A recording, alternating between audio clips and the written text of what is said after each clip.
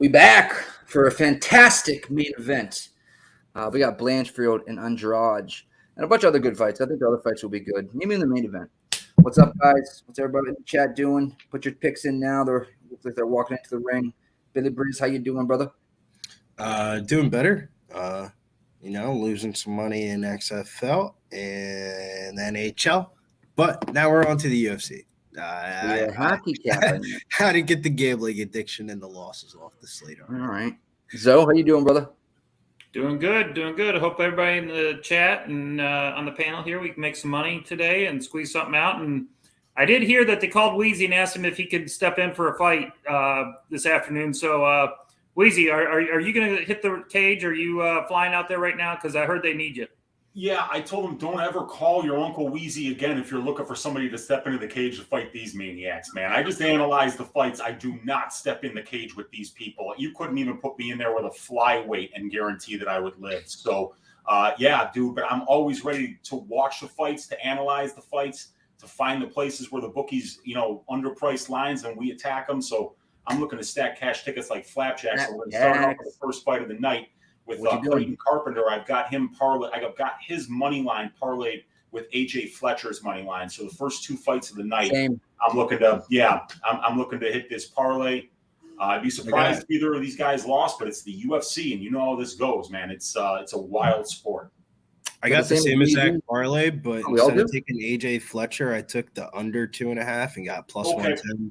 I don't like how I'm a big AJ Fletcher fan. That's my guy. But he gets hit in the face way too much. He has bad cardio, and this is his last fight on his contract. And I would not be surprised if we look back at AJ Fletcher like a year or two from now on like a PFL fucking showcase card, and we'll be like, man, I can't believe he got cut from the UFC. Remember he was in the UFC, and we're breaking him down in a different organization because he might not be that guy. And I was talking to Big Show about this. For the UFC in the month of February, which is Black History Month, there's been a lot of non-promoting of black fighters. We went to Asia, basically. We had mini Asia in Vegas, and then we had the Australia card. So I wouldn't be surprised if some of these black fighters come through in these next couple of weeks. Yeah. And I'm...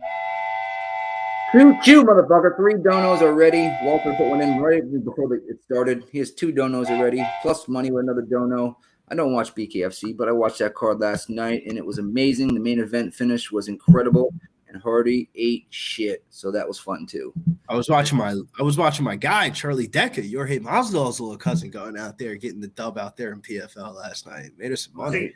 What I was going to say, the story was, Walter, was that they called Wheezy because Andrade fight, and Wheezy said no, that just too handsome for him to get in the same cage with, and he wanted somebody it wasn't as beautiful as Andrade, and so he just couldn't take that fight.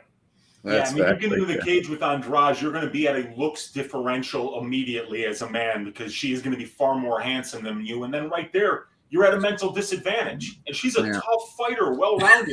You go in there mentally beat already, it's going to be 0% chance of winning. I'm not stupid, man. I do not take, no-win situations. I just can't do it. Shout out to the chat real quick. Benji, Stimmy, Adam, Gerardo, picks from Dave, plus money. 1T, Flapjack, Von Polo, Joe Schneider, Bill Withers, Philip V. I got to get O'Malley on the screen. This is O'Malley's teammate, man. O'Malley said his teammate was going to get the dubs. So I had to get the bet in. You already know. Carpenter? Picks from Dave. We are all, and we didn't talk about this. We're all on Carpenter with AJ Fletcher parlay. I took you under 2.5. I'll let you know if I really took it after it hits. I'm on the AJ Fletcher under 2.5. He gets punched in the face way too much to bet him at minus 275. Here we go. Oh, look at those cannons. I love them. You got it, Nikki? Yes, sir. I got 454. How about you? Okay, go ahead because I got to refresh. That means. All right. They're in the center. They exchange a little nice high kick by Carpenter, blocked. Oh, Gilly. Nice catch. Gilly. Banderos catches the kick and actually takes him down, and Carpenter doesn't have it. Full guard. Carpenter's got the Gilly, though. But he does have Gilly, but it's not tight enough. He's going to lose it. He's going to definitely lose it. Now he's going to be on bottom. Fuck. cannot sit down here with Juan Camilo. He's this is how Juan Camilo wins minutes. Yeah, he's working though. He's working on that more. Got that left heel on the hip. Oh, he just went to close guard though. And Ronderos is beating up the ribs, pick him up and slam Kevin Holland defense. Come on, get out of that Kevin Holland defense. Come on. Come on. He's throwing up that card. Kevin Holland. All right. I got 354. You're ahead of me now, Nick. You take it. Okay. I'm like 2 Lobo on top there by Ronderos. It looks like he's trying to hike up the hips a little bit to get a triangle choke, but I don't think Ronderos is letting that happen. No, nice not right elbow now. from the bottom by Carpenter, though. He shouldn't play with Ronderos down here. This is how Ronderos wins minutes, man. He should not. He should just Big elbow there. Yeah. This is some dumb shit. This is He's definitely. hiking a leg now, Billy. There it is. There it is. It's locked in. That's locked in. You got the arm too. Come on, let's give me this 2.5 and give us this Carpenter. Give it Come to on. us. He doesn't have Just the watching. All he needs to do is break. Triangle. Bill called it. Break it. Right Break here. it. O'Malley was sitting right here, baby. Come on, end it, Carpenter. Dude, he's Rip him. Damn it, man. Rip it. All right. No, That's a he good lost job. it. Good sweep. That was great work, though. He by never got that Carpenter. triangle locked in, man. Yeah, he was trying to the go for the arm arm. more than the neck. Yeah. but- Dude, the way it looked like he was hiking up those hips, man, it was like, man, you better be going for a triangle because that Kevin Holland defense is not it, my boy. He's in half right now. And he looks like he's about to step in. He's trying to step in the Yeah, mount right Clay's now. gotta- Throwing up Clay's left gotta leg with his pound ankle. him now. He's got to do some work here. He's winning the round now after He's that definitely mission winning. threat. Now, Yeah, I think you're right. stretch him out. Stretch him out. There we go. He's going to go for the back here. He's got the body triangle in as well. got it. There's a body He's got it. triangle. Love He's it. got it. 225, All 224. right, let's get this submission, man. Let's get it. In the hands. This is a great position to Make be this in. If first you look one at Ronderos' right leg, he's got a little bit of rug burn, He's starting to feel the fight a little bit, and he knows, man, now we're in a fight now. Great scramble here. Ooh, that's why they need to wear knee pads in there. You can't have your strawberries on your knees like that. Nice pair. You of know knee what's pads. crazy though, Zoe? I agree with you on that, but every time I see a fighter that's about to go in there with knee pads on, automatic fade. Uh-oh, he got the neck. Just makes He's him connecting look the right old. arm now. All he has to do is connect his other arm. Ankle tapes Oh, are yeah, like he has it in right now. Oh, yeah, that's Tap, it. tap, dash it. Under 2.5. First leg of the parlay, boys. Let's go. There we go. Boom, boom, dun, dun, dun, dun. You guys, cocaine is not a performance enhancer. So, Juan Camilo Ronderos, Let's go. Look at that. Dab Father, round 1 sub plus 750. MMA Lab. Nice Damn. job. MMA Lab. We're on the Cash board. Dab Catch Father. me in the title fight soon. Sean O'Malley. That was impressive. a great performance. The way he was on bottom and was able to hike his legs up, like Billy And- said, threaten the triangle to go for the arm. And Rondero has never been in round 2 in the UFC yet. Bada bing. Yeah, I'm that not first sure fight, though, I mean, he took it. The high first on fight, yeah, cold I don't count that. and less than 48 hours notice against He the did. guy in Dvorak. It's really good. So I was, I thought that there was a chance we might see, Ronderos have a decent outing just because, it was a full camp, time to prepare for the opponent. And he got a takedown. He got some top control time. It was just. I will say, though, What'd you guys have in the contest? I had Carpenter submission round 2. I will say though, Weezy, Carpenter, if he was in bantamweight, I think they'll be able to hide him a little bit more. But the sense that he's in flyweight, those people usually get like fast tracked a little bit more. And I don't know if he's ready for that, like a little bit of like that top 15 in flyweight. And flyweight's not that deep. Yeah, no, I mean, you're right about that, dude. And he's young in his career, but the kid's been in combat sports since he was, out of diapers, basically. I mean, like he started training at the age of 4 or 5, for God's sake. So he's young. He's only got 8 professional fights now at this point, but there's definitely a lot of upside there. He's well-rounded, boxing champion as a kid, pancreation champion as a kid, Muay Thai champion as a kid. The guy's, like kind of like a finished product at this point. Now he needs to put it together as a mixed martial artist, and that's the hardest thing to do. I agree with you. I think the 8 fights don't reflect his experience. Curtis Clark wants to know what your greasy 4-leg parlay is, or your greasy parlay for this week. Yes, greasy 4-leg parlay this week is AJ Fletcher inside the distance. It's the Ovince St. Preux Felipe Lins under 2.5 rounds. It's the William Knight money line. And it's the fight doesn't go to decision for the main event, Blanchfield versus Andrade. It came out to something like plus 827 on DraftKings yesterday. All right.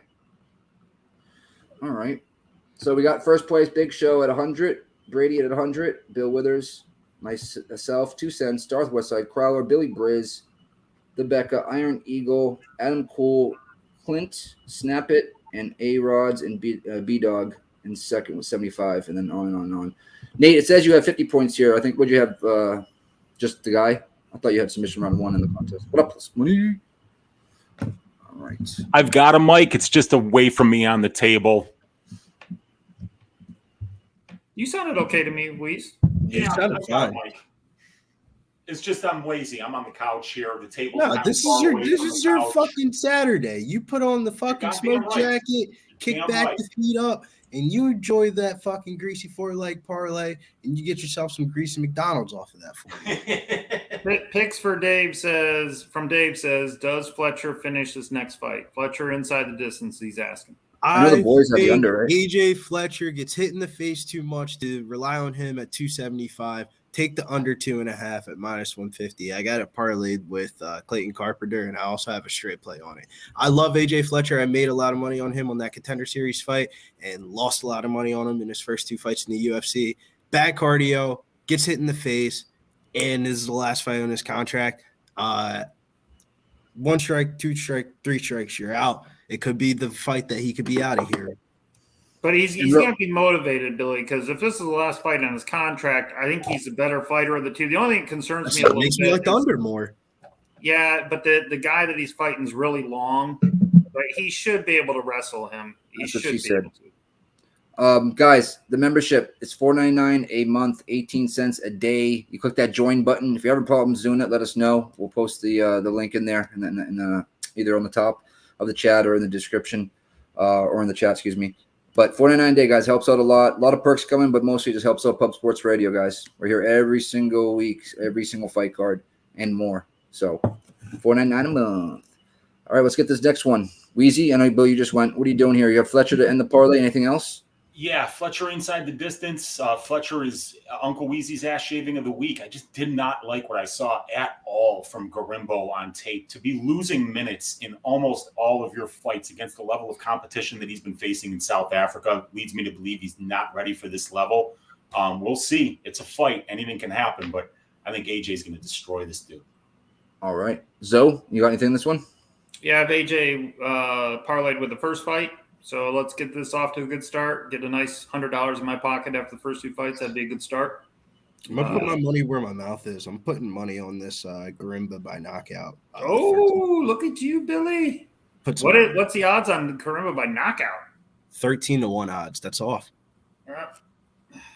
Wow. Throw a sawbuck on there, Billy. Just put a sawbuck on there. Don't he's only got 1 knockout in his career, right? We're just gonna put a solid couple bucks on it. Yeah. He's got 1 knockout in his career.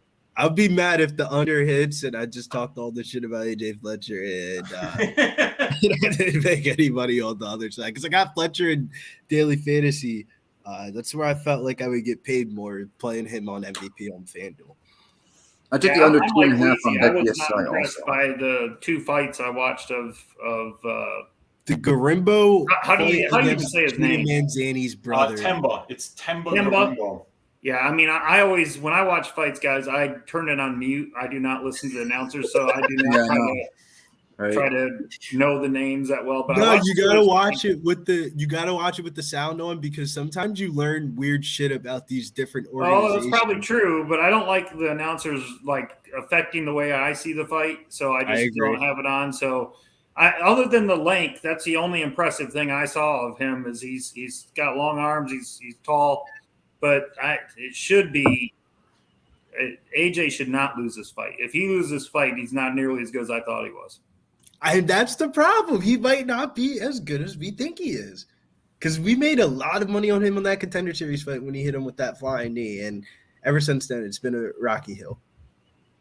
Yeah. Well, the last one he fought where? Salt Lake, I think he fought at Elevation. The last fight. Dude, and he came so close to finishing Angalusa. Should have If there was finished. literally anybody else in the division but Angalusa. That fight is finished in the second round. AJ He almost got Fletcher's finished, coming though, off his a big dance. knockout win, and he's probably minus 1,000 against Gorimbo. So this guy Gorimbo's been finished in 2 of his 3 losses. He got finished by Gina Mazzani's brother. Yeah, that was the one that kind of he shaved his ass, dude. That was the one too. Well, I saw the Gina Manzani's brother. I'm a big Gina Manzani truther. Love Gina Manzani. I know you ain't fucking with the bull, but when Tim breaks that heart, give me that call. The question is, who wins the fight between Gina Manzani and her husband? Gina might be able to take him. It's competitive. Tim Elliott? Beautiful grappling contest in bed, if you know what I mean. Yeah. The OnlyFans picks were fire. She's with Tim Elliott, right? Yeah. That's never heard about that story, Weezy? That's Billy's arch enemy. I tried to get an interview with her, and she sent me a link to her OnlyFans. And Mazzani? Yeah. You're kidding me, man. I swear to God. Then I said something to I think it was like Tim Elliott on like Instagram about it or whatever, and he was not too happy. Okay. Knocked me off all social media platforms. Oh man. Him and Krause, actually. I always love it. First round subs, we get to wait 20 minutes until the next fight. Yeah, that's always a bummer. But when it goes our way, I can't. As long as our we can't complain, right? I can take it. Yeah, I'm not complaining at all. Now, if we lost this one, right, and then we took this long, it'd be a pain in the ass. Yeah, I'm looking right now. AJ Fletcher on FanDuel ownership 41%, and I haven't done one in a while. Yeah, I don't like playing on DraftKings anymore, man. After that bullshit that happened earlier this year, I'm just playing on FanDuel. Smash the like, guys. Smash the like. We got 100 and what? Let's see here. 14 people watching. We got 37 likes. That don't add up. Hit that like. Just takes about a tenth of a second. It helps us get in the algorithm. What up, Andrew? Andrew, Robert Landy in the building. Bobby boy. He's probably drinking Bud Chelada. I like that parlay. Understand boxing. He says Carpenter and Pogues at Jacksonville Zone, 1 leg down. I actually got Pogues and Felipe Lins in a parlay. I was so close to putting Carpenter and Pogues, but I ended up going with Felipe Lins. And, I could not bet that fight, Billy. It's a fade of OS fucking P. If you watch that Mauricio Shogun Hua fight again, that will make you think, what the fuck? And I know that we don't put Fury grappling into capping, but he got absolutely ran through like a fucking ragdoll by Andre Petroski in that Fury grappling event about a month and a half ago. And Andre Petroski fights at 185. Shout out Iron Eagle. 15 minutes of boring weight is always better than 15 minutes of boring fights. That's true. Billy, I don't know how you can bet Felipe Linza. I mean, I'm not betting the fight. I couldn't bet either side. They're both terrible. Both fighters are bad. Confidence, I am betting Felipe Lins. And with confidence, if you put him on a lie detector check and you asked him, are you on steroids? He would fucking fail, man. I'm telling you. What up, Zach Morgan? And if you give me a chance to bet on a fighter in the UFC that's on steroids, I am taking that 10 out of 10 times until the books start giving refunds to failed drug test result fights. I'm taking advantage of it every fucking time. Wait 6 months later, and it's going to be like May or June. We're going to be like, damn, we knew Blitz is on the juice, man. He got a 6-month suspension. Yeah, he came over from PFL, if I'm correct. Yeah, PFL. Sorry, go ahead, Nikki. No, I was saying he came over from PFL. He was on juice in the PFL, and that's that's the reason what made him took so long for his UFC debut is because he had to get the cycle out. I'm surprised they took him after that. You know what I mean? Usually, said Billy must be on Conor McGregor too. Don't even get me started about the Conor McGregor story. Then, did you see what he did with the Tough Fighters? I heard. All right, so I watched Jesse on Fire here and there. I said, Dana, you want me on the TV show? You have the cast listed picked and all that, but you didn't pick the coaches and you picked me, so I'm bringing me and my homies.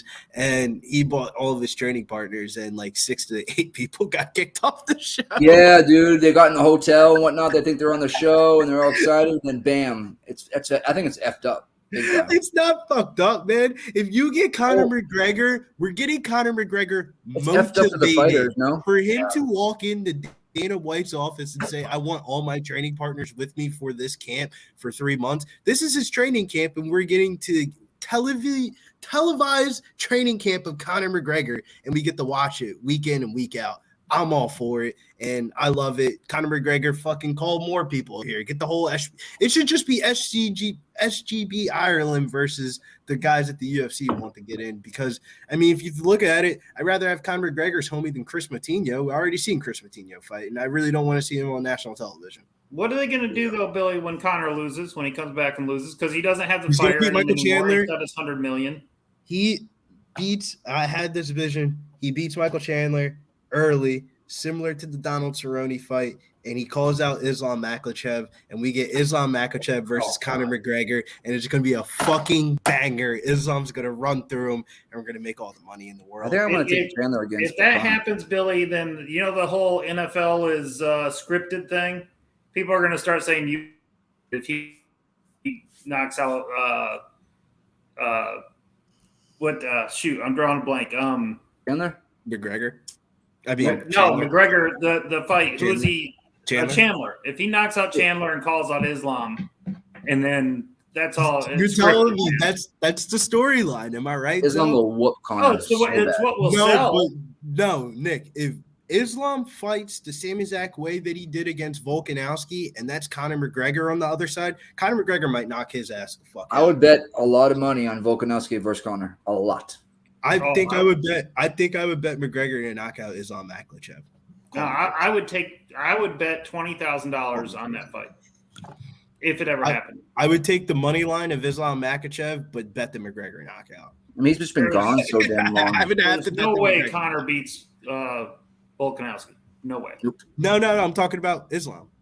Well, even you know what I mean? Look what the fight just happened. I mean, if Conor gets taken down, he's screwed. Volkanovski can get back up. McGregor can knock out Islam. I would rather get the Volk fight because I think Volk won't be as favored as much as Islam would be. Islam would be favored by so much over Conor. You don't want to see McGregor versus Islam and all the press conferences and all. Well, first he's got to get off the juice, Billy. I mean, if he this is in a jar right now, it's going to burn a hole in the bottom of the jar. So he's in the UFC Apex, and he's being monitored 24 hours a day. I'm pretty sure he's fine. He'll be fine by then. By then he might come off it, but he is swollen up like you won't believe now. Whatever he was taking some nice. He was taking some nice. It's either TRT or he was doing something. He was definitely. It was not lifting in the weight. No. What if they're retro? Philo violence is out. But we're getting Conor McGregor with a full camp, motivated, off the juice. I love it. I think that's such a bad weight cut because he hasn't fought in so long. It's just going to go bad for him. Dude, he's in the Apex, bro. He's already – the fight will more than likely be in Vegas, and he's already in Vegas like 6 to 8 months before the fight. I don't see how McGregor loses. I can tell you one hard kick to that calf, that thing could break again, unless he's still got the bolts in there. And Chandler can switch levels very well, and he's a great wrestler. So I think it's going to be a good test for him. Ooh, they're in the cage. Let's go. Well, that was the Billy Brisbane taking down the deep. You see, Golden Rule TV says if Conor wins another fight in the UFC, you are a Conor fanboy. I call it what you want, call it how you see it, but that's just the way it's going to be. By the way, did you see, Billy, before this fight starts, you see O'Malley? Did you see the tweet back and forth between O'Malley and Umar?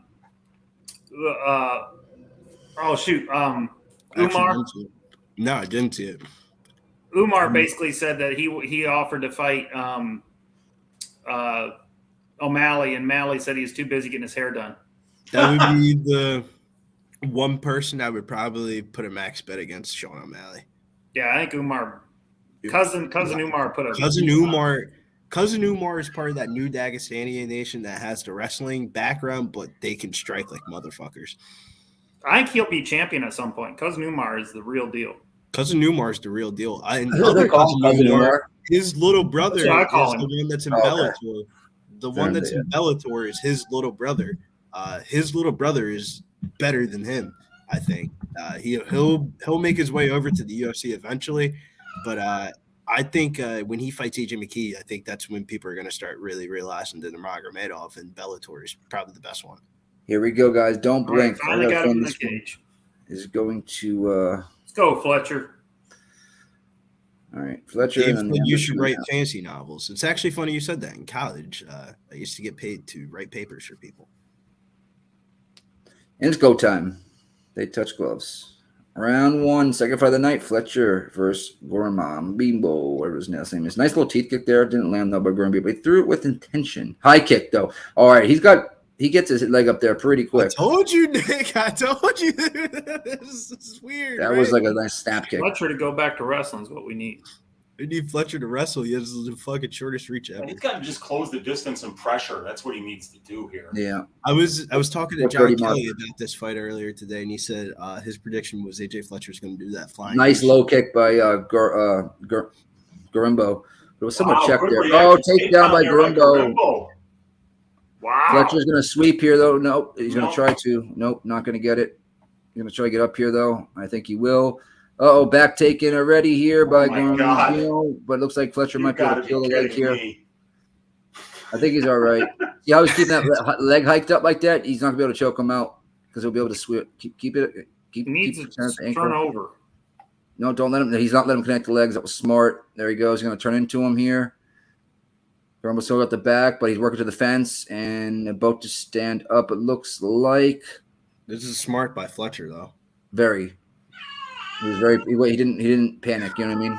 He did not panic at all. He's doing. And by the way, if you've ever watched tape on Themba Gorimbo, this is the best tape that you'll ever see on anywhere in his role. Is this minute and a half here?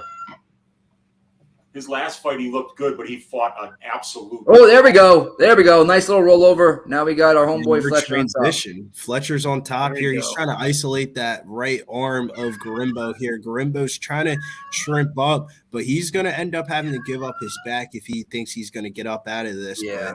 But, Fletcher is starting to notice that. He's starting to transition over here to top. Look at his legs. You know what I mean? He's isolating that one leg.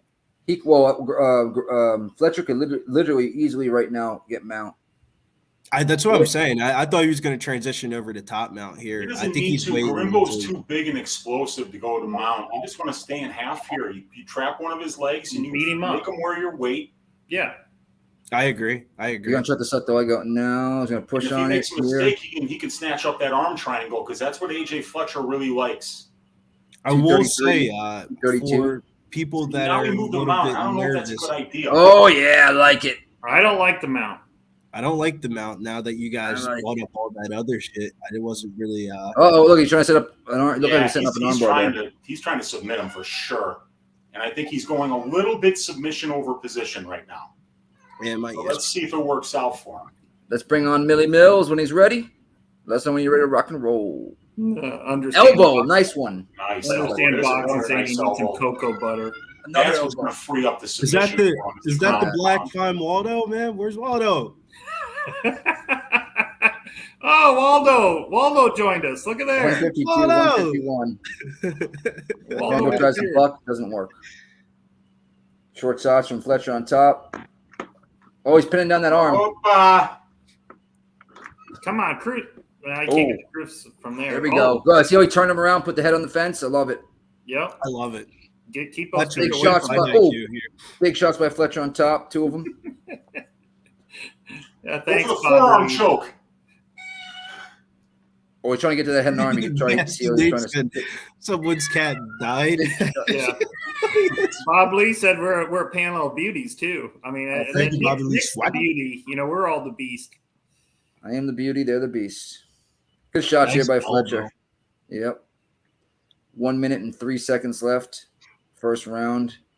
He's looking for that choke, though. He's trying to soften him up here with these elbows. I think you got to give first round to AJ. Down. Oh, yeah. Yeah, picks from Dave. I had some weird side hustles. I used to. He committed to the elbow he too much. Threw too hard of a punch, and he didn't lose it though. No, he's gonna get his ankle taken though. The heel. 40 seconds. He's all right. He's all right, but I didn't like how he lost position I didn't by like it either. loading up too much.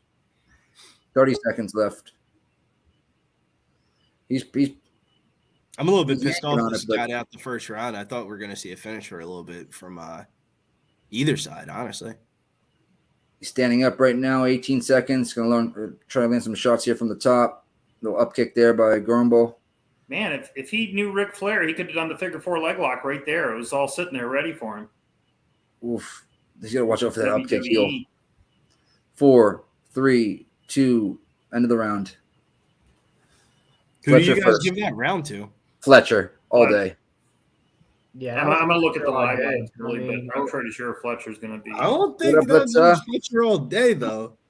Well, I I mean, think Gambano the only first had that, minute and a half. thing in the first beginning part, but after that, I mean, he's been on the bottom from there. But I would say, Fletcher was minus 330. I would say he's probably at a minus 200 right now. What do you guys think 525. he is at? Oh, well, yeah. All right, then he won the first then. Yeah. 550. That's for sure. You definitely won the first. Yeah, they're giving us good live lines. Well, when I say good, they're actually putting them up. Well, I mean, it's UFC Vegas 49. I mean, this is the one that they want you to take. Yeah, go bet the live lines on the shitty card. They don't want you to bet the live line on Khabib's fucking cousin. That sucks dick. I do better on non-pay-per-view cards, so keep it up. I don't care. 138 in the building, guys. We got 58 likes. No bueno. Hit that like button, guys, if you could. Let's go. Hey, ain't too late. I think it probably is too late to sign up for that Pub Sports Radio. No, you still can. You just missed out on the first two fights. You still can. So you missed out on the first two fights, but hey, you can still, come back and have a hell of a night and win that $100. Round two. Must be a membership Nice. to get paid. Nice kick, but right by Gorimbo. Oh, but Gorimbo he gets wants sat that leg down lock, here. man. He really wants that leg lock. Yes, he does. He's probably But salty that he liked it. right into It's mount not again. a Just level where you go for leg locks, man. It's just he's you trying gotta to put yourself in so many bad positions. good hips here so far. Going for the choke Fletcher, right now. Get him in that guillotine, Fletcher. There I it think is. his idea is to push on AJ There it Fletcher's is. gas tank. If you Uh-oh, look now at he's AJ going for it. Fletcher, he looks very tired right Oh, now. now he's going for it. I don't think he has though. That was one thing I saw. This guy sticks his neck out all the time. He's trying. I think he's trying to right now. Finish here, man. Yeah, It that's looks fine, like he's already tired, man. Yeah, he's not going to get that. He's getting back Looks up. bad. Gorombo's going to try to switch to the back here. Come on, Fletcher. Don't make stupid decisions here. Now I'm rooting for Fletcher because I don't think Gorimbo's going to get a finish at this point. Unless it would be like something fluky. Oh man. Get up. Get up. Uh-oh, he's trying to get his own choke here, but nope. Good hands on the wrist there by Fletcher. Yikes. Perfect. All right, good scramble. Good scramble. Oh, good knee. Oh, that was a good elbow there. All right, let's see if he can get this. Boom! Oh, he dropped him with that elbow a Let's see little if bit. he He can got the get this. choke. All right, come on. Yes, that's a tap. He He's in tapped. guillotine. He tapped. Yes! Oh, He tapped. Whoa! That's He it. tapped! He did He tap. tapped again. There we He's go. tapping Cash it, again. boys. two Cash taps. it, baby. Under 2.5. Jeez, he Let's tapped go. twice. He did. Where my Cash the dogs at? Fletcher inside the What? distance. Cash the Where my Carpenter dogs at? Fletcher parlay. We're off to a good start here. Great. Cash Where my dogs Uncle at? Weezy's ass shaving of the week. Let's go. Where my dogs at? What? Nice job, Weez. Let's go. For the people out there, the parlay parties is all live. Carpenter, one leg, minus 300. A lot of people probably had him parlayed. Fletcher, another parlay heavy favorite out there. So the parlays is live. And I'm not gonna lie, still coming away from that fight. I know the AJ ITD cash, but I am only betting unders on AJ Fletcher fights. If that's anybody else, man, they might have finished AJ Fletcher there. He did not look that good. You're right back.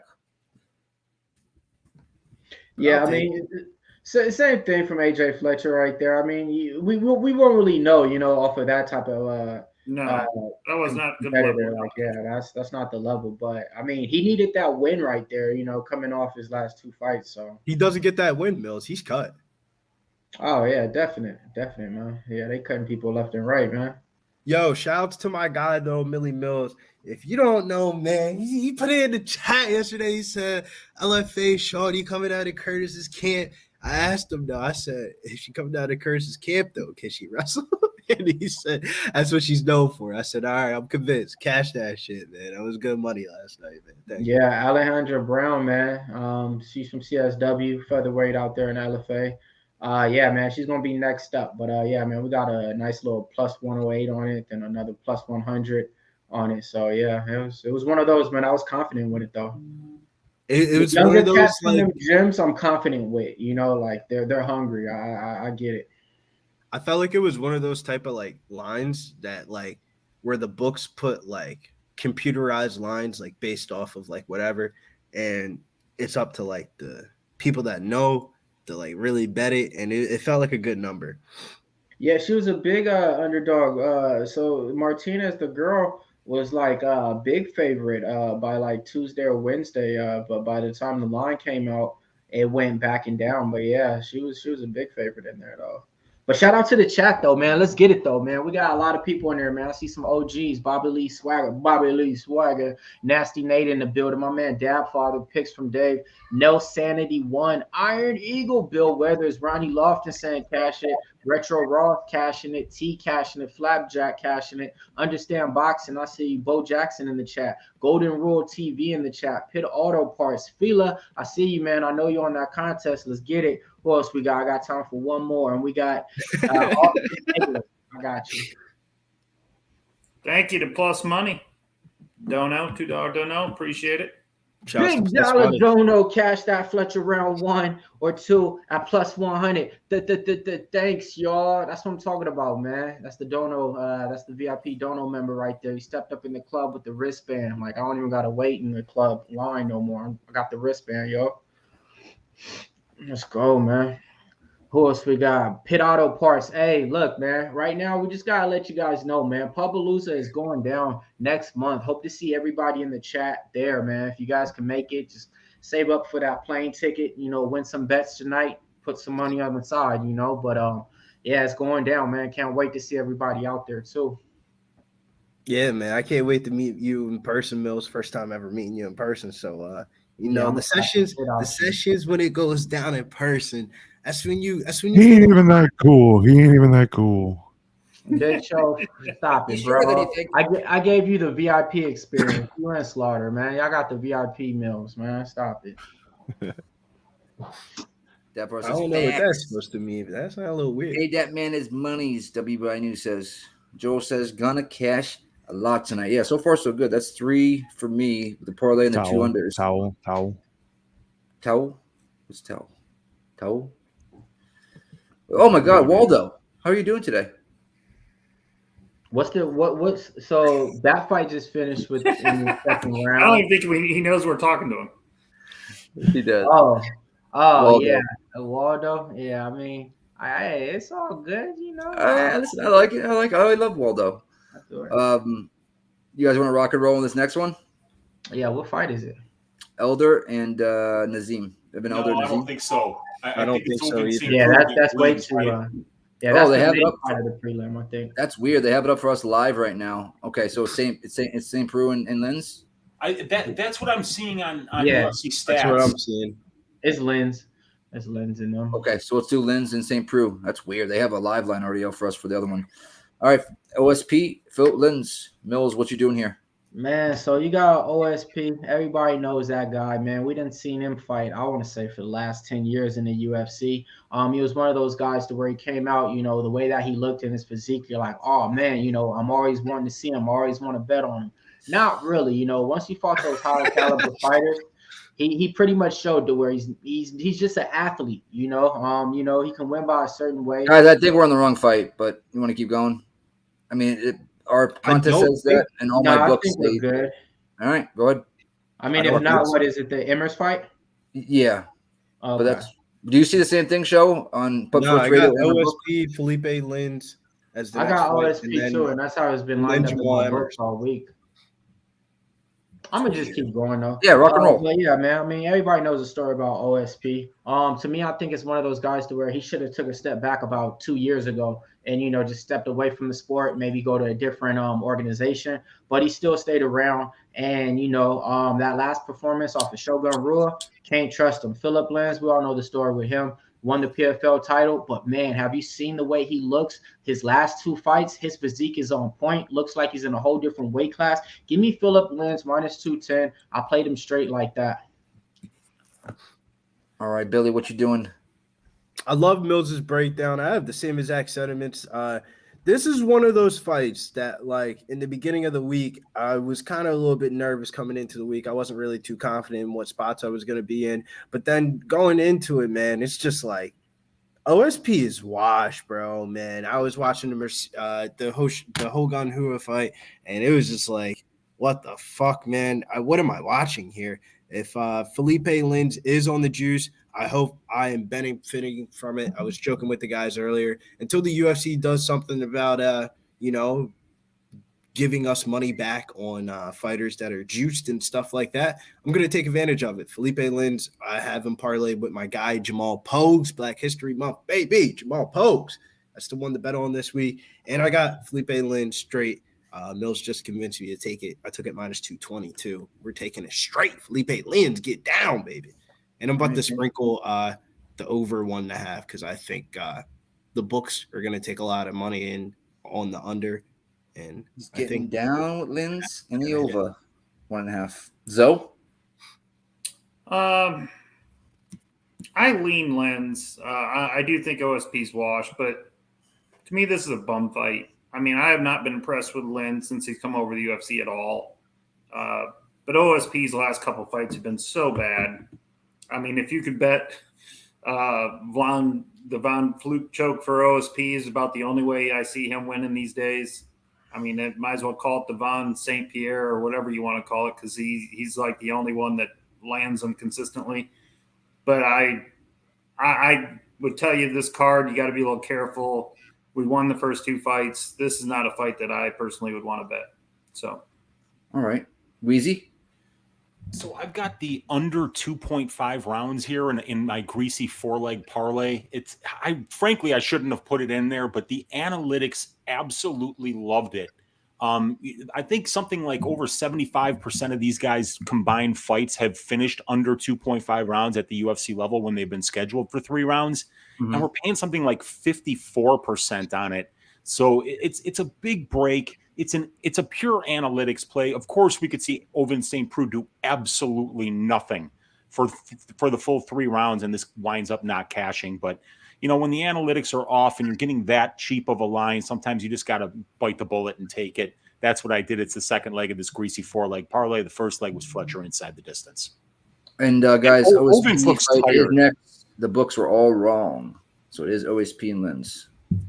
OSP looks tired. He's shadow boxing right now, and I'm like, I want to get in there and fight him because I think I'd have a chance. All right. You just look slow, dude. Zoe, He just old and slow and not invested. Zoe, do you think right now at this point that OSP can last 15 minutes, or do you think this fight won't go the distance? I'm just asking because I'm thinking about doing an Insta prop. See, the problem is, Mills, is Lins pre-UFC, they talk about all this power and everything he came in with. Have you seen any power out of him in the UFC? No. Nah. I think he was, that secret sauce thing that Costa was carrying around? Yeah. I have a feeling that was one of Lins's best friends before he came to the UFC. I just don't know. I mean, OSP should knock him out. I mean, he's slow, he's plodding, he's way over his prime. He should, but I haven't seen it since he's been in the UFC. I haven't seen any power out of Lins. You guys, I don't understand this. I got to stop you all right here. Everybody's talking about how Lins was on the juice before he came to the UFC and PFL. I'll have you know, PFL has a very strict drug testing policy. They give you a questionnaire. They say, do you do steroids? Yes or no? And underneath that, it says, please be honest. So Felipe Lins checked no every time, and he was on the honor system. So I'm really getting sick of people saying, that he wasn't on, that he's been on the juice. He's clearly said over and over, no, I don't do steroids. Instead of Honest Abe, it should be Honest Felipe. Yeah. hey, Honest Abe. You're right. I heard you on that one too before. I like that one. But my man Alex Rodriguez just got me on my Insta prop. Thanks, man. Yeah, he said no distance following the fights, how they've been playing out so far. So I went ahead and I did a little Insta prop. Fight won't go to distance minus 155. So I'm voting for violence in this one. And it's fucked up, Mills. It's fucked up. I thought you was gonna go the other way, man. I actually got I threw a little bit on fight to start round 3 too. I wanted that, but it's not on my book. That's why I wanted that. So I was definitely gonna play that. But they only gave me fight won't go to distance or fight does. So I was like, all right, let me. They said yes or no. Pick. Yeah. What was the odds on fight finish starts the third round, Billy? Minus 152. Plus 150? No, minus 152. Oh wow! So they're thinking the third round will start. Yeah, and then I ended up sprinkling on Lynn's KO or decision minus 182. Guys, I would love to see Lynn show some power. I mean, he showed it in the PFL. I just don't know where it's been. He might have just stuck it in the closet and decided not to go back to it. To be honest with you, I wouldn't mind if we get the Felipe Lins that was in the Marcin Prachnio fight. I think he runs through OSP. Hey, shout out to 2 Cent, man. I see my man 2 Cent doing his little predictions on the streams with Aaron the dog out there. So, he still don't show his face on stream, though. That's you committed to that shit, bro. But I tell you this, bro, if you show your face on screen, guaranteed, man, you see a whole different light of this entertainment side and content side, though. But shout out to you, though, man. Keep doing your thing. I wish we got here. We got a commercial. What you guys got in the chat? Everybody put them in there. I saw some Lins by KO. Some people were on. I haven't seen anybody say they're taking OSP here. T's saying OSP's getting knocked out. I was the line kind of weirded me out. But me and Billy were talking before in the back here, and his last fight, like he was talking about with OSP, was pretty atrocious. Walter with a hot take. Prachnio makes bums look good. Got buns. All right, I won't deny that, Cheshire. I will not. I mean, not Cheshire. Walter Colston. I will not deny that at all. That's one of my bets. Golden rule. I have Miller round 2 plus 1,000. I like that. I was looking Miller at get to round 2. If he can get to round 2, I think he can win. I was looking That's at a good live betting stats on that. I love it.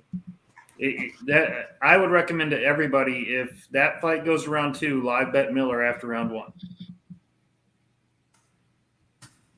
Big Show says OSP is live for a sub though. First round. He could. If it goes to the ground. I don't see it, man. I know we don't put Fury grappling into our capping.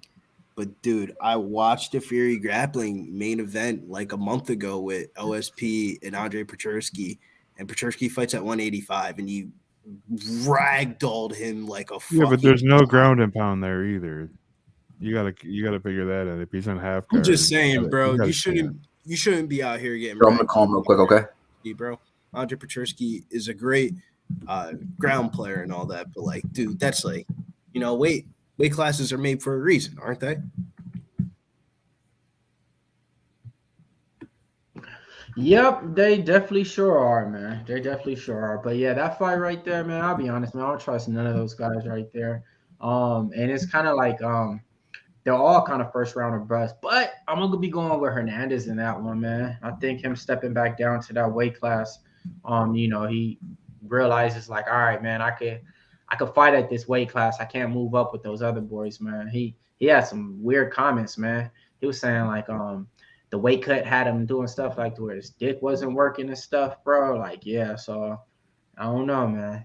Hernandez always looks the part, but he very rarely he should be better than he is. He just can't put it all together. And you're talking about weight divisions, Billy. I remember watching UFC 1. And I watched, and I was like, what the heck am I watching with like a 350-pound sumo guy fighting a 150-pound karate guy? I'm like, what am I watching right now? There's no doubt shock value-wise, I was so entertained with some of the matchups, but I was like, who is going to pick this 150-pound karate guy to beat this sumo guy? I just don't see how. They got sumo guy sits on him, it's over. Yeah, that ass though. Did they have betting odds back then for UFC? They did. I went to Vegas. I think my first one, and now this was after Dana came in, though. It was right at the beginning when Dana, I think it was UFC 48, I think was my first one or something like that. And, but it was crazy, Billy. The lines were so outrageous. I think I laid boxing odds. Yeah, I laid 1,500 to win 400, and I won it. And I was there with my father, and my father's like, "How much money are you going to bet?" I said, 1,500. Give me 1,500. So he gives it to me, and then at the end, I gave him 1,900 back. He's like, "Wait a minute, I got $400 out of 1,500." It's like, "That's what you do." And he's like, "I don't think that's a good investment." And I'm like, "Well, we won them all." I feel you, so I mean, it's a good investment if you do it over a long period of time. Yeah, but I mean, those odds were long. You're getting 25% a year that you're getting carried out on your people's shoulders. You do it in one day in MMA, and people are like, "You overpaid for that." But exactly, that's how it goes. You know? Dead ass though. He said you're getting. But those were the days. Like Rich Franklin was one of my favorite fighters back in those days, and he was a school teacher. He wasn't full time in MMA, and he was a champion, and he was a school teacher. He's a math teacher. Juliana Pena is a school teacher, or was a school teacher, I should say. I don't know if she still is after she beat Nunes. Well, you're making a comeback, Billy, by the way. It's 15-14 now. Your team's up. Damn, that's crazy. I'm watching that Baylor and Kansas game, man. Gotta play on that over. What's the live line? Because I think Luis Pena, the quarterback for Vegas, is a little bit better than I thought. They've had 2 turnovers in the second half, Billy. Show check PC. Fumbles or picks? Both fumbles. Yeah, I'm not surprised. I was going to say it's not from Pena. Pena was playing good. Yeah. All right. I mean, looking at OSP, I mean, he don't look that bad in shape or anything, you know. But yeah, a lot better than he did at weigh-ins. See, to me, man, I'll be honest, man. OSP reminds me of Alonzo Manfield, man. The way they strike and the way they stand and stuff. Like once you get to seeing him after 6 minutes, you're like, wait, this is how this guy fights. Look at the way he punches. This is how he strikes. You're like, whoa, no, Mills. I got the opposite opinion about OSP. This is not OSP that like I remember when I was like a kid. Like when I was a kid, dude, we used to, the Von Flue choke was like the thing. Like OSP was the guy. Like OSP was like one of the most marketable guys in the UFC. That's not him anymore. He's not that guy. He's not him. The thing about OSP, when I was doing my stats and building my fighter history for him, this guy, he fights 3 times every year. He, like there's something to be said for showing up to fight 3 times every year, for not taking a year off, for not waiting for a fight. This guy's always there. He's ever present. 42 professional fights, man. I mean, he's been around a long time, dude. The problem is, though, the injury, he has not been the same coming back from that injury. He's never been the same fighter. What injury did he have? What was it? I thought it was a ACL or something like that. Yeah, it was like a hamstring, or it was some. Was it a knee? Yeah, knee. I think it was ACL. Something like lower body though. Yeah, I don't remember that because like when I was going through his fighter history, I was like, damn, dude, this guy fights so much, you know. Yeah, I think it was over the last 10 years, he's got something like, I do like to 30 fights in the just at the UFC level. We got Mark Smith, the death dealer. Yeah, if you have the under and Mark Smith's ref, look out. Yeah, I have the under. It's 50-50 though. 50-50. Sometimes you don't call that shit off, bro. Somebody needs to die. It's go time. The only thing that makes me a little bit nervous about Felipe Lins is that little sock that he has under his eye. Pre-flop. And they touch gloves. Pitch from Dave says, what is everybody on for this one? I got Felipe Lins. 454? In every way possible. You're behind me now. Go ahead. Yeah, let's go. Felipe Lins is letting off a clip right now on OSP. Felipe Lins is throwing real wild. We're real wild though. Looping hooks. Oh man, don't like that. OSP just came down the middle with the jabber. He will knock him out. Who's hurt? OSP's hurt. OSP's not really hurt. He's definitely hurt, bro. Now he is. Like what? Now, OSP got knocked out. Let's go, cash it. Let's go! Let's go, baby. I'm still behind. There go that knockout power we was talking about. There's the power. That's that knockout power we need. There it is. He was letting off some hooks on him. Had a lot of money on that in the parlays, man. Let's go. Hey, you already know I had Good job, him. Dad. That's a great sport, huh, guys? 1 or 2. He Let's go, brought baby. the power out of the closet. There it is. Bam! Hey, it was a straight left down the pipe that started off. Then he just when I say he let off a clip, shout out to Gangstar out there, RIP. Wasted money on the fight to start. He let off a full clip. Yeah, OSP's gonna get. I think he's gonna get dropped. That was the ass shaving of the week, baby. He should be Fucking Yeah, it Lins. was. Somebody needs to tell OSP to retire. That was so easy, man. Look at That those big so wide easy. shots he throws. Jamal Just keep Pogues. his head Big right wide. there. Nick, He you threw see what one I'm saying? punch If in that OSP whole would've thing. came straight OSP down the threw middle, one punch. Man, he Yeah. would have dropped him. Bro, I said pre-flop, man. I've been saying this all week. Big Show. Didn't I put that in the little text message show? And I said, yo, OSP is fucking washed, dude. Let's go. Oh, my God. Thank you, Jesus. Fantastic. Felipe Lins, thank you for making us money, and I will never bet on you again. He should have shot for a takedown or something instead of just get there and just getting pummeled. I mean, he didn't do anything. I told you, man, I don't like to put Fury grappling in the capping, but like, dude, man, OSP, this is how OSP looked at the Fury grappling. It's horrible.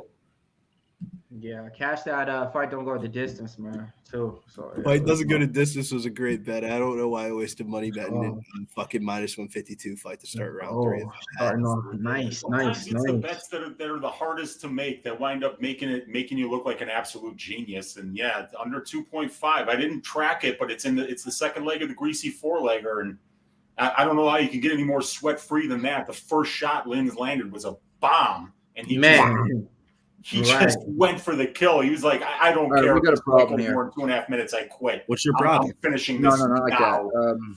Big Show, I'm gonna call you real quick, okay? He fought like he had dinner reservations in like 3 minutes from now. Hey, for real. Easy, buddy. Wow. Man, I wish Zoe's Twitter handle wasn't so hard to find on my shit. So bro. hard to find. Like, sorry, Zoe, but you just got left out. Oh, there we go. I got you.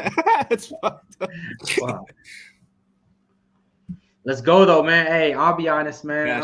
I'm not too surprised or anything like that. Not surprised. It's sometimes when it goes the way that you think it goes, it makes it feel better. Yeah, and not just that. This was a card to where, like, I'll be honest, I only got 3 straight plays by itself. Besides that, I parlayed the shit out of the people that I liked, you know, and it was Lins and Pogues, you know, and that's just the way that it went for me, you know. It was Lins and Pogues, Nasty Nate, man. Nasty Nate, one of the best follows in the community. He's got the side-by-side picture of where's Waldo and Millie. Big Show. I'm sending it to you currently right now. Oh, this motherfucker. Can we get it Rhode Island's finest. Rhode Island's finest, huh? Nasty. All right. I like it, though. I want to see it. Or he sent it to you? But, yeah, hey, shout out to everybody in the chat, though, man. That's how we want to start, man. So for the people out there, the parlay party is live still, man. Let's get it going. Get it going. And it's still not too late to enter that Puff Sports Radio contest, man. They're giving out $100 just for entering. Yeah, man, you never know. My daughter even put in the entry. So, man, we're trying to get this money. What we doing next fight, Joe? Others? We're gonna wait a second, you know, bring it up because I think the next one's actually a good fight. You know, I know my man Weezy is gonna have some good stats for us on both fighters. You know, upside on both fighters. One guy's making his debut, hasn't fought in like 3 years, I think. The other guy, pretty much, you know, almost won against Giga Jacassi, knocked out Sabatini, I want to say, and then ended up getting leg locked by him. So I'm familiar with them too, Jamal Emmers. But yeah, that's the next one, right? Yeah, that is the next fight. Let me just double check that just to make sure.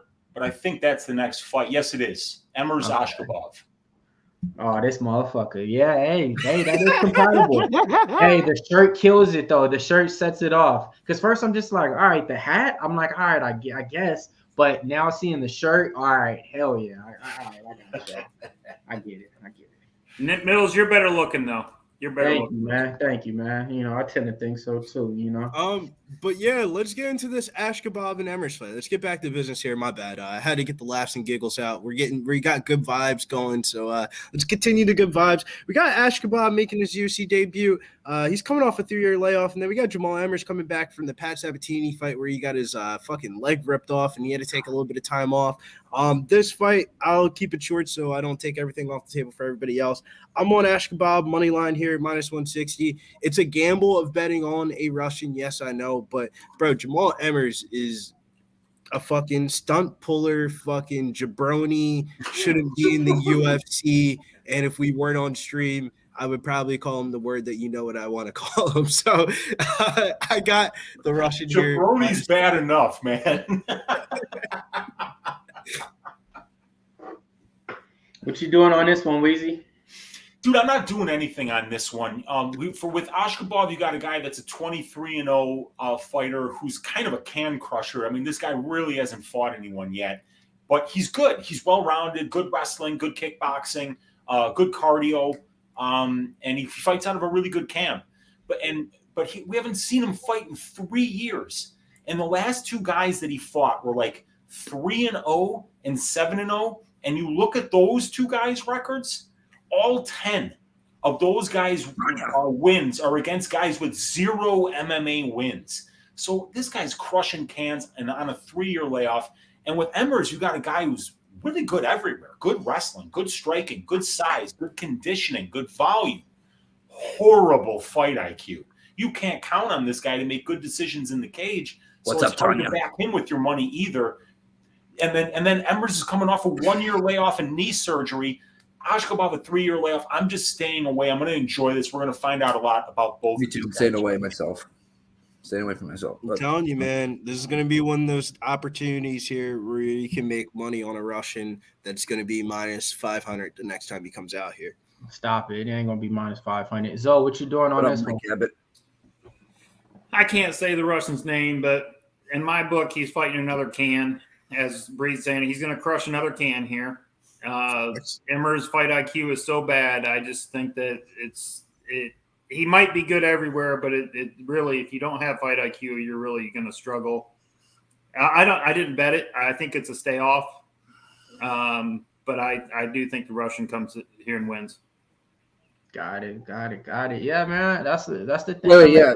Oh, whoa. I thought the Elders fight was next as well. They're messing this up left and right. That means we got it. But that's the thing that kind of throws me off on this, man. It's like, you know, everybody in the betting community is all on, you know, the Russian, including myself, minus 125. But Jamal Emmers did switch camps. So, I mean, part of that, you know, fight IQ, fight mentality can be switched out now, you know, by switching your camps, switching your scenery. We all do believe that he does have a lot of tools and a lot of skills there to win the fights. He just doesn't have the thing to just pull out the win. And the thing that gets me off is like, not gets me off, but throws me off is like everybody is on the Russian, you know, and nobody's really looking at it like, all right, man, like Jamal Emmers actually has skills. So I hope so, man. But yeah, I got a minus 125. He closed all the way out at minus 165. And I do believe it is one of those things, Billy, like you said, we want to get on him now while the money's low. I don't believe he'll ever be a minus 500 favorite, you know, unless he's fighting somebody on short notice. Mm-hmm. But I do believe he will be a bigger favorite, you know, if he goes out there and closes the show like he did. Because that line, think about it, minus 125, minus 165. Andrade, minus 190, all the way down to minus 115. Crazy lines. Where's Emmers fighting out of now again? Understand Boxing wants to know. I think he's with Team Alpha Male now. Oh, all right. What up, Bo Jackson? Jesse Nunez in the motherfucking building. Nick Rodriguez.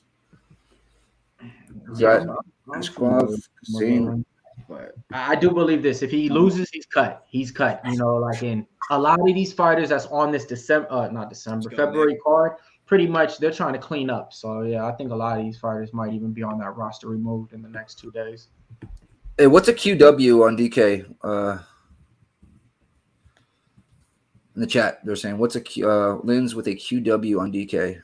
What does QW mean? Quick win. Bonus points for a fight. Oh, first minute? First minute, yeah. Oh, okay. It's been a while since we've seen one of those happen, honestly. Thank you, Joe. What was my next tweet that I wanted to put out? Oh, damn, it's a good camp. It's a decent camp. They used to be a lot better. Bo Jackson said, about to get off on this. Hey. And the Russians is American top team, Coconut Creek. They're awesome over there. They're awesome. That's what 6 minutes from my house. If that. How does that? Picks with Dave wants to know, how do you guys think Askhabov wins? Don't get cute. We don't have enough information. I would just take it straight. I don't think we have enough information to confidently pick prop on that fight at all. If anything, I would take no distance. What's called a quality win. No distance gives you the Jamal Emmers side too. And there is a possibility that maybe Russian's a fraud and Jamal Emmers wins. Do you think of Jamal Emmers? Do you guys think of Jamal Emmers wins more times than not? It's inside the distance, right? What is the no distance, Billy? Well, under 2.5 is like minus 120-ish. Oh, okay, the distance is minus 146. Under 2.5 is minus 102 on FanDuel. They was taking Emmers. Too many question marks, he's saying. JW as well. I'm taking Emmers, too many question marks. I just don't think that Emmers is good. So we already don't think that he's good. He already has injury history problems. He's coming off a layoff. So you look at the Russian's coming off a layoff. He trains at American Top Team. That's got to be one of the best camps to get rounds in, especially at this weight division. And he took a 2 to 3 year layoff, and he was fighting bums. Maybe he took a 2 to 3 year layoff because he was fighting bums and he wanted to get better, and we're about to see him be a lot better. I don't think UFC's giving Russian UFC contract, not putting him on the Ultimate Fighter that's featuring this weight class, and put him on the Dana White Contender Series, skip through all that just to send him straight to the UFC against somebody that has actual UFC record. I think they're trying to promote the Russian, and this is a perfect name to give him a promotion for. It's not like Jamal Emmers is that good. I'm not sure if he trains at American Top Team. He was in an American Top Team. You can look at it on his Instagram. Yeah, he's definitely been there. Who knows if that's his main camp, but that's a camp that a lot of people like to go to and get some rounds in. You know what I mean? Get some work in. That's what I'm saying. It's good sparring sessions, especially at that lower weight class level. A lot of people in there. Yep. I think American Top Team features like a lot of good people at that lower weight. Emmers ain't a can. Like when we see cans, that's people who just go out there and get their ass whooped, like Prachnio versus William Knight. Emmers is not a can. Hear me out on this. Emmers definitely came in a close decision that they thought might have won against Giga. Emmers was winning against Pat Sabatini. So I mean, what I'm saying is like cans don't have opportunities to win the fights and then just lose, you know. So like, he's a professional stunt puller. Look at his amateur career. Look at he fucking pulled out of a fight pre-flop because his back hurts. And how do you show up at the fight and say, "Nah, you can't fight if you can't stand"? You know what I mean? My back hurts, man. We're just not gonna run it today. Like, what, bro? What the fuck, man? Get the fuck out of here. I'm cool with calling people cans, trash, bums. You know me. I call great people bums, you know, like, but I'm just saying, Emmers is just not a can, though. He's not. Like, he's not in there to fight people to make them look better at all. Emmers, they have bum moments, right? Before he got to the UFC. That's what a can is, you know, so like that's why I'm just want to clear that up a little. Understanding boxing, I believe usually when that happens, either Burns or Masvidal will leave. Burns is still at ATT. So one of them will leave. Jorge isn't. While the other one's training. One of them. Jorge got kicked. I heard Jorge got kicked out when that fight happened with Colby. I heard he doesn't train. Yeah. I just know that's happened before, and usually one person goes to like Team Elevation for one camp, or they go to another camp to. He's getting sued. He's going to court and everything. That's kind of why I don't want to bet him, because I think he's fighting to help him out to make some more cash for this. Oh, Gilbert's going to smoke him. I'm sorry, folks. I just got to go over these lines, man. Big line movement. Askhabov now is a minus 180. Nazim Sadikov was a minus 190. Now he's a minus 230, folks. So those two fighters just got steamed, and I got plays on both of them single. I got Nazim Sadikov minus 185. And it's Askhabov, I got, like I said, minus 125. But big money's coming in on those two fighters right now. Yeah, man. What do you guys think about those lines on those fighters moving up compared to, any other lines on the fights moving up? I think the Askhabov line is very telling because when it came over to us statewide, it opened up at -110. It's closed at -180. How much more money do you need to see which side is the right side? Like, yeah, I mean, for me, I didn't bet either fight. I don't like either. I didn't feel strongly enough to put my money on it. But, yeah, picks from Dave. Definitely. I think Drago actually gave him the syringe. So if Drago is giving you a syringe, you shoot up. You don't say no. Butt cheek action, you know. You saw what he did to Apollo. You don't mess with Drago. Apollo Creed. Hey, Billy, understand boxing. I have a question for that 162 out there. He said, I was just about to say, yes, I am going to take a gamble and say the 23-0 Russian is better than Jamal Emmers. I think this is more of a question that you need to ask yourself. How good do you think Jamal Emmers is? If you don't think Jamal Emmers isn't that good, then 23-0 Russian that they're bringing in that skipped through all the bullshit, it's probably going to win. But if you think Jamal Emmers is half decent, then you take the Jamal Emmers plus money side. But I'm taking the -160 on the Russian, and I'm pretty confident in it.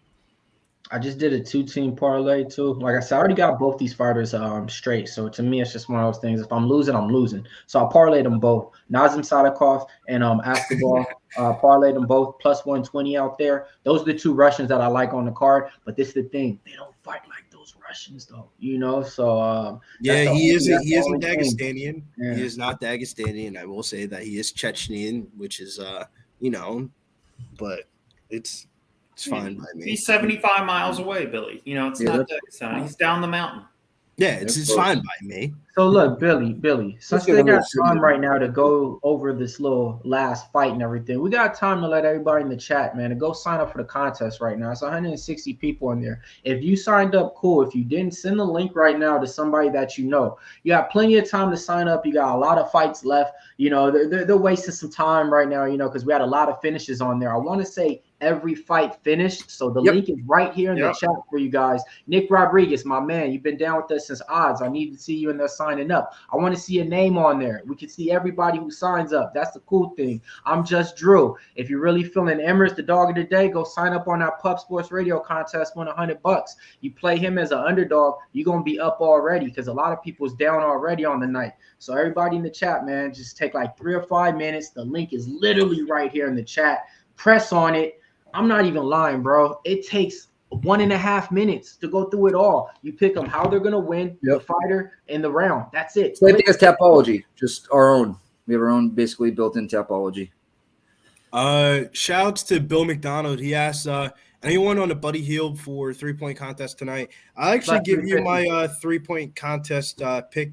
I was talking to a couple of people about this. I actually got a little link here. Maybe if I can pull up on my spreadsheet, I'll pull it up. Tanya in the chat. Like what kind of link is it? It has like a graph of like all the different spots on the 3-point contest and where each player's percentages are for the year, and if it's dribble, handoff, or spot up. And is that basketball?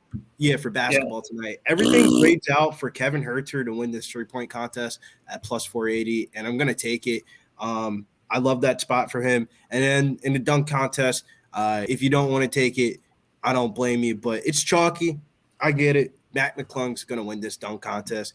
If you think he isn't going to win this dunk contest, I need to see video proof of the person you're betting on. Muggsy Bogues. Dunks are better than Matt McClung. At Getting Bills on Twitter. Spud Webb. And I need to see the better dunks. There's only 3 other people in the dunk contest. And there's money to be put on this, Nick. And there's a lot of plus money. So, you know, shit gets serious around here. You talk about plus 480s and up, man. You know. What was McClung? Was he minus 200, Billy, or is he more now? Minus 165 on before. Oh, okay. He went down. Yeah, I got him at minus 110.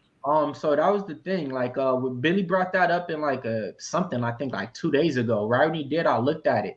And on my book at the time, I seen him like minus 200. Then on my book that I could bet, he came out like minus 110, minus 120. I was like, I don't know anything about none of these guys, but I know this is the guy he's talking about. Automatic bet. So he's now minus 135 now. See, I love it. I mean, Hit the like, guys. 80 likes. Bro, I've seen him dunk contests before. The shit that he does is smooth as shit, bro. Bill McDonald, Kenyon why Martin Jr. McClung? He's has not the even best in the vertical. NBA. Hey, Billy, why McClung? He's not even in the NBA. He actually signed a 2-way contract to the Philadelphia 76ers. 76ers, yeah.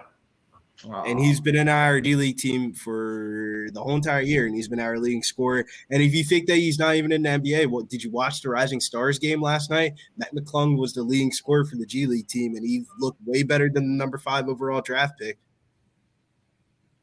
Who was the number 5? Scoot Henderson. Scoot Henderson. Number 5? I don't know anything about basketball. For this upcoming draft. Oh, God.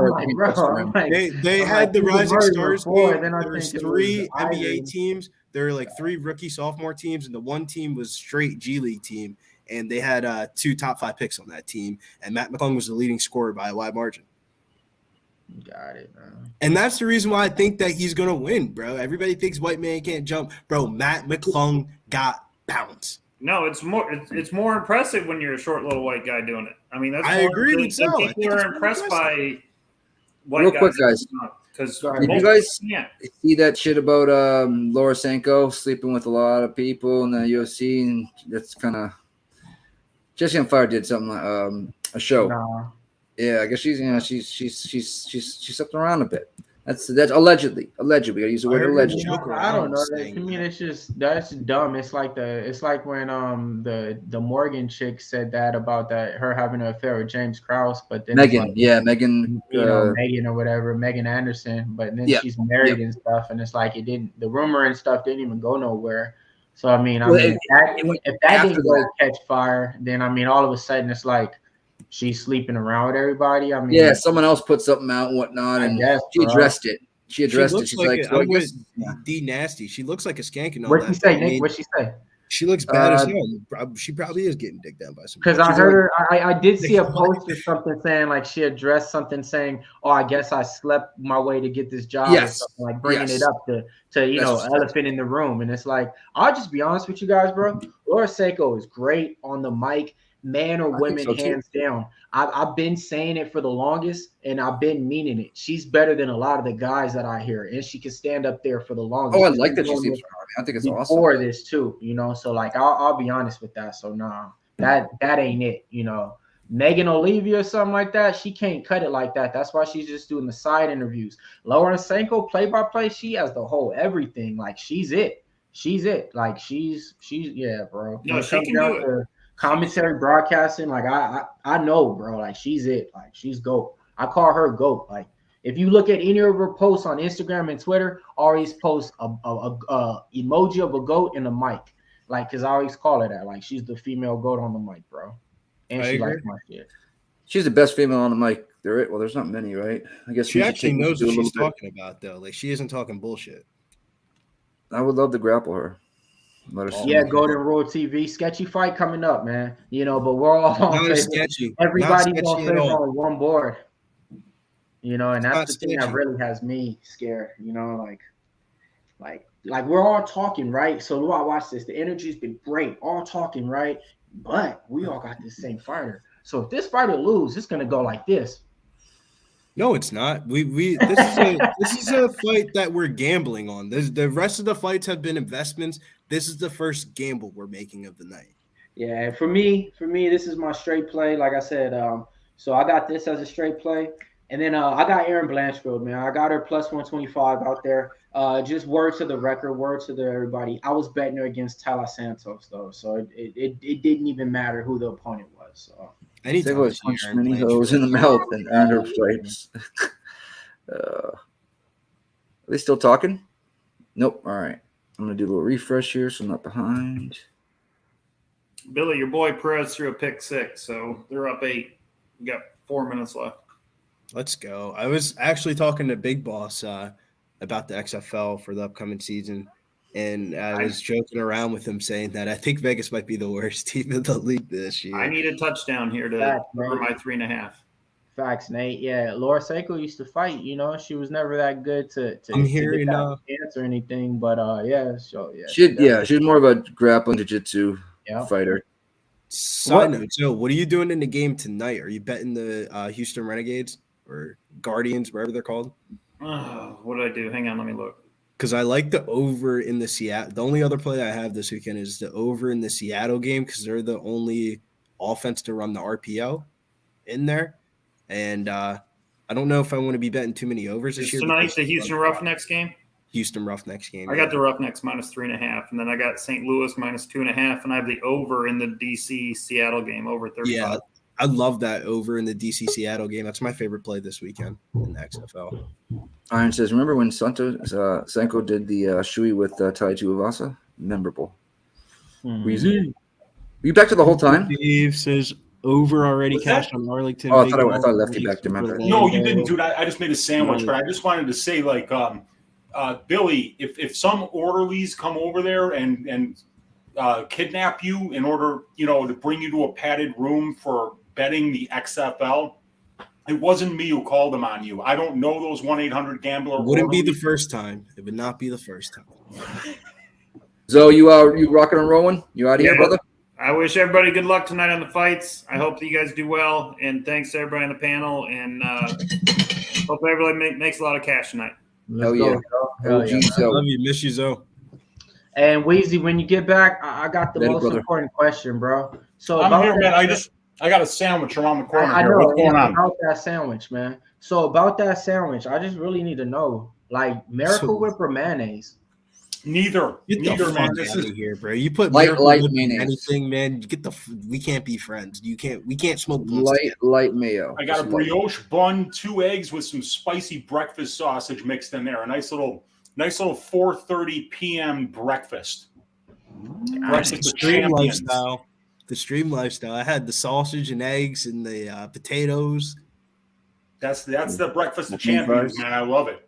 Let's go. Can't be good season home fries. Shout out to the chat, man. We got razor sharp picks in the chat. I see you out there, man.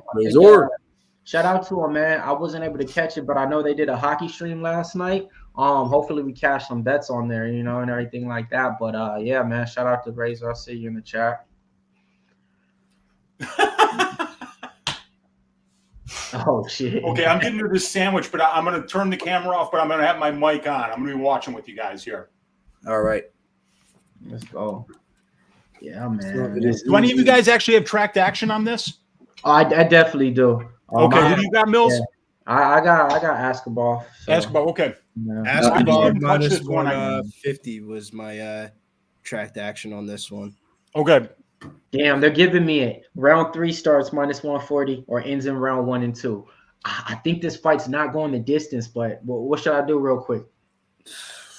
I would stay off, bro. We don't have enough information, dude. True. I'm off of it. But we've been hot. We've been hot, but bro, I'm telling you, there's not enough data to confidently pick anything. Starting round 2. I mean, this was starting round 3. Couldn't get it. Oh well, game not available. It was meant not to be. Meant not to be, man.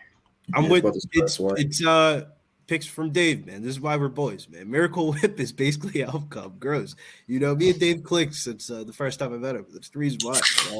I like his light mayo is all right. If you bite into a sandwich, it just squirts out of the freaking sandwich. It's like I fuck with Miracle Whip, you know what I mean? But that's my other side. You feel me? So yeah, that's your wife. That's my mom's side right there. You know what I mean? Like I grew up on Miracle Whip on sandwiches. Golden Rule TV says 1-800 gambler fight the night. You know what I mean? Like He says 1-800 gambler fight of the night here. Have you not seen the new commercial on TikTok, man? Your boys on the front cover, baby. They got the at Billy Briz DFS. Over the Chris Goni is the ref here. 1-800 gambler. Oh man, later on tonight. Let's go, man.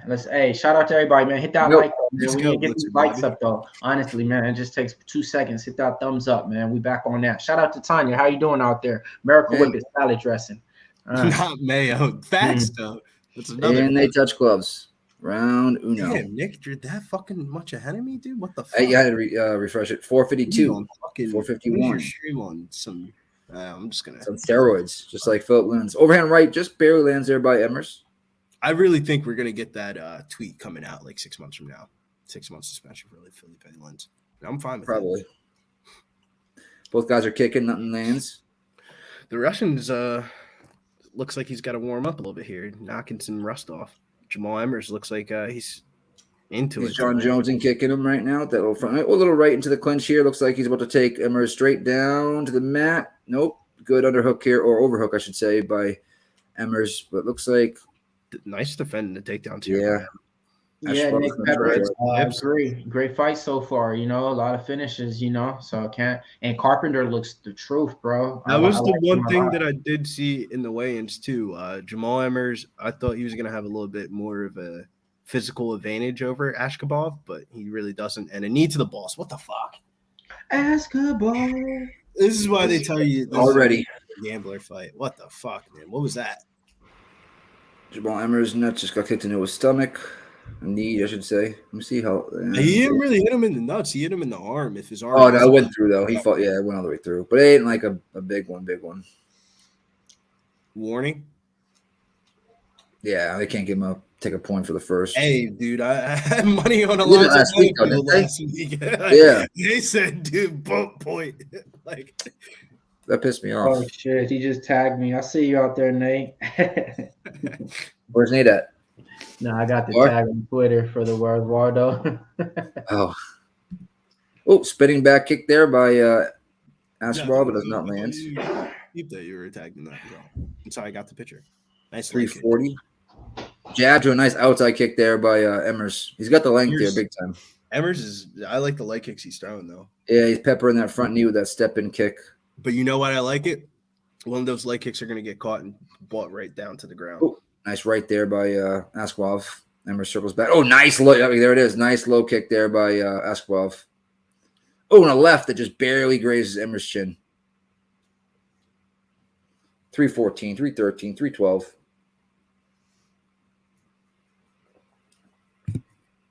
Jab to a nice outside leg kick that spins Askhabov around. And another one. See the tail of the tape. This was supposed to be Askhabov hitting Emmers with these leg kicks, and Emmers is killing him with the leg kicks. He's got that length, so he's able to. Yeah, but I also think that that could play to his demise too, man. I think that could easily lead into a takedown here by Askhabov. Oh, he throws a big loop and overhand left. Emmers tries for a clinch, but they separate. What's the live lines like right now, folks? Or is it don't tell me you're trying to get it out. Minus 180 plus 150. Billy, I never bet on live stuff like that. I'm just making conversation for the people. Nice low kick there by. I thought you were hedging out, man. I was like, Mills, come on, bro. Don't do that. Oh, another one. That was a nasty kick by Askhabov. It's like Mills, you changed on me, man. You started wearing the little old head hats. Some of them used to have the snapbacks with me. Man, you getting old, man. 204. You got Ace in the future now. Like 2-minute mark. You ain't the young spire out that. I had one kid when we started. Now I got two. Nice right bounce. Let's go, Nikki. What's the time? 147, 146, 145. First Jesse round. Nunes says Emmers is plus 125 live. Nice kick by Emmers again. Oh, nice jab by Emmers. Emmers is tearing up those legs, bro, and that's going to pay dividends as the fight goes. It looks like Askhabov going for that counter cross. He's looking to counter with a cross. He's not that good. He needs the rest. He just wings his shots. Who is winning this round? I'll go Emmers. He's landed more shots. I go with I think it's 50-50. I got Emmers. I would say Emmers. Okay. I lean Emmers, but I wouldn't be surprised to give the Askhabov. It's not like, leg kicks aren't strikes. Leg kicks are strikes. I think Emmers is winning the strikes too. Like Askhabov 1 minute mark. Winging. All Askhabov's doing is wing and left, and spinning back kick, and he's on his back. Emmers though look like he's gonna get back up here. Yeah, we're back up on the feet. I think I'm a little bit ahead of you. Yep, 46 seconds, 45 seconds. I'm at 37, 36. Wow. Yeah, I'm going to refresh it real quick. Watching on my TV instead of my computer for once, and it's not logging me out every 15 minutes and setting me like 2.5 minutes behind. This is the first. I do like what I'm seeing from Askhabov. He warming up, though, as the rounds are going a little bit, and he's not looking hittable for the strikes to the face or anything so far. So he's doing a good way of getting out of the strike. He's just taking big leg kicks, to be honest with you. I mean, even if he is down 1-0 on the card, I'm not really concerned. No, we riding. I mean, it's a fight. You know, got 5 seconds left in the round. I think it's an Emmers round, pretty clearly. Nice right by Emmers at the end of the round. No. All right, we got Fila in the chat saying 1-0. We got Golden Road TV saying Emmers all right. 1-1. Mills, live line -135 for Emmers. Come back at +105 for Askhabov. It has swapped. It was 150, but it went to 135 right when I was saying that. I think Emmers is winning, but it's barely. Just on the amount of strikes he's hit him with. He might even got hit more. But it's just heavy leg kicks. Leg kicks. That's the right. That was the are you serious or are you jokingly? Because I kind of thought the Russian won round 1 a little bit, but I could see it 50-50. I could see it going the Russians' way too. Like I said, it's very, very easy. close. There's no way it's easy. I don't know about you. That's why I said about the easy part. Are you joking or are you serious? I don't know. I don't know if the line swapping makes me feel more comfortable about it. Now it's a -150. Yeah, that's not. I think that's more people are being straight out. Bet. Yeah, yeah, or getting on because the number dropped. 166 in here. How many likes we got? 86. Because if you took a -150 on Askhabov and then you took a -150 on Emmers, you basically just bet yourself out of the fight. Yeah. Line swapped. Yep, it did. Oh shit, what's going on, gang? What up, Nunya? And see, that's the thing about it too. Like a lot of money was coming in on Emmers in the beginning. That got Askhabov down to that -130.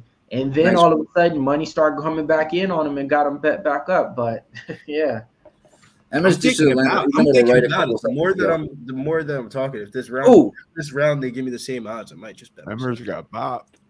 Yeah, there was a nice little winging right there by Askhabov just went for the takeoff, wasn't able to get it. Emmers pushed him off like, "Get off me, little homie," and go. Yeah, that was easy. Emmers is good at just basic fucking wrestling too. So yeah, he has a good skill set. That was a pretty easy stop for him. He can't shoot like that anymore. The cardio goes to Askhabov, so he's gonna have to keep it up. Another, he tried to get the takedown again. Emmers short uppercuts from Emmers in the clinch was nice. All right. Little jab to the body there by Emmers. Shouts to Slaughter. He says, "Oh, there it is, right there." Body You're gonna spin that wheel for $25. Wheel spins at 150, then 175 and 200. So smash that like button and get that like button, guys. In the wheel. Just take a second. Oh, nice overhand right by Emmers. That look it stumbled Askhabov a little bit. Oh, it did. It definitely did. Yeah, he's down there trying to do all type of stuff. He's definitely slowing down. Oh, good body shot. You see him go to the body. Good jab. All right, this is right. Oh, good up kick by freaking Askhabov. You see that? Oh, yeah. Shit. Askhabov is gassing though, man.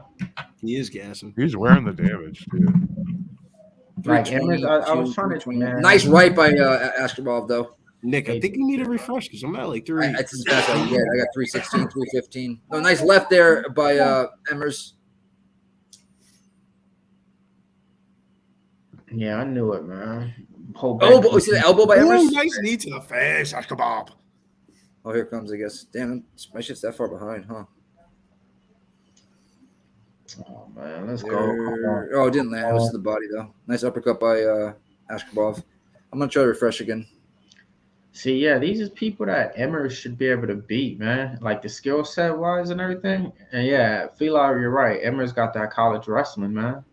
Like, yeah, man. Getting beat up. Yeah, I'm a little bit nervous. Definitely not as confident as I was pre-flop, but I'm not arbing out of it, so I'm not that nervous. I mean, what'd you say, Mills? You broke up a little bit there, Mills. We're losing this bet, but I'm convinced of that. But the fight still ain't over, though. We can see. Oh, so did he just drop him with that? I right when I turned it on, he like. Is that a drop? It looks like Emmers landed a couple of nice shots this round. Yeah. I got to say, the first round, I don't know. I have no clue who won it, but Emmers is winning this round. I think Emmers won round 1 and he's winning round 2. Yeah, Askhabov is gas right now, just laying on his back.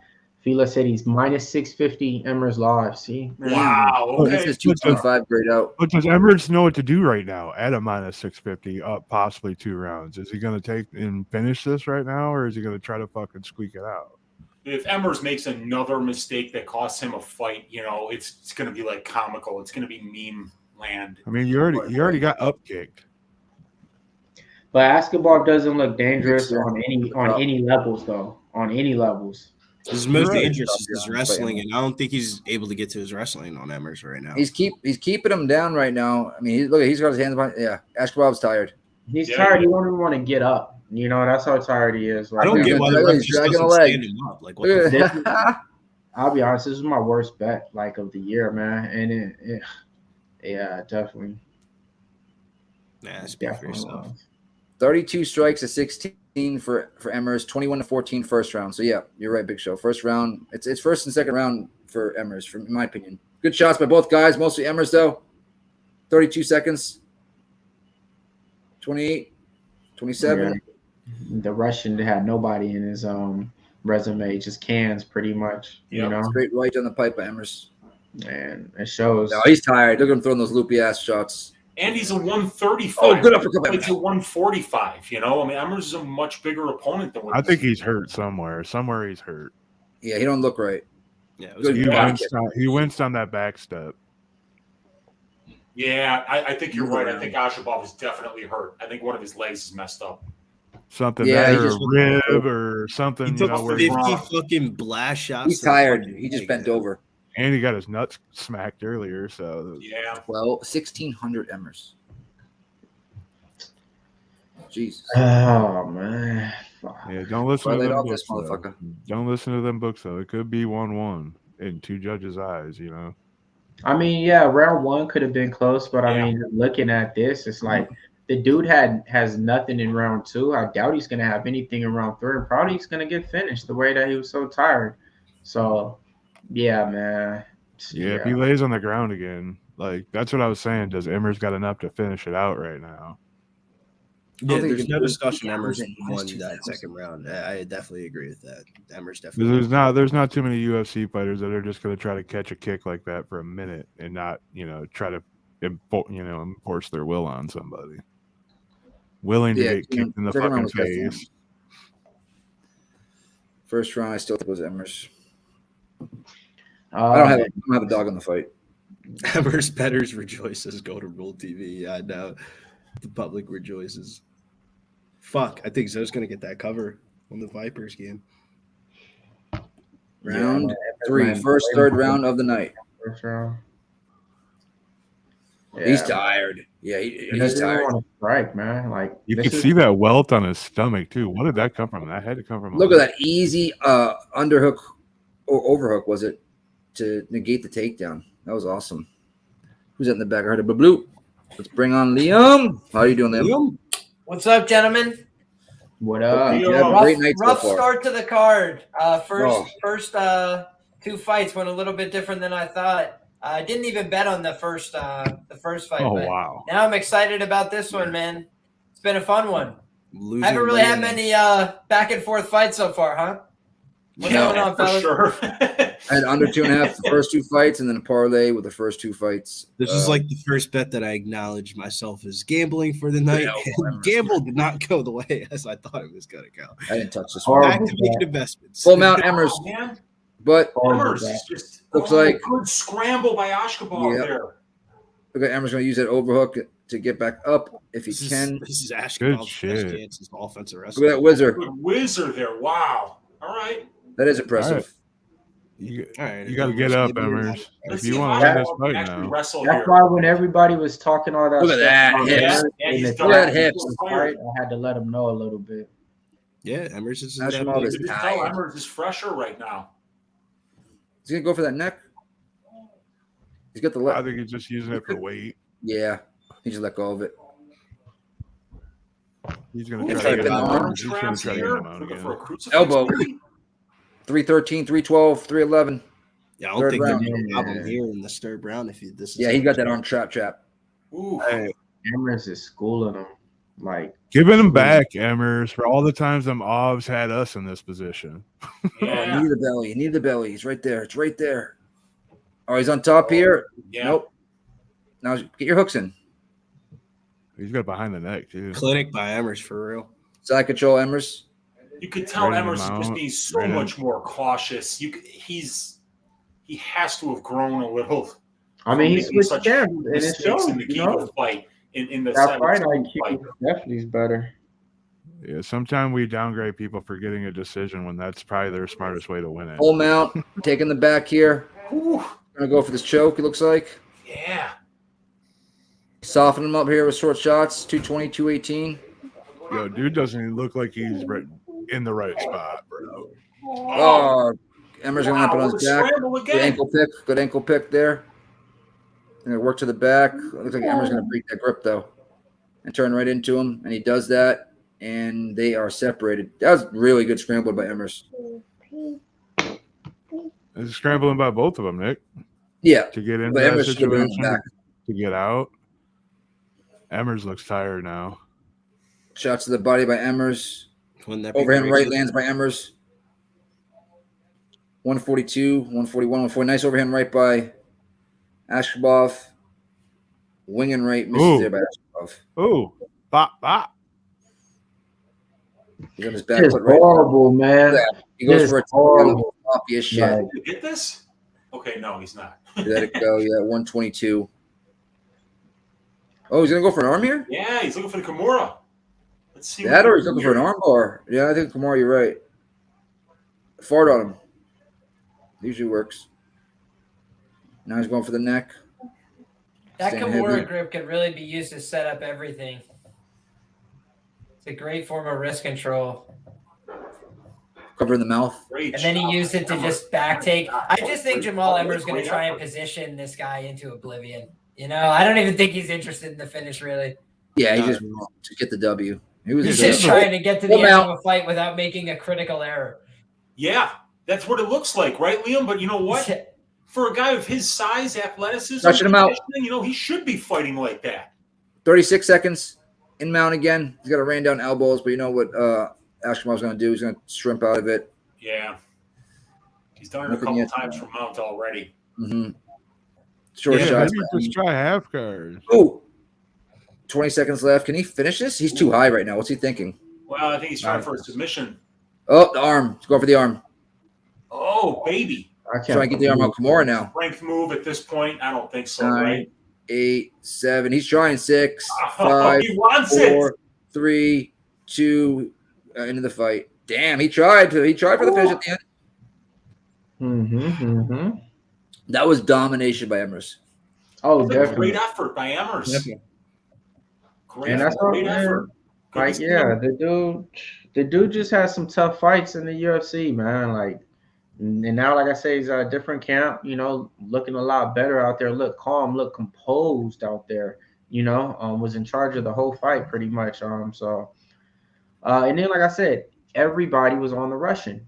Everybody, and the line got steamed. Closed out a minus 180. So it's just one of those things to where I knew already. Yeah, man, we got this one wrong.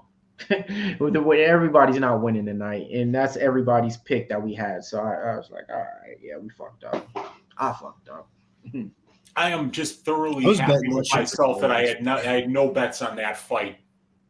Really happy. Hey, about it. Wheezy, normally you ask me, you say, you know, just out of curiosity, what the books need on that fight? You guys want to take a wild swing? I'm guessing Jamal Emmers, maybe? Did they need Jamal Emmers? Jet you betcha. Did they need Yeah. over 2.5? Yeah, dude, you know, and so many things that I'm sure they needed, which was like maybe a Gorimbo win, Ronderos win. You Correct, know, and they didn't get jack. So by the time you got to Emmers and Yeah. you see 90% on the one guy, you're like, oh, they're going to get this one by hook or by crook. Yeah, and they got it. They got it. But, you know, it was good to see Emmers fight a smart fight. You know, that guy's ceiling, if he makes good decisions in the cage, is very high. Absolutely, man. And honestly, that was a really good performance, but it doesn't really tell me that much about Jamal Emmers. I just hope that we get him back in the octagon in a reasonable time frame. I thought that he looked pretty good tonight, but I did think that there was some ring rust there. There were some bad positions, some bad choices. Other guys could have made him pay for some of that work in the clinch. They got a little bit sloppy at times. And I just think that those are some things to watch out for. But overall, it's a great performance. And good for him to get back in the win column at this point in his career because he needed to. This was like a must-win situation for Jamal Emmers. And he got dealt from the bottom of the deck. When you look at the guys he's had to fight so far in the UFC and on the come-up, even Julian Erosa, to an extent, he's a kill-or-be-killed kind of guy. Like, he'll put people out, but he also goes out on his shield. He's willing to do that. So he put him out back in the day on Contender Series, kind of left a bad taste in people's mouth. And then he hasn't done himself any favors up till this point, but I thought this was a really good performance from him to answer that criticism. I think Preston just hit big on him. I think Preston went to the casino and bet on him, it looks like. And then we got Bill Weathers saying he cashed Emmers by decision plus 360, man. That's a sharp bet right there for real. It was like, hey, forget the money line. I'm gonna play money line and plus 360. That's what's up, man. In the Discord today, I said that Emmers by decision was showing sharp play in the market, as was the TKO, and he dropped that guy, and then he went to the decision with him. And I try and pay really close attention to how the prop market moves on some of these sharp markets, and oftentimes these sharp guys they're fucking good. They know exactly what they're doing. So when you see outlier line on Circa down to plus 375 on the KO, you go, wow, they think that Jamal Emmers has a decent shot to knock this guy out. I take that into account. Same thing when I was seeing like nobody was offering better than plus 500 really on Emmers by decision. And again, he's the underdog. Nobody's calling the outright win on Emmers side for the most part. So I thought that was all very interesting stuff. It was enough to make me pass. Sometimes, guys, if your read doesn't account with the market, you just go, all right, I'm going to watch this one for enjoyment and see where I went wrong. Yeah, that's what I like boys. to do. Let's pay some bills, boys.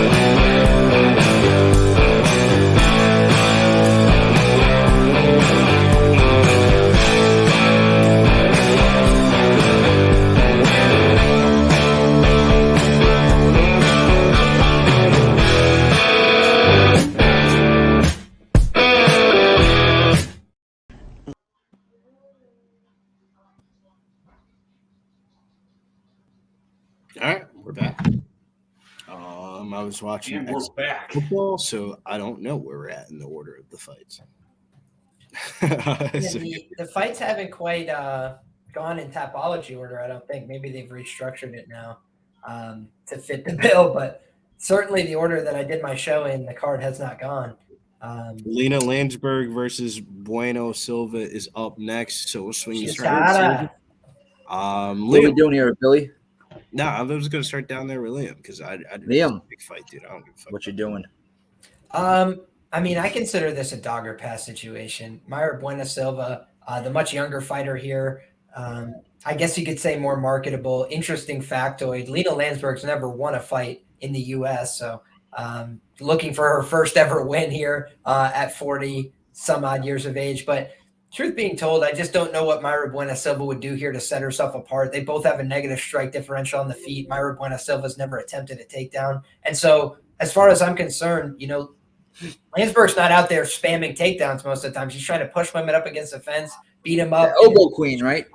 Yeah, and I feel like they both kind of like to do the same thing. So I feel like it might just turn into a much closer, sloppy, greasy split decision. Maybe Mayra outlands her by 5-10 strikes or something like that. But I'm just not convinced that it's going to look like one-way traffic. And, we've seen a lot of finishes on this card. I think that we just saw one decision. I wouldn't be surprised if we saw another here. This seems like another qualified candidate for a decision. And a lot of people are just throwing her in the parlay this week. because, it's pretty slim pickings on this card, right? And she's fighting the 40-year-old, and she just looks like the free square. But I think that in terms of what the books need, they would prefer, obviously, an upset here because you have to think they're rarely going to see tickets on the other side. That's what it's reflecting on the VSiN numbers. And, so as far as I'm concerned, it's just a dogger pass situation for me. But that's my opinion. Billy? I took fight ends in decision. So basically fight to go to the scorecards, -145. And Lina Länsberg to win by decision plus 500. I would probably bet fight ends in split decision if I had access to that prop, or Lina Länsberg by split decision. Sorry, guys. This might not be the one you want to tell, but I got to burn money here on this spot. I got to bet Lina Länsberg. All right. Wheezy? I don't really know how I wound up getting 3.5 units on this fight, but it's all about line movement. It's all about where the lines are. I got right after we got done last week after the pay-per-view, I saw Lina Länsberg sitting at plus 320, and I thought that was bonkers. So I threw a unit on it. And then it ran up my butt all the way up to plus 425 at some point. So my timing was absolutely horrible. What are you doing, Papa? What's that? Oh, no, that's mute. Who is that? Nils? I got you. Yeah. So anyway, so I've got one unit on the Lina Länsberg money line, and then this under got smashed when the line opened. And so I wound up getting the over 2.5 rounds at -110. And I hit that for 2.5 units. So I'm looking for this one to go 12.5 minutes or more, and I'll be real happy about that. And if Länsberg winds up winning a decision here, I'll be up something like 5.3 units. So we'll see how it goes. A big fight for me. Okay. I am I was gonna get a little froggy here and take the no distance, but I'm gonna sit back and watch this beautiful. If you're betting no distance, you should just take Silva inside the distance. Yeah, I hear you. What up there, Rob Garvey? The 11 other fights to prelim main event. I think Gerardo actually is onto something there with the split decision bets. I mean, how many times do we have to see this happen in women's MMA before we just start auto betting this? I think you should just auto bet fight ends in split decision, not even take a side and sprinkle the sides. If I had access to that prop, I definitely would. I bet we don't got access to that one either, Billy. We got to pay. I don't think I do. I don't think I do in New York. I'd have to hit the whip to Jersey, and I don't think I'm going to do that. Austin Angler. I think if Lina Länsberg wins this fight, I think it would be by decision. So that's the reason why I picked the plus 500 by decision, and the fight ends by decision -145. Kind of cover yourself on both sides here, but it could be fucked if Silva gets this inside the distance. That's what we're not rooting for. Yeah, I'm a little pissed off right now. Yeah, I was looking at that Gerardo. I'm just going to wait and see if Länsberg loses the first round here. And if she does, and looks like she has anything left, I might get that live entry at like a plus 800 or something like that for a little quarter unit stab. See if they can rob her on the judges. I don't blame you for the Silva ITD, says Phila. I don't blame you. I think if you're betting Silva, that's the way to do it. I wouldn't parlay her. I bet her ITD. I don't know, man. A lot of these women haven't been putting Länsberg away, though, in fairness. They've been beating her, but the move on the fight is betting Lina Länsberg. If you're betting this fight, if you're partaking into 1-800-GAMBLER lifestyle, you take the plus money dog at least. I mean, Silva's been looking good, man. Her last 6 months, I've been seeing on her Instagram the way that she's been training and stuff like that, her physique and stuff. She's really been putting together some stuff in the gym, working on some stuff, and it kind of shows in these last couple of fights too. So I actually kind of like the way she's been looking compared to how she did 2 years ago. Like, she has that mentality too, and she, like I said, yeah, man, for the last 6 months, she's been on it. Like, I mean, on it, like, dedicated, her whole body, her whole training, doing all type of stuff. So I actually do like the Silva that we are getting in this fight. But yeah, Länsberg. Did you parlay? Did you parlay her? I parlayed her earlier when she was like -360. I got her in the. Do you have her in all your parlays or just a couple? Nah, hell no. No. How much do you really love? You got an eye poke already. Fight's going on, boys. Call the Go ahead, fight. call it. I have to refresh mine. Yeah, I mean, right now there's nothing to call, boys. We should keep just bantering for a second here, and then we'll slam on the commentary as soon as they get back to action. But now, what's your time at, Big Show? Because they haven't even started fighting on my shit yet. They're still talking. 441, 440, 439, 439. Yeah, I'm not 444. I'm there. I'm with you. But let's go. Silva with a fucking spinning heel kick to the liver-ish. Somewhere in that area. I just don't like Lina Länsberg's back. Ooh, nice body hook to the body, too. How nice. Yep. All right. We got time here at a leg kick by Länsberg. 416, 415. Yeah. Okay. I'm at 408, Nick. Yeah, I'm 2 seconds behind you. All right, we got Lina on her back foot. Silva coming forward. Nice low kick to the belly there by Silva. I like those little, what do they call them? Little buns? Can we call her Länsberg and Silva? Can we do Länsberg and Silva? Because Lina and Silva, I don't know. Oh, they sound all like, okay. Länsberg and Silva.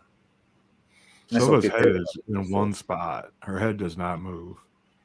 It stays right there, right in the front. The 1-2 down the pipe by Silva does not land. Yeah, but I haven't really seen any offensive game here. Nice left by Lina. There we go, Lina. Right hand followed.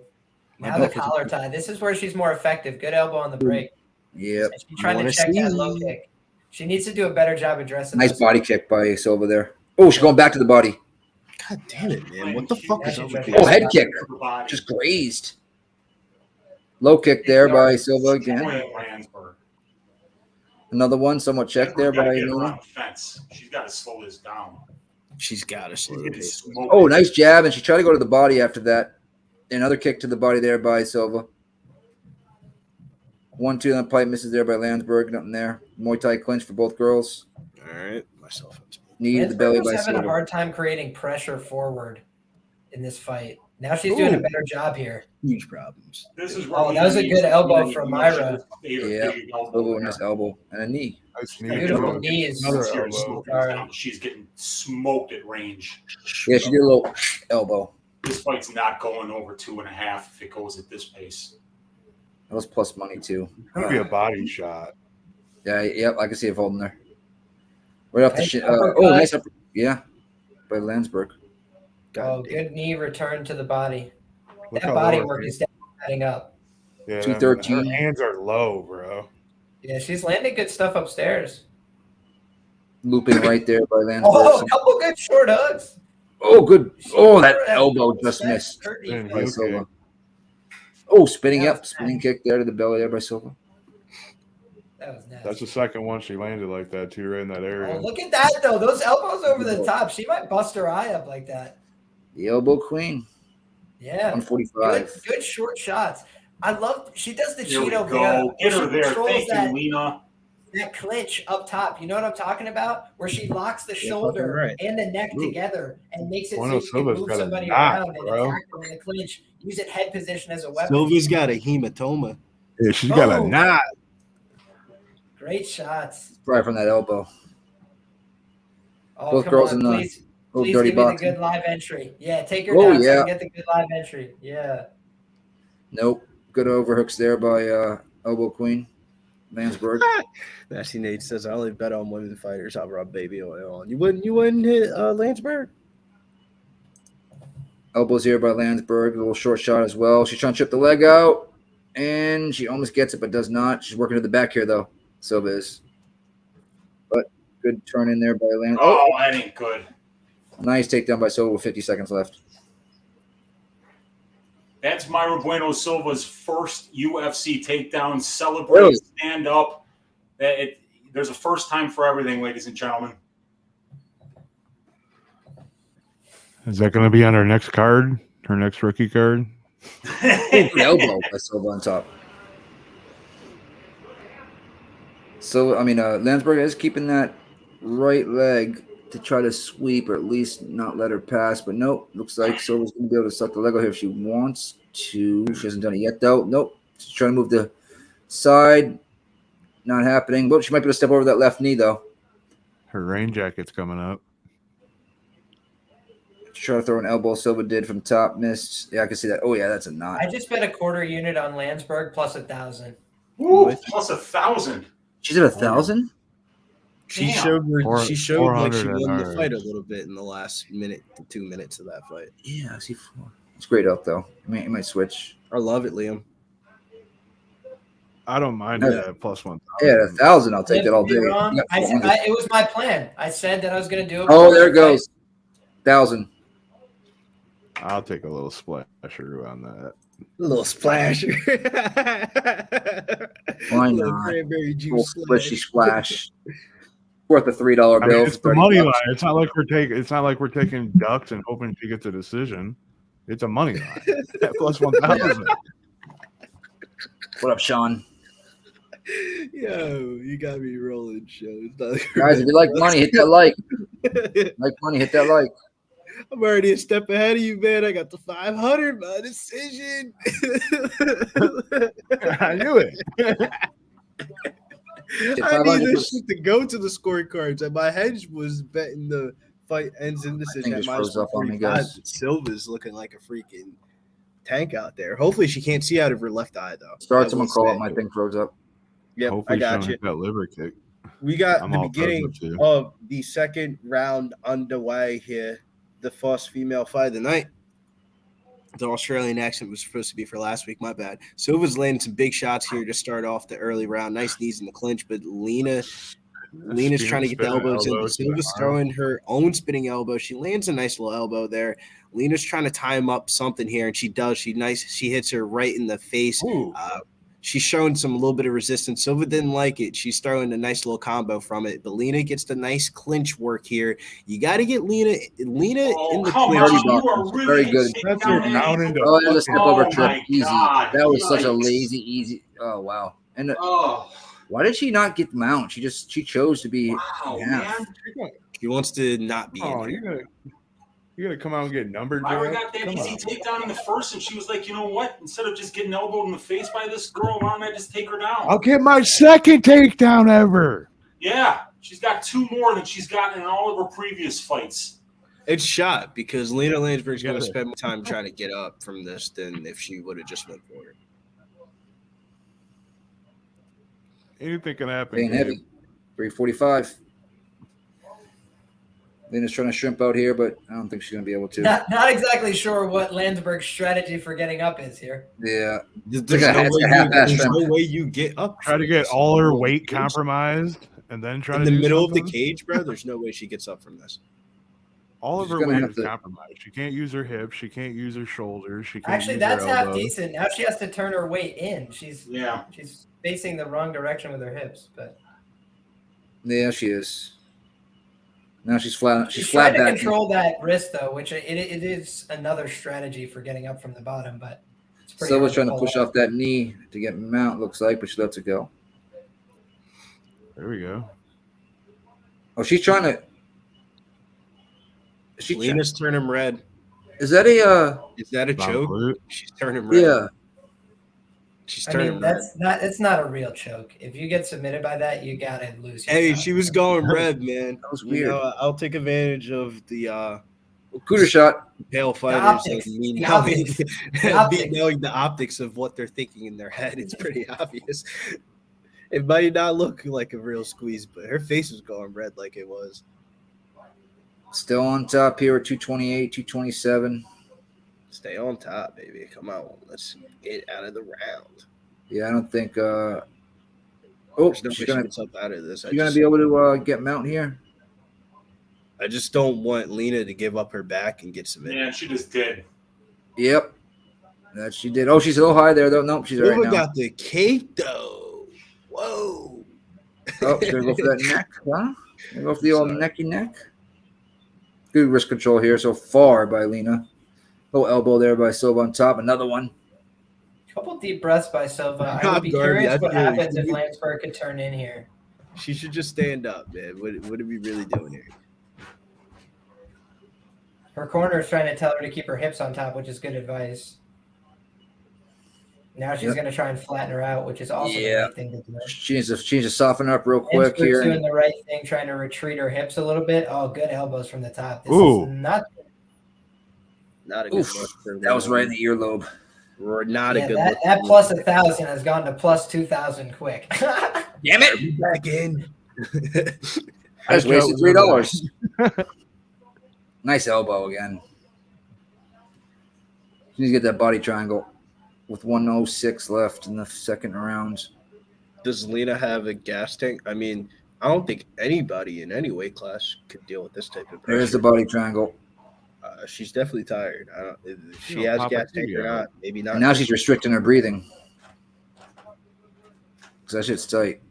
Yeah, but you also got Lina elbow right to the back of the head. Right to the back of the head. Oh, 2 of them. The referee take those. Hold that. I think she might turn and face right here. I don't think that's a good idea. You do not want to get up. Get up. Don't go in her guard. Please, look at that. Don't go in her guard. Yeah, Lina. Do not go in her guard. Are you kidding me? It's only 25 seconds left, though. She's getting submitted with a knee bar. It's over. This is a knee bar. Oh, you got to be kidding. With 18 seconds, I don't think she taps. Oh, she tapped! Already. It's a knee bar. Yeah, the under 2.5, I should have took it plus 138. Am I the only one? I just burnt money on that. I mean, I just said it. Don't go into her guard. Don't go into her guard. And what happens? 10 seconds later, the fight's over, and I lose. I was like, hey, she only got 20 seconds. She'll be all right. Nope. 3.5 units on Lina Länsberg's stupidity. You don't fuck around with people that are trying to finish you the whole fucking time. Get up, reset, fuck. Don't go back in. She tried to finish her like 15 times on the ground with different shit. Like, that was stupid. Oh, you guys. That was all-time stupidity. I'm just pissed that I didn't take the goddamn under 2.5 for no distance. At plus monies. At plus monies. All right, I'm chasing more. We're gonna have a couple seconds for this one. Damn, we only have one decision so far. That was the second fight to hit the third round. Didn't go past the third round, that one, but not going the distance, cash it. Yeah, shout out to some people that got the no distance. There you go. Hey, sometimes you just look for spots, golden rule, and that ended up being a decent looking spot. Yeah, it was a decent looking spot to me. I wasn't trying to bet Silva in any way, unless it was ITD.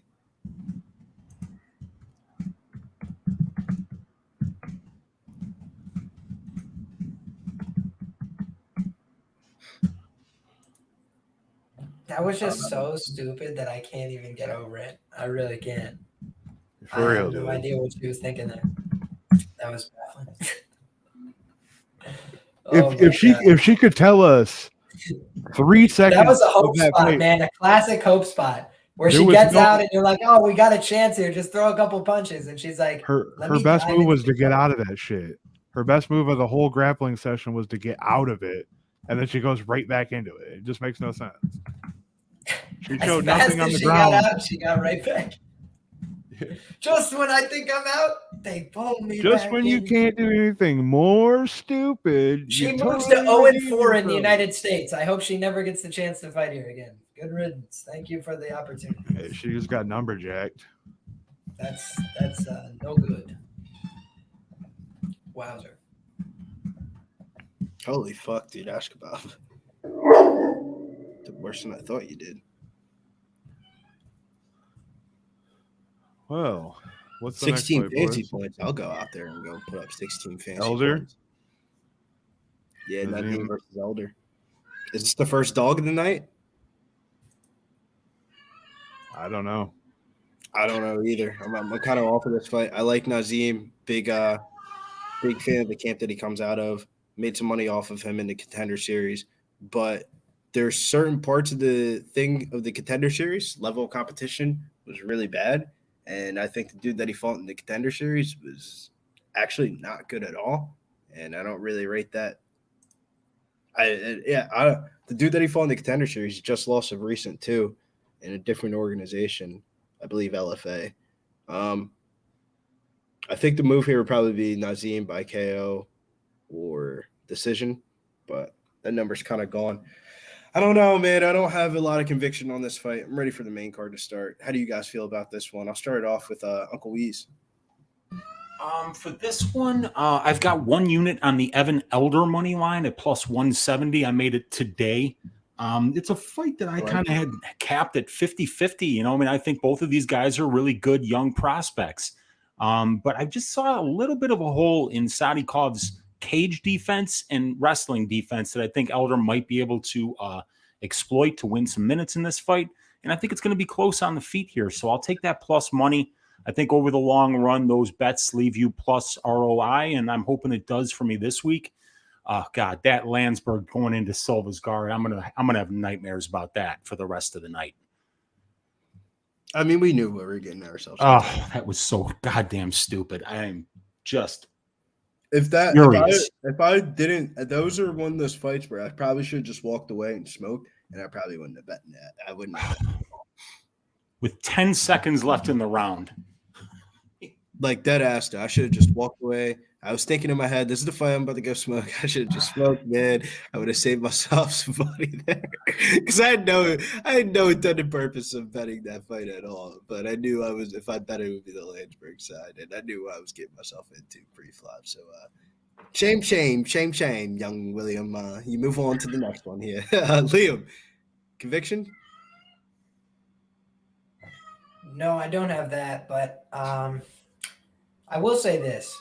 I don't like to get caught up in like the fight week as if I can avoid it. I try and think sometimes about like how to approach the fight long term. And for me, I did back Evan Elder in his first UFC fight. I thought he looked like he was pretty good on the Contender Series. On the regional scene. I thought he looked like he was a talented prospect coming in. And Preston Parsons, the size advantage was huge. He looked like the better fighter that night as well. So I just had to give him his credit there. I got that one wrong, but I also thought highly of him. And now he's a plus 170 underdog. And I thought about fading Nazim small on the Contender Series because, I always had a feeling based on some things that I had heard that he might be susceptible on the ground. He might be vulnerable if somebody's able to push the fight in a grappling pace and put him in uncomfortable positions on the floor. So for me, those kind of question marks made me think there might be some value to the Elder subline here. But other than that, haven't really looked at anything too deep on this fight because I think both guys have talent. I think both guys could win the fight on the feet. Nazim is a better striker in all likelihood. He's thrown with a little bit more heat, a little more power. We just saw Elder absorb a ton of abuse in his last fight. So that could be weighing on the betting markets here. But same thing on the other side where I think the ground advantage is there for Elder and it wasn't in his last fight. So people might not be considering it. I think that's interesting. I don't blame you. I'm a big Nazim fan of the camp that he comes out of, but I'm right there with you, Liam. I don't know if we're talking to the same people or if we watch the same thing or talk to the same people, but I've heard the same sentiments that this guy isn't like he's not. They're not hyping him up like they were doing Charlie Campbell. Is all I'm saying. All I'm saying is Charlie I'm on the black. Woo! And we're gonna take it home, man. Matt Frivola told me about him, man, in December in our interview. So, man, I'm on Nazim right here, minus 185. All y'all have a good time. Can't make it with y'all with the main card. I'm gonna be out in San Diego enjoying life, though. So appreciate all y'all, man. Let's get it, though. Short staff tonight. Danny's, I think, Danny's sick tonight. He's not able to make it. Does anybody like no distance here or under 2.5 at all? I don't mind it because I think Elder can win the fight by sub, and I think Nazim could win the fight by knockout, could take advantage of the fact that Elder absorbed a lot of damage in his last fight. Kind of stayed in there for a real extended beating where a lot of guys would have checked out early to avoid that damage. So that's the only thing that's mildly concerning here. Oh, wow. I can get no distance at minus 132 and under 2.5 at minus 130. I'll take 2.5 minutes for 2 cents. I bet DSI. Shit. Okay. I don't know why, bro, but I kind of like the over on this one. I think Evan Elder is going to be tough enough to let this go 15 minutes. WIN is going no distance. It looks like books need the over for whatever it's worth. At least the VSIN splits. Yeah, I think the books need the over, and the book is actually kind of balanced out now. If you're looking for a Evan Elder line, Liam, the FanDuel line just went up to plus 205. I hopped in for a quarter unit, and then I bet Elder by decision plus 500 quarter unit too. I wasn't really interested about betting Evan Elder, but plus 205 is a little bit. Now we're talking. I took Nazim. I took Nazim round 3 decision plus 150. I like Plus, that. what was it? My friend 3D plus MMA 150. Jewish better when we're breaking these fights down yesterday. He bet Nazim round 3 knockout. He thinks he gets a 3rd round finish. UCapper shouts to my guy Ronald. He says we had Favola in our most recent show. He's in Nazim's corner. He said he was pushing Nazim like he to use his BJJ more, but it sounds like Nazim's looking for the KO. I agree. I think his wrestling isn't that half bad, but his submission defense is non-existent. I'm with you, Gerardo. We're fresh here on ESPN Plus. I like that. I think that might be the move, Show. You're kind of convincing me a little bit here. I think I might cash one of these out and try to get on that too. I just need the over to hit in there at this point. Are you on the over 2.5? No, I'm not on the over 2.5, but I'm on Evan Elder money line, Evan Elder by decision, and I'm about to place this round 3 or decision prop. Okay. I still have no distance here. Hopefully it trends that way. I'm not looking to make a lot of money on this fight. I'm just trying to make back some of the money I just lost. Small amounts, but it all counts up at the end of the day. I'm really waiting for this 3-point contest to start soon. Yes, give me for $6 on that one. That's for sure. What? The plus 1,000. Oh yeah, you'll get me at that every time. I'm. You guys should have just left that off. Should have just never said anything. Yeah. I'm betting that every time, dude. It's women's MMA. How many times have we blindly bet the underdog that plus money? And yeah, pit all reports. We're fixing that right now, brother. So just sit tight. It's all getting fixed. The guy that graded his power went out. So just sit tight for the scores. AJ Fletcher says in his post-fight interview, he says this fight was really important. You guys have no idea how I needed this. He said he was able to avoid hitting an overdraft fee with his first UFC win because he only had $100 in his bank account left. How much in his bank account? He had $100 left, and for him winning that fight, he basically avoided his overdraft fees. There you go. So he had $100. He owed more to the bank. So, Nazim fight's already graded. No, it's not. It is. Jesus Christ.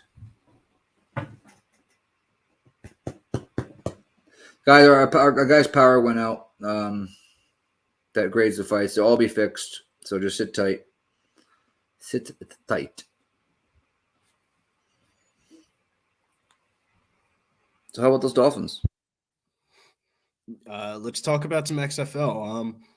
Joe was kind enough to give us a couple of XFL looks before he was leaving. One of them are tomorrow.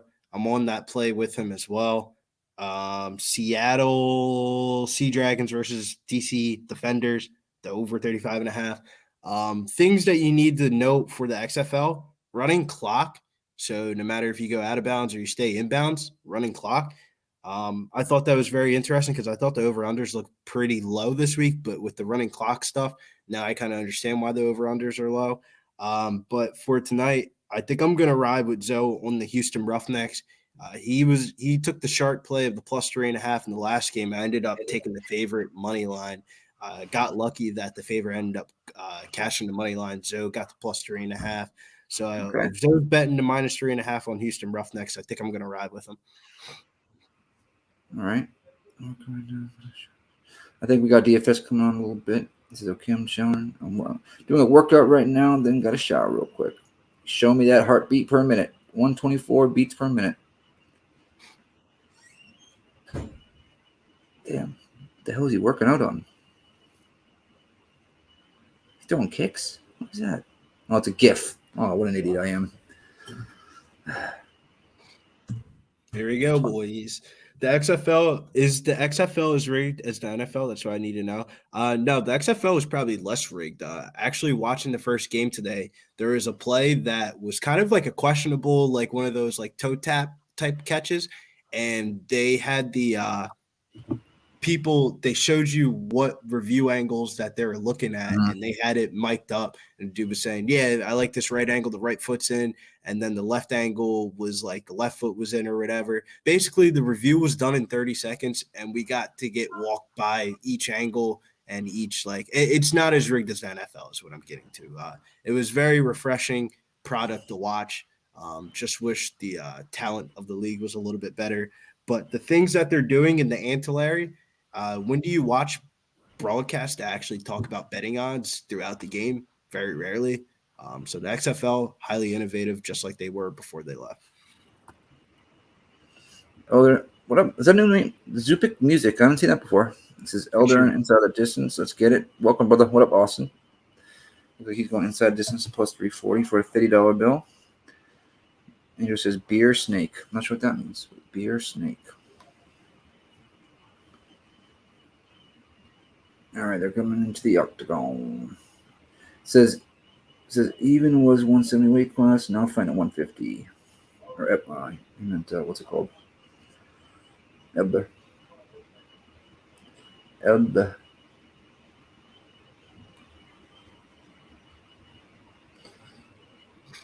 Here we go. Right. It's go time. Liam, you got him getting checked by Herb right now, going in the cage? Yeah. Okay. Dude, I've been muted for the last 5 minutes because this cat won't shut up, and it still won't shut up. What's he complaining about? I don't know. It's crazy. I just tried to feed it again, and it won't. Now it came back in here meowing again. Right down, you. Did you give him catnip? No, that's a good idea. he'll be rocking and rolling. That's always the best answer. Right? I'm muting. Jeremy just said catnip. Pretty please. Marcel says, "What up, Liam?" Marcel Senior Brown. Yeah. What's up, Marcel? How you doing, brother? Cheers to you. I hope you guys are enjoying your coffee or whatever beverage you guys enjoy. I'm enjoying my coffee. I'm ready to fucking rock and roll. I sprinkled a little bit on Evan Elder by sub. If it's in round 3, I'm going to jump out of my fucking chair. And that's what we're doing today. Let's go. I love coffee. Oh, man. Cheers to that. Actually, just in terms of a pick here, man, it's really tricky. Understand boxing. I believe, let me double check my article pick here. I took Evan Elder via split decision. I just think that he has the grappling upside here. So in a very close fight, I feel like that could be the difference. But that being said, the power difference is with Nazim. He just absorbed a lot of damage. And I always think about cumulative damage. I think that's one of the things that sets apart my process as well. A lot of people just think about, well, if he took those shots, he could take the shots from anybody. And I always think the opposite. I'm like, if he just took all those shots, it's less likely he could take those shots next time.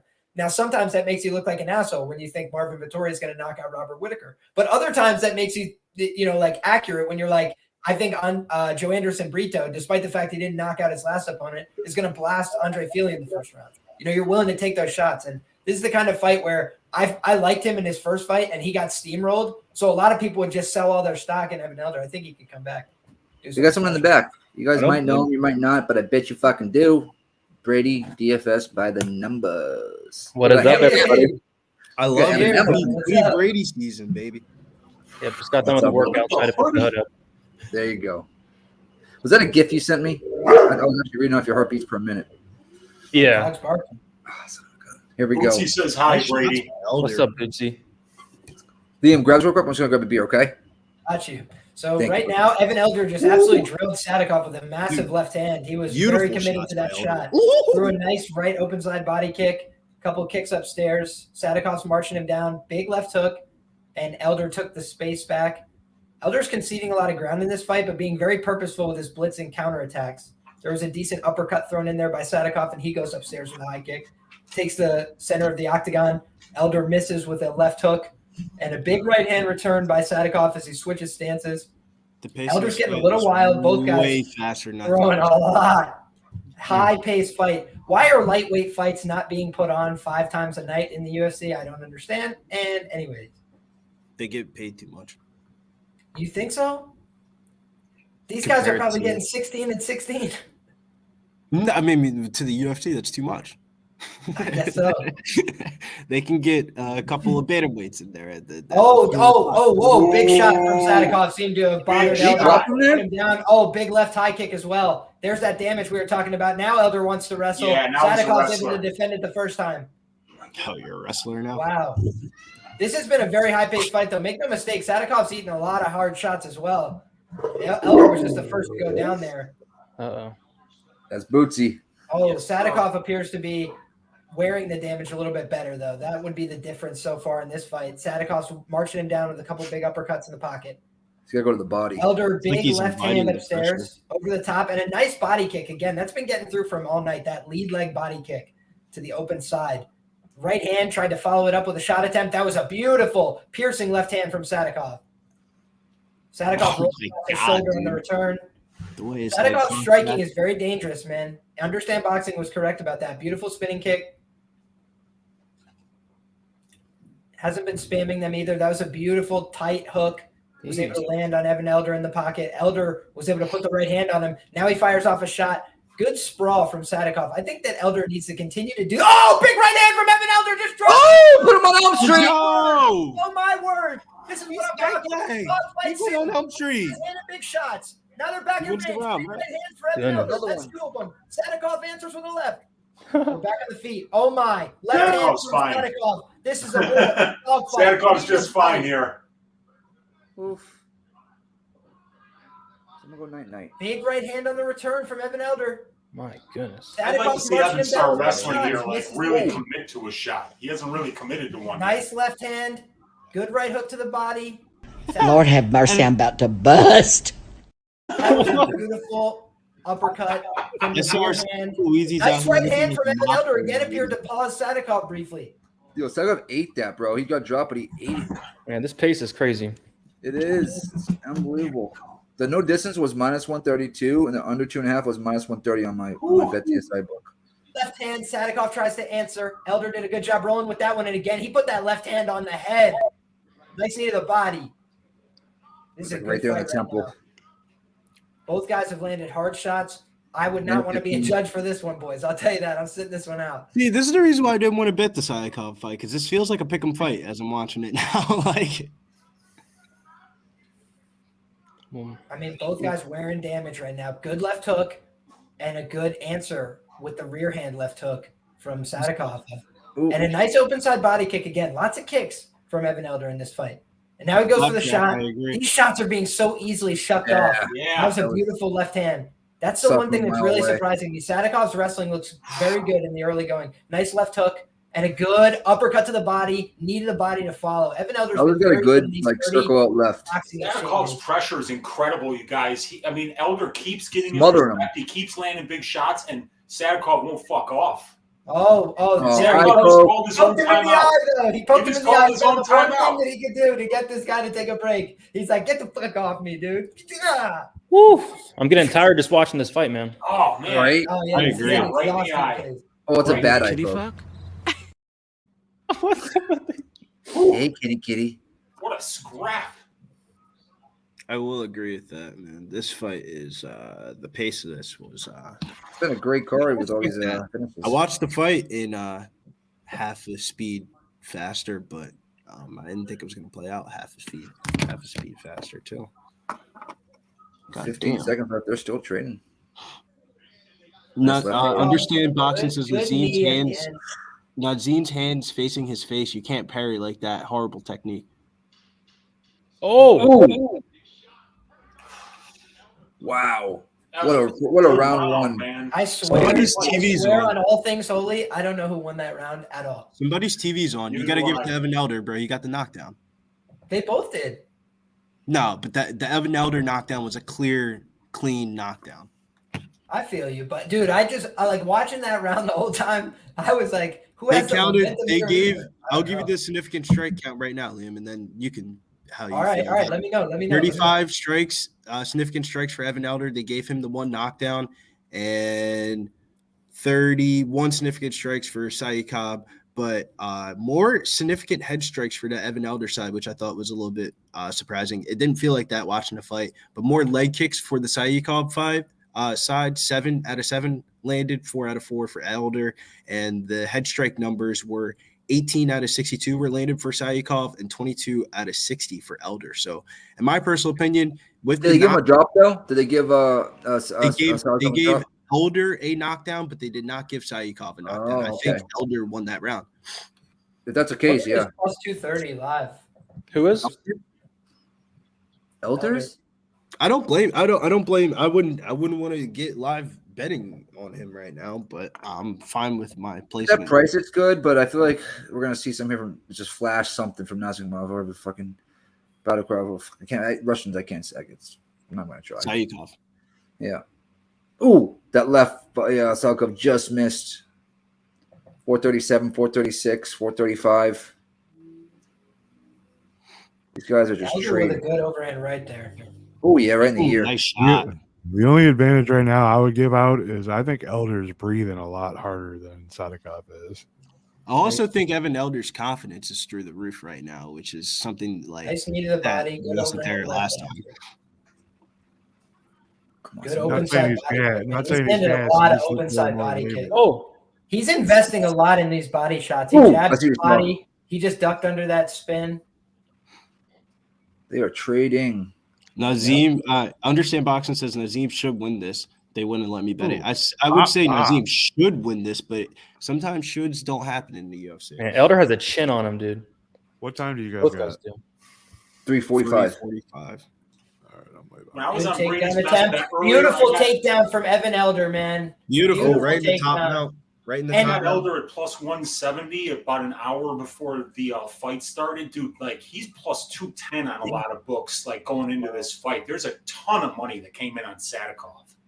Yeah, dude. I mean, the way Liam was talking about the way the books needed it felt like a smart bet was to take the late action plus money on Elder, plus 205. Posting up here. Oh, good knee as he was trying to post up by Elder. Now Saikov is up. This is one place where I've seen Saikov get stuck is against the cage. Saikov's wrestling isn't that bad. It's the submission defense that I have concerns about. I thought he was going to slam him there, but good post. Good knee to the body, though. He's been active in this position, which is what a pace on this fight, man. Right? Now you got Elder.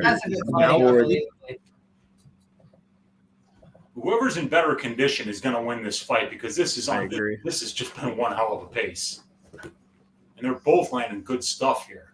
I think both guys can keep a pretty good pace, too. I think that's why it's just been such a war of attrition.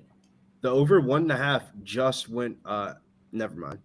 Wait, yeah, over 1.5 just went off the mark. Dude, that's crazy that this fight feels like it's been on way longer than that. You might have just good scramble. What time are you guys at? 2:16. Okay, I'm right there. Elder's taking over, though, getting the takedown, getting the clinch control time, landing the shots on the feet here. Momentum. Sadikov's bleeding from his eye, and he thought it was an eye poke. The referee did not give it to him. Nice overhand. Good body work.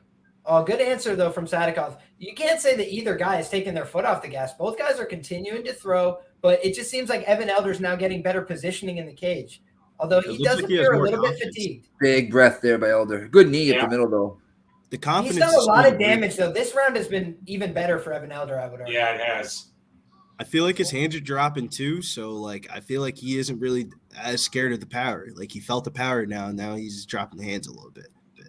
He's still calling that out. He's getting popped though from dropping the hands a little bit now. Ooh, nice right there by. That was the best shot of the fight, I think, for Saikov. He did a good job. That's what I'm saying, dude. He went backwards after that a little bit. Oh, his legs are a little bit. Might be a little hurt here. Nope. Yeah, I think so. Good body work. He's got to wrestle. He looks tired, man. Yeah, got to wrestle. The weight cut. 1 minute mark. Nice left. Saikov easy takedown. Saikov gets the takedown. What a fight! What a fight! You think that wins him back the round? Well, I don't know. He's got to do very something. Close, man. I have no idea what just happened there. The second round's way closer than the first.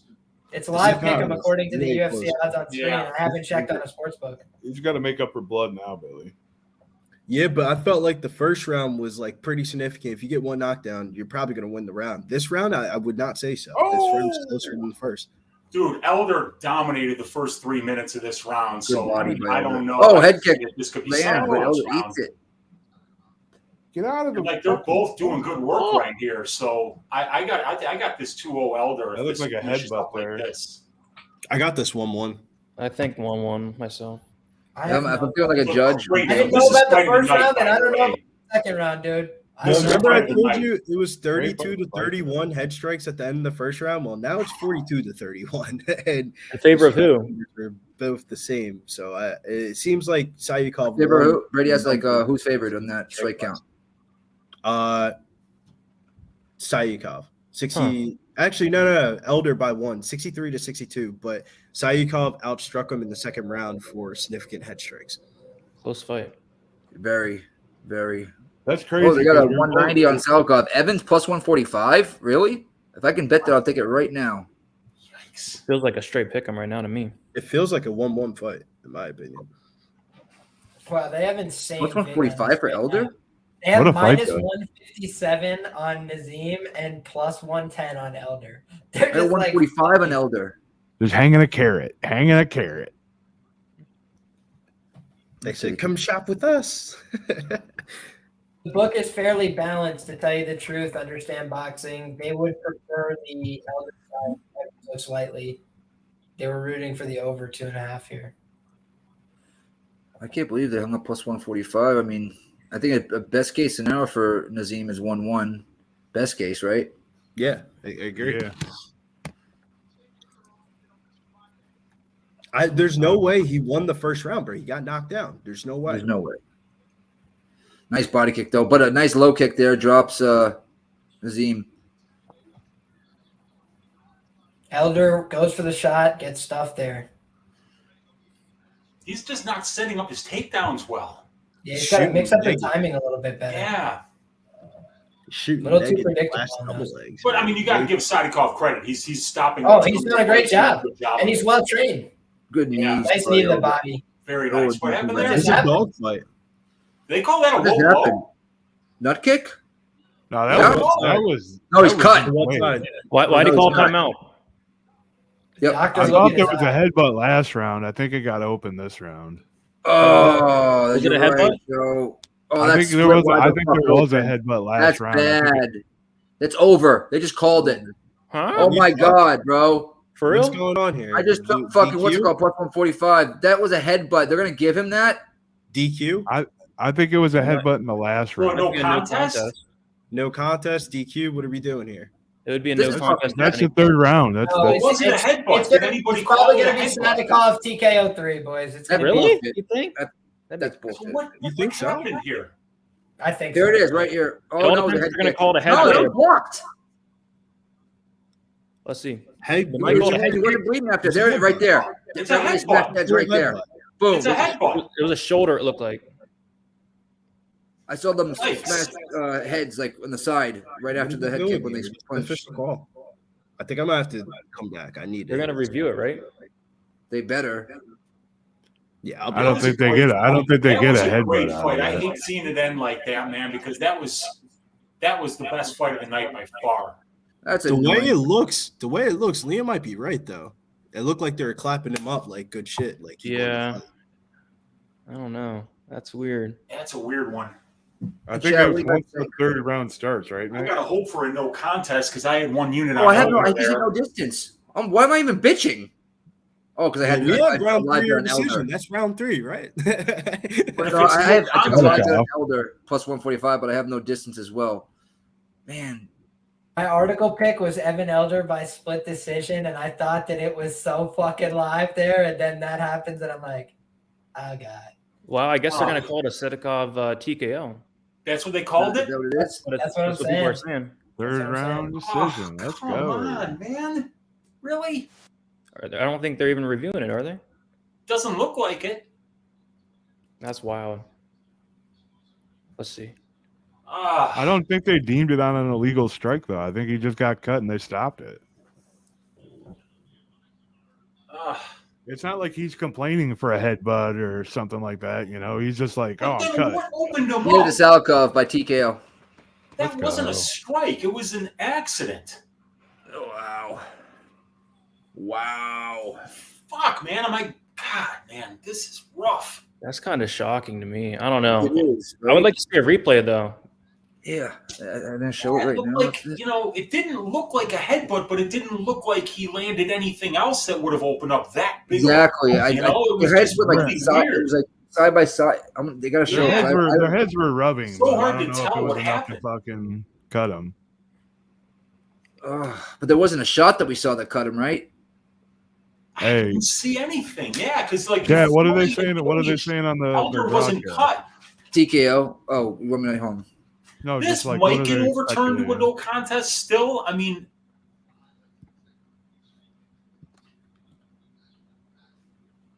that's not what. On the replay, I think it's from the knee, boys. It's a fucking knee. It was the knee. The knee right to his fucking fucking eyeball, knee. and he got busted. But up. why isn't he opened up there? He's not opened up yet. Nope, he's not opened up there yet. Nope. And that was to the jaw. There's the knee. He's not opened up after the knee either. Yeah. That's weird. He wasn't opened up after the knee either. What do you think? The small little headbutt clash? Maybe he opened it up after it was WWE shit where he cut it himself. I have no idea what happened there. God damn, I'd love it. I'd love for them to run that back because that was such a good fight. Yeah. But big ups to both of those They guys. just love beating the shit out of this guy, Evan Elder. They're like, go back in there and take those punches again, young man. Wow. We got to get him a pillow-fisted grappler in his next one. Shout Just out to give Iron this Eagle guy for a the break. $2 dono. He's been having a tough going in Iron the Eagle. UFC, dude. They're like, yo, you want to get beat up tonight? It's tough. Sadikov came in here looking physically like $1 million. Didn't see that. Wow. Huh. What's up, Zo? Zo. What up? Uh, It's a shame that fight ended that way. Especially Jim for my Miller bankroll, too. man. Damn it.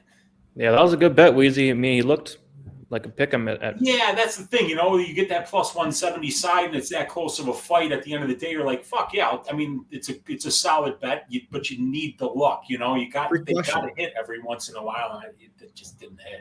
So, would you get Jim Miller round 2 at? Plus 1,000.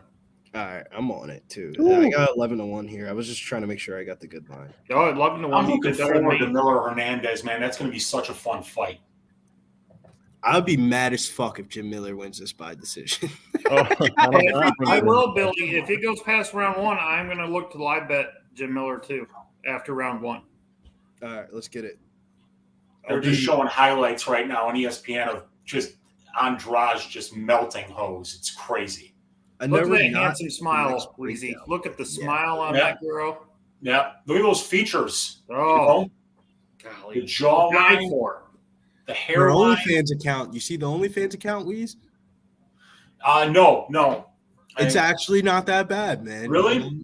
She puts us all to shame, Billy. We're all just trying to. For Jessica Andrade, your expectation level's very low. It wasn't that bad. Hey, let these fighters make a ton of money on OnlyFans. As long as they're making money, they need to get paid for doing this. Whether it's from the UFC or not, I support any of these fighters making money in whatever way they want to try it. So, guys, I have an OnlyFans, but it's feet pics only, and it's only the pinky toe. So, Why are you on Feet Finder then? Hey, dude, you know what? Sometimes you go for that niche market, man. You get that niche market. That's all you need. You're set for life. You do what you do best. Market, just the pinky toe. Feet Finder. So Billy's been on Feet Finder, guys. It looks like I have never heard of that. I know what Feet Finder is. No, yes, I do know what it is. I go on TikTok. Is that really a thing? Feet Finder. They did a lot of fucking money. But it sounds hilarious. Look it up. Feetfinder.com. Man, that's wild. It sure is. I'm not going to look that up either. You got a wife. We got Jim Miller, Alexander Hernandez coming up, man. We got much better stuff. Unless it's Jessica Andrade's feet, then we're talking. You want the link? God, this main event. They're at it like over here. Kay Hansen, though, #1 OnlyFans account. That shit is actually gas.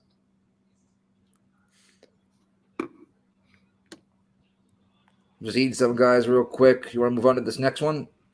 Yeah, I'll start it up. I tailed Zoe on Jim Miller round 2. I bet Jim Miller by submission plus 500. Jim Miller round 2, 11-1. And I'm going to wait. Zoe broke down this one. There you are, Zoe.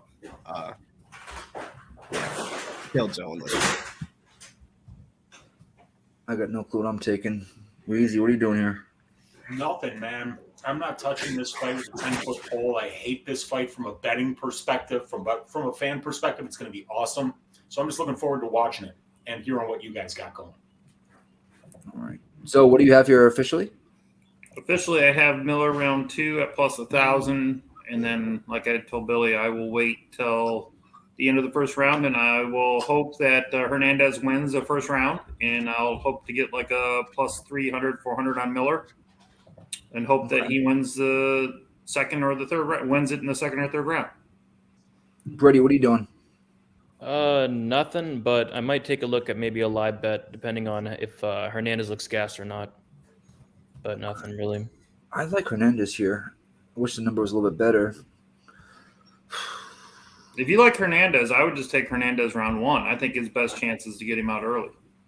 I'm looking for a parlay piece. You know one thing that stood out to me? Hernandez has 3 knockout losses, and the knockout is like plus 1,000. And Jim Miller's been talking about the fact, he's like, there's a lot of guys that can stick around. He's like, but how many guys stick around and fight like I fight and get knockouts at this age? And I was like, good point, Jim. Knocking out the young guys, knocking out Nicholas Moto, who's like a guy who likes to swing and bang on the feet. And how would you pay out this big underdog who's public and scoop the public still? Jimmy Miller by sub? No. Jimmy Miller by knockout, baby. I did back-ended theory I have. I did Hernandez parlayed with Tatiana next week. Minus 150. Okay. Yeah, Tatiana Suarez. Can't wait to see her back. That's going to be fun.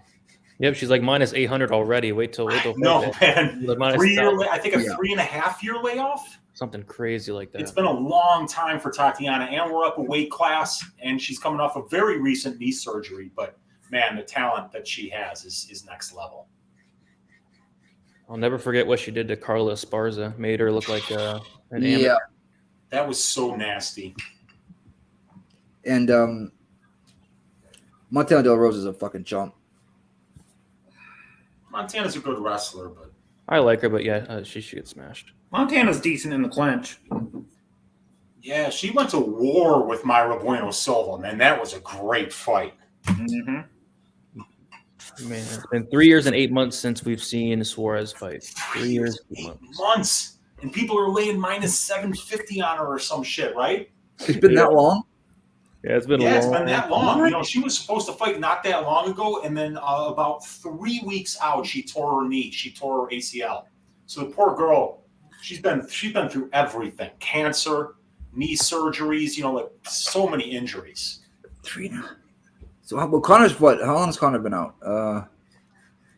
Over 10 months. 10 months, probably. What?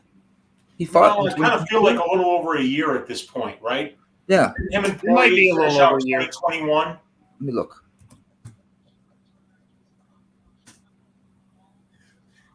He's not getting hit by bicycles these days. I mean, yeah, he is. He can't go a week without being in the news. He's something else. Something else.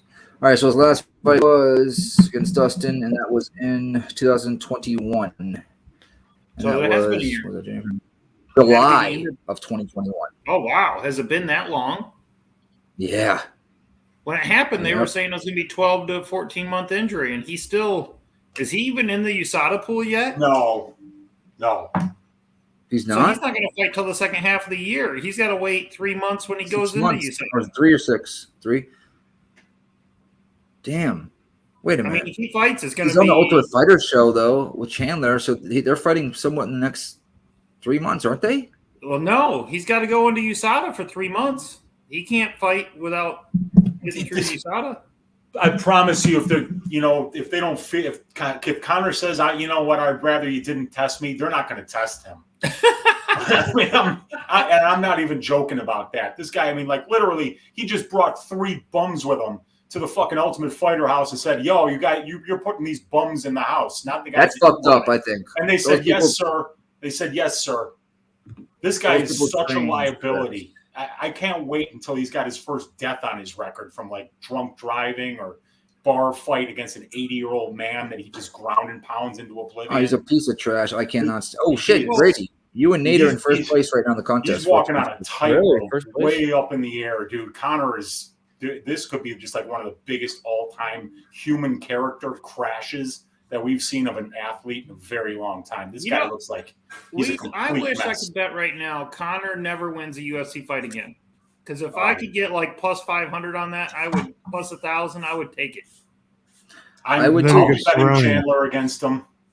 Then you get Cerrone the next fight. They're gonna unretire Cerrone and bring him guys, back. they just released the scorecards for that Evan Elder fight. What do you reckon the scorecards were? 2-0 Elder. I had a 2-0 Elder, but I wouldn't be surprised. 19-19. All 3 scores. Oh my god! I thought they were like, "Yo, stop the fight. We're not paying that. Hold on. Oh, wait. They were like, "Wait a second. His eye is fucked up. Get him out of here." Did you say that Elder was up 2018 on all 3 cards? Yeah.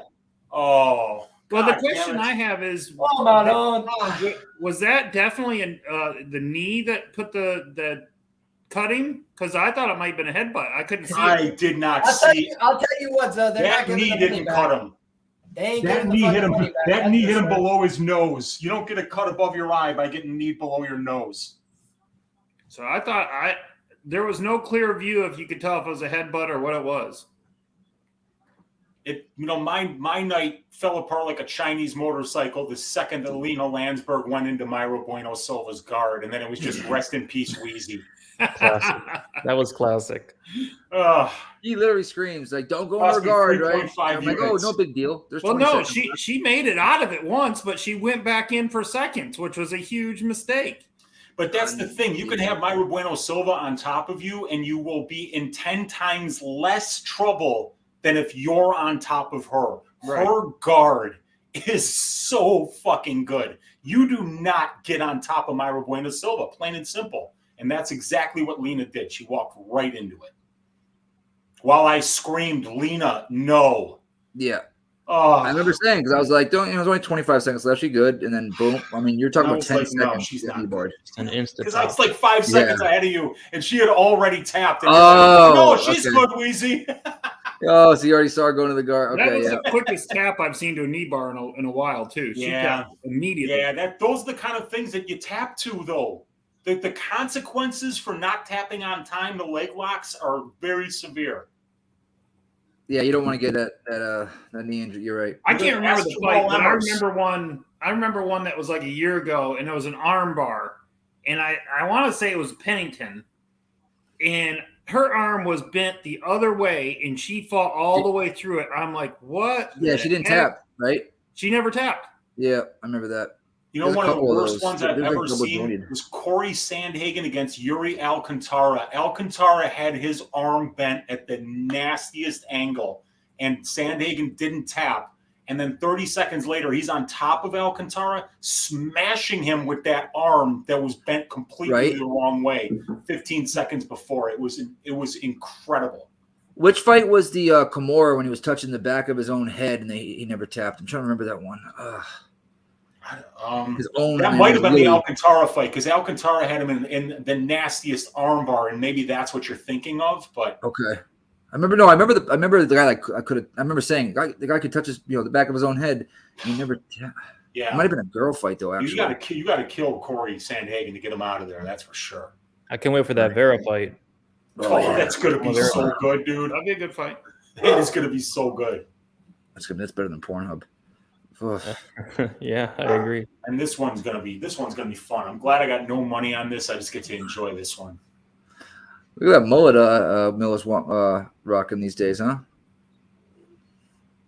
I got Miller 3-and-D. 3 inches deep. That's about it. It's got me beat. Why do you think I'm bragging? Gets in there and gives one side hell. One side. Thank you. Thank you. You can go ahead, girl. You can pick. Damn, Jamal about to be 40. What up, Arbelia? What up, dude? All I got to say, Wheezy, is PSI means something. It sure does. Pounds per square inch. Oh, I get it now. Okay. All right. You figure that one out on your hands. Yeah. Well, I think the only way Hernandez loses this fight is a bad fight IQ. Like what Lina did, going to Jim Miller's guard willingly. Because I know he can beat him on the feet. He's got great wrestling as well. These guys are going to just stand and throw. I can't wait. And I hope it's over quickly so I can take this guy for his walk right here, because that's what he's asking for right now. We've had what? Just one fight go distance? I got to do the same thing as soon as this fight's over, Weezy. My dog. Yeah, man. This guy's like, I'm ready to go. And he loves watching fights. So. Yeah, I got to jump a deuce, man. Say hey, everybody. Yeah, just one fight so far went the distance, right? Yes, only one. The Emmers fight. Yeah, surprisingly enough. Does Miller get slept here, or is he gonna? I think just Hernandez should stay on the feet here at Miller and just beat him on the feet. Just do not engage in the ground with him. Oh, Herb Dean's reffing. Uh-oh. Oh, I love that. I love that, Brady. Herb Dean. Fucking shit. Best of all time. All time. Whatever happened to is it Merculata? No. I'll get after this. Here we go. Round one. 45. What time? 54. 453. You're behind. I'm at 45. I just freaking refreshed it too. What do you got? Where is it right now in actual time, you guys? I'm at 38, 37. Okay, that's where I'm at. First punch of the fight just landed for Jim Miller with the left hand. He tries to follow up with a low calf kick to the inside. Now he follows up with a nice left hand that landed. Hernandez comes with an inside low kick. They're facing off with Miller out of the southpaw stance. Hernandez fighting out of the orthodox stance. He does appear to have some swelling over his lead left eye already, but he just landed a nice right hand on the counter there against Miller. Hernandez is holding the center of the octagon right now. There appears to have been a foul. Herb Dean is assessing an eye poke, and he believes that there was one, so he grants it to Jim Miller, who's shaking out his eye. No replay so far. I did not see it in real time, but not to say it didn't happen. Herb saw it, looks like. Yeah, Miller didn't even complain about it. He's like, hey, Miller, you got eye poked, bud. You got to stop. He's like, hold on, take a second here, buddy. 4-minute mark. Yeah, Miller was confused because when he started MMA, eye pokes were allowed. Oh, beautiful inside low kick. Just kicked Alexander Hernandez right out of his stance.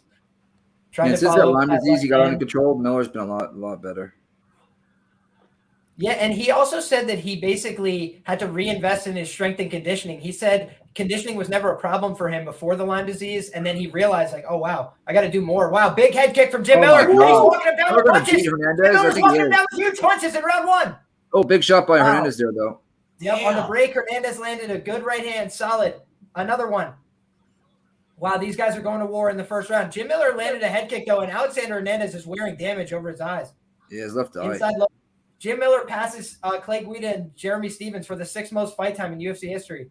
What a legend. Right. All he had to do is just wait a little. I was like, I'm just going to get this right now. Ooh. Miller's looking good knee to the body on the counter from Alexander Hernandez. That was a good move from him. Tries to follow it up with a jab that comes well short. Jim Miller, good looping hook, but he paid for it with a calf kick. Nice front kick to the face from Jim Miller. What is this, Karate Kid? I love you, Jim. What a legend. Jim Miller. Oh, he just swarmed him with a bunch of big shots. He caught him with one, too. He just ate a big right hand on the return. Both guys. What a card. Punishment. Car crash kind of fight. Damn. Middle kick from Hernandez. Jim Miller looks a lot better in terms of the damage. He just blasted him back with the left hand again. I talked about Jim Miller said he wants to come out here and win by knockout. He's fighting like a man right now. He just got hit with a big high kick. Yeah. Big high kick from and he just landed a big right hook. Both guys appeared wobbled briefly. Wow. and they're standing in the pocket. No give from either man. This is a Is fight. Hernandez going to shoot for a takedown here and get choked out? Like, that's what I'm thinking. I'm still saying this should have been the co-main event. I mean, I completely agree with you. Completely. Oh, Jim Miller just ate a right hand, but he landed a left. Well, left just He's swarming with these right hooks over the top. Hernandez got to be careful of those. Now he goes middle kick. That was a weird collision there. Not really sure what landed. They both kind of punched past each other a little bit. Jim just nice left by Hernandez. Yep, Hernandez, good connection. Jim just missed with his follow-up. Neither guy landed on that punching exchange. What's the red behind Hernandez's right ear? He got hit with a high kick from Jim Miller that blasted him, and he just got hit with another one. Oof, that was close. He's ducking. He kind of leaned into. He kind of leans down away from the right hook. So Jim Miller's trying to educate him to lean away from the right hook and then punish him with that big kick upstairs. He just landed a nice right hook, big uppercut, left hand. Jim Miller's swarming a little bit. Wow. He's got Hernandez on the back foot. Another big left hand connection from Jim Miller. I like that left, though, that Hernandez throw. 8-10, left hands. What a legend. This is a crazy fight. Crazy I like pace. the pressure that he's applying here to Hernandez, not letting him get his breath. That's what you got to do to Hernandez. Nice high kick again from Jim Miller. He's trying to walk him down. Good jab from Hernandez to answer. Nice right hand to follow it up. Behind a 1-2. Tried to put an uppercut behind it, parried by Jim Miller. Jim Miller checks the low kick. Nicely done. Hernandez is talking to him, it looked like. That's interesting. Inside low kick. Hernandez doesn't like it. Nut kick. That looked like a cup cracker right there. Yeah, that was straight nuts. Oh, glad I didn't You know what we call that? A savvy vet move. The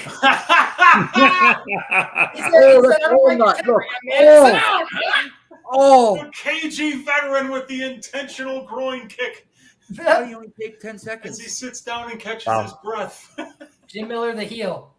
He just heel turned. He kicks him right in the nuts. That was straight nut. The double poke to the eye, like Captain Dynamo or whatever the hell that guy's name was. Or Captain Insano, that's what it is. Another nice check by Miller. You guys that had Waterboy went high with that your one. bingo card, go ahead and check that off. All right, moved to round 2. Did I tell you guys my dad's worker won $1 million on a $50 scratch off last week? What do you win? $1 million. How much? $1 million. Goodness. Who did? My dad's foreman. My dad's worker. He lives in the trailer park. Not anymore. Well, he's moving soon. But yeah, he took $800,000 right away. $200,000 in taxes. Jeez. Miller's minus 170 now. I can't bet it. I'd go the other way. If I Okay. Hernandez is plus has 130. tended to win his fights in round 1 or taper off a little bit. Yeah, Nunez says Captain Insano. Thank you. I did fix myself, but Captain Dynamo was just not correct. But I think that, man, Captain both Insano guys look like they showed a little bit of damage, a little bit of fatigue. But Jim Miller's been getting a lot of round 2 finishes. Hernandez has been put away in round 2 on a number of occasions in his career. I saw him by knockout, so it's a great fight. Great fight. my internet's not doing good. Does Miller take I'm it to the ground? so mad. I'm so mad. I looked at the scorecards. Evan Elder was up on all 3 judges' scorecards 10-9. Yep. We were discussing. Unlucky. What? Oh my God. They pulled the old. We're not going to the judges' scorecards tonight. Let's get this over with. I'm so mad. They were like, screw what the judges have to say about this. Between We the have our own rounds. opinion. Oh, good right by Hernandez there. Come on, Jim Miller. Come on, Miller. We need to finish. Oh, he went for a takedown there, unable to secure it. Now he's going to pressure him with these takedowns, unable to secure it. Hernandez looks kind of fresh here, a lot fresher than I expected. Yes. Nice straight right down the pipe. That hurt Miller. Maybe fight that in round 2 is the bet.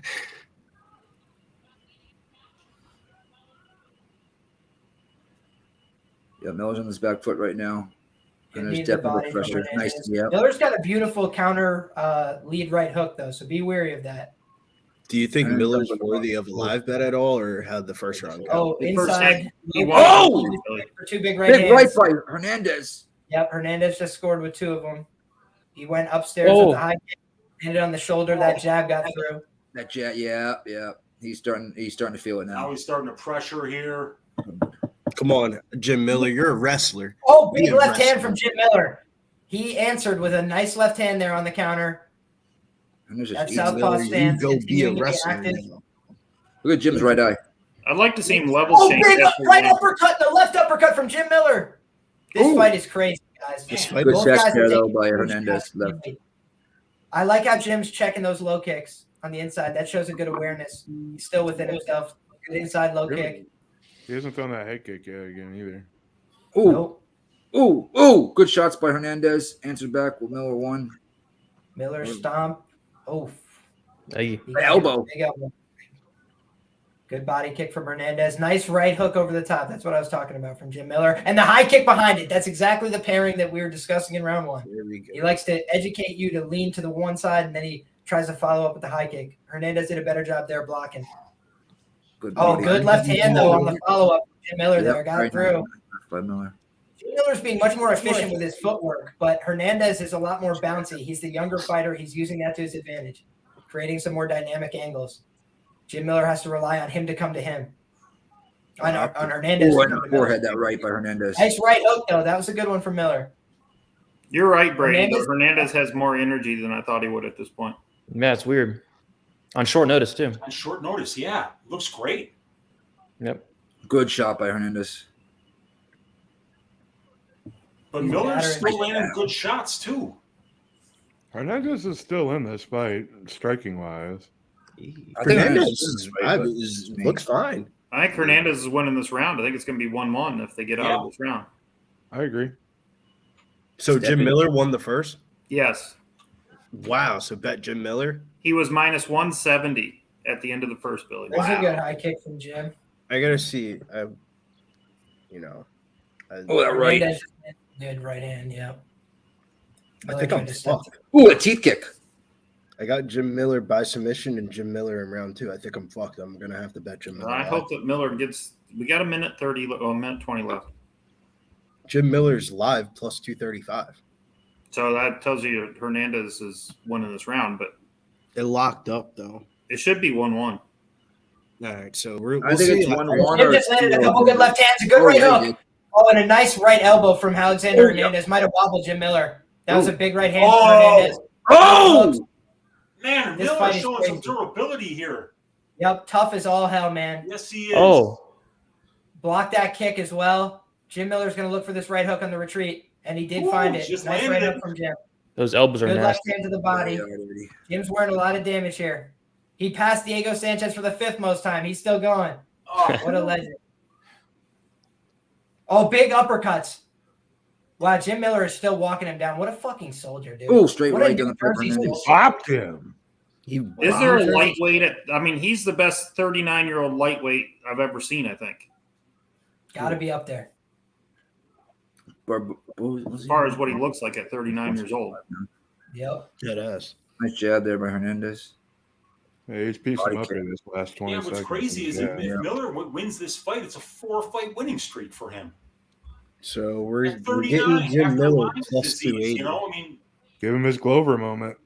If he's plus 280, Dude, Billy, I yeah. might put a little shekel on it. Are we putting a little shekel on it here? Are we doing it? Because I think that he, the problem I don't that got I have my mind is for it. I You think guys- Alex Hernandez might be the fresher fighter, but I'm Oh, he all definitely for is. Miller. I don't think that line's correct. Alex Hernandez should not be a minus 400. it should be 1-1. I got plus 225. I had 225 as well. I'm just going to I throw got 280. $20 on 255 now. 255. I'm going to throw $20 on it. I'm getting plus 300 now.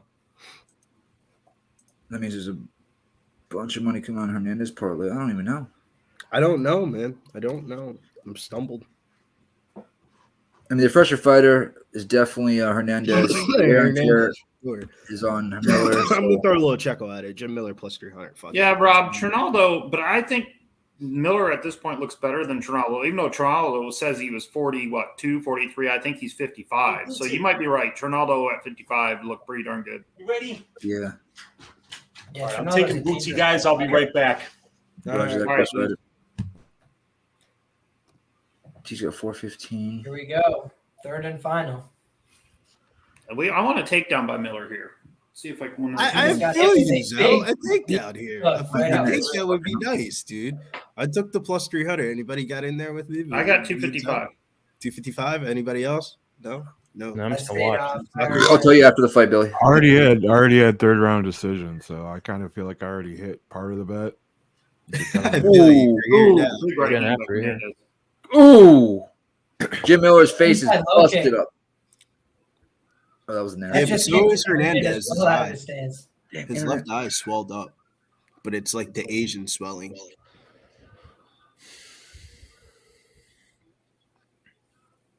Come on, Miller. Change. Look at Jim staying in the pocket with this man. What a fucking soldier. Jim Miller's a fucking soldier. Beautiful left. Nice shot. Look at these nice shot, Jim. Take him down. Jim just racked him. Oh, you hurt him. Jim just racked him. Let's go. Oh my God, Jim Miller guillotine. Oh my God. Come on, finish him. Cash it for all the money, please. Jim. No, don't rub me the wrong way, Jim. Oh my God. What a fight. What a fight, man. Come on, Jim. One more big inside low kick and then punch him right in his face. Yeah. He just needs enough gas tank to last just 3 minutes. Yeah, one more inside low kick. Knock him off his stance. Yeah. He can't stand over. Yeah. Come on, Jim. Jim, 2 more. He don't want to stand up no more. Goodness. Beautiful leg kick. Come on, Jim. Assassinate his legs. Come on, Jim. Take out his legs right now. Come on, Jimmy. Come on, Jimmy. He's Jimmy built on a house of cards right now, Jim. He's on a house of cards, Jim. Jim, low kick him to death, Jim. Low kick him to death, Jim. Right One on more the low knee. kick, Jim. Oh, don't stand there. You can't do that. Yeah, not that. That was a nice 3-punch combo by Hernandez. Go high with that kick now. Go high with that kick. Good left hand from Jim Miller. You already caught him once. This is the Jim Miller commentary track. Y'all handle the rest. This is Jim Miller. This is like Jim Miller. Good elbow on the inside. Prime. That uppercut couldn't have landed if he threw it 3 times. You're telling me this man's 39. He doesn't look like it at all. In this my God. Jim Miller, greasy split. Come on, Jim. Come on, Jim. Strikes are dead even this round. Dead even. Come on, Jim, you son of a bitch. Take him down with a low kick. If you can't take him down with a takedown, take him down with a low kick. Inside low kick, Jim. Let me get a high Inside kick. low kick, Jim.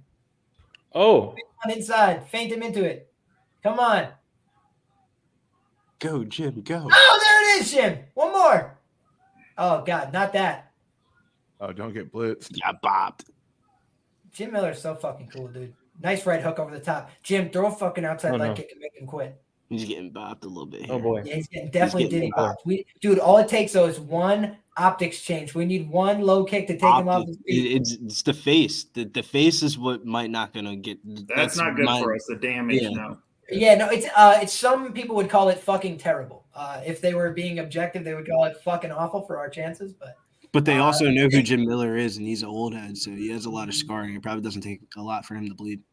Well, dude, also, if you could imagine who's in the crowd right now, probably everybody in there is like, Jim. Dude, can you imagine, dude? He's going strike for strike with Alex Hernandez right now. Like, what's up? Yo, he's got to go for this inside low kick, though. And take this is a 5-round fight. Jim Miller might come on, blast him off his feet. Tell the young guys. That was a big, deep breath. But I give it to Alex for short notice to have this kind of gas tank. I did not see that coming.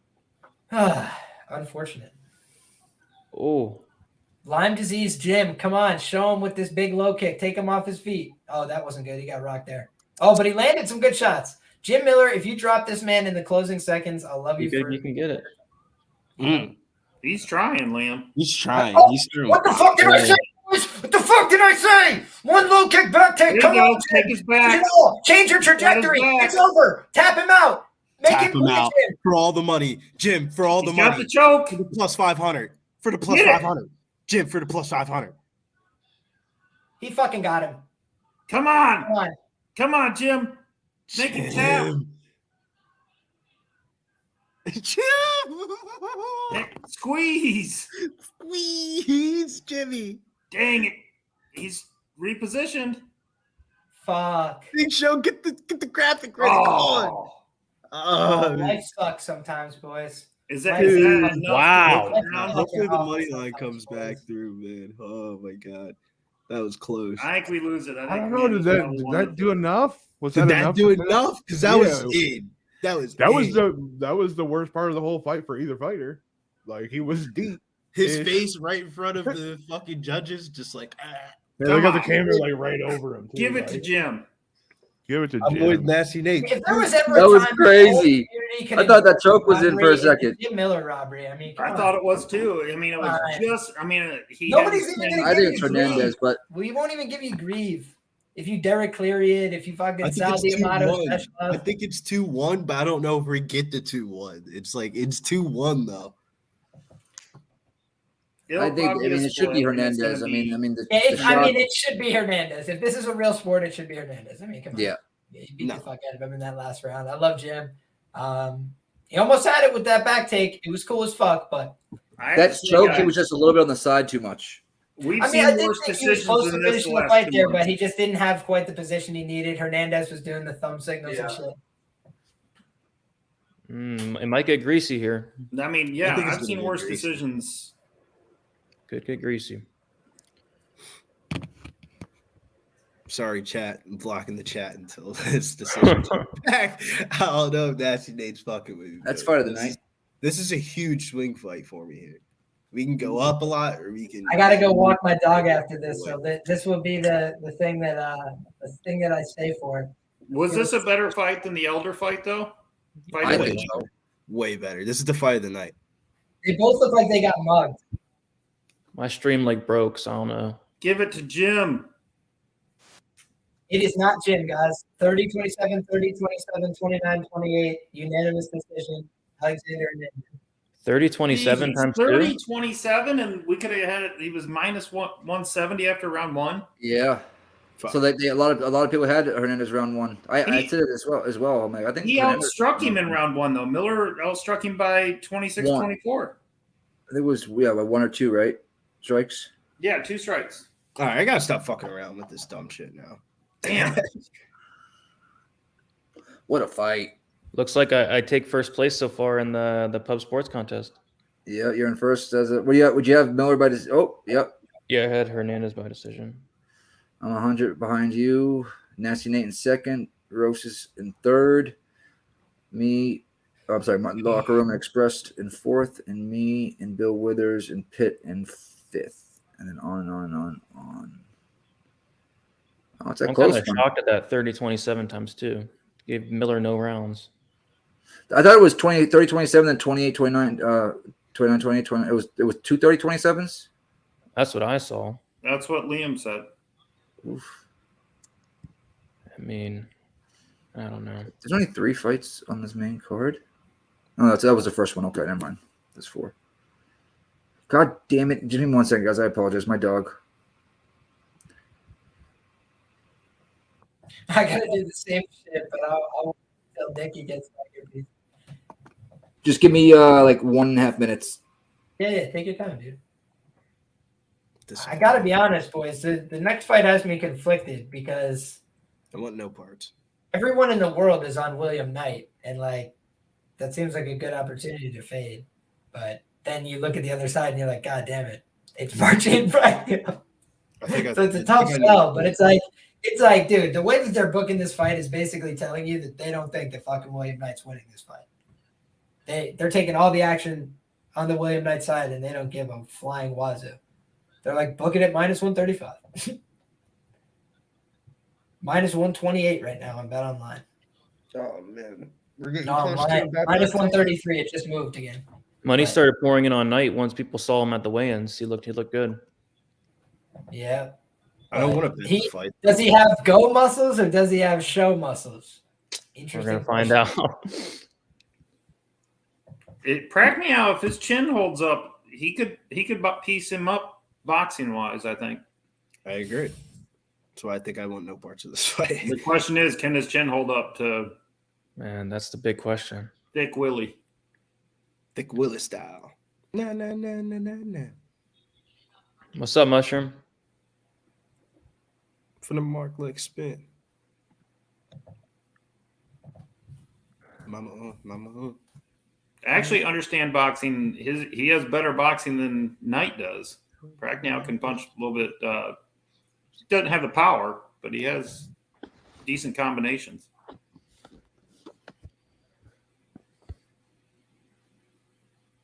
I mean, I'll start off in this. I don't have a bet on either side. I just don't. This is not a fight I want to bet. But I'm off. I got my first bet of the night coming up. Mac McClung dunk competition starts in, I think, 10 or 15 minutes. All right. Billy, do you have anything on this? No, I got Mac McClung dunk competition, though. Okay. All right. Well, then, Brady, you do anything here? Yeah, I don't feel great about it because I don't think both guys are that great. But I took the under. I think somebody probably lands something at some point. Okay. All right. Liam? I don't have any bets on this fight, but I had considered betting on Prachnio and or the over here to be contrarian. The thing is, I just can't really get there because he stinks so bad. But it just seems like Knight is potentially a mush side this week. Doesn't give me good feelings there. But I think Gerardo hit the nail on the head. I mean, he's very live to win this fight by knockout. Marcin Prachnio's got a pretty bad chin, but I also think people maybe underrate the fact that William Knight doesn't have a great chin. You know, he's been dropped regionally. He's been dropped in the UFC. Kind of just checked out when he got hit with big punches against Devin Clark, like one of the least known finishers in the light heavyweight division. Yeah, so I was just like, literally. That's always going to be a concern for me. Yeah. Nikki, you do anything here, Nikki? Yeah, I'm gonna take the. Let me see if I can get a better line here. Minus 192, no distance on BetDSI. See, I don't parlay that fight doesn't go the distance if I can find something decent to parlay it to. Oh, you know what? Suarez. Let me see if I can do that. Jamal Pogues. Does everybody think that Pogues can win that fight? I mean, that's another fight I don't have anything on. I'm on Jamal Pogues. I have a small bet on Pogues by sub there. Minus 139 with Suarez in there with no distance. I think I'm in, man. No distance connected with Jamal Pogues, minus 107. Because I know 2.5 minutes with these dudes. I get plus 108, Billy. Pogues is 260 and fight doesn't go distance. I have it 200. I got fight doesn't go to distance minus 240 and Jamal Pogues. All right. I'm Smash that like, guys. What'd you say, Show? I said Man United plays tomorrow if you need a piece, so. I just went with Pogues. Pogues with this fight doesn't go the distance what I did. I think I agree with Brady. I think Knight's chin's not that great. Somebody's got to somebody's got to go to sleep. Yeah, Knight got knocked out by Devin Clark. That's enough said there. Brady, what's your next 3 fights on the contest? What do you have? I have William Knight, Pogues, and then who's to come in? Oh, I think Jordan Wright for the big upset. Oh, that one might get him. If he goes down to wrestle, I want to see Brady's face if he goes for the takedown. I want to see what Brady does. The chat's got to pick it up. The chat's got to pick it up. We do this contest for you guys, man. You guys got to come beat us.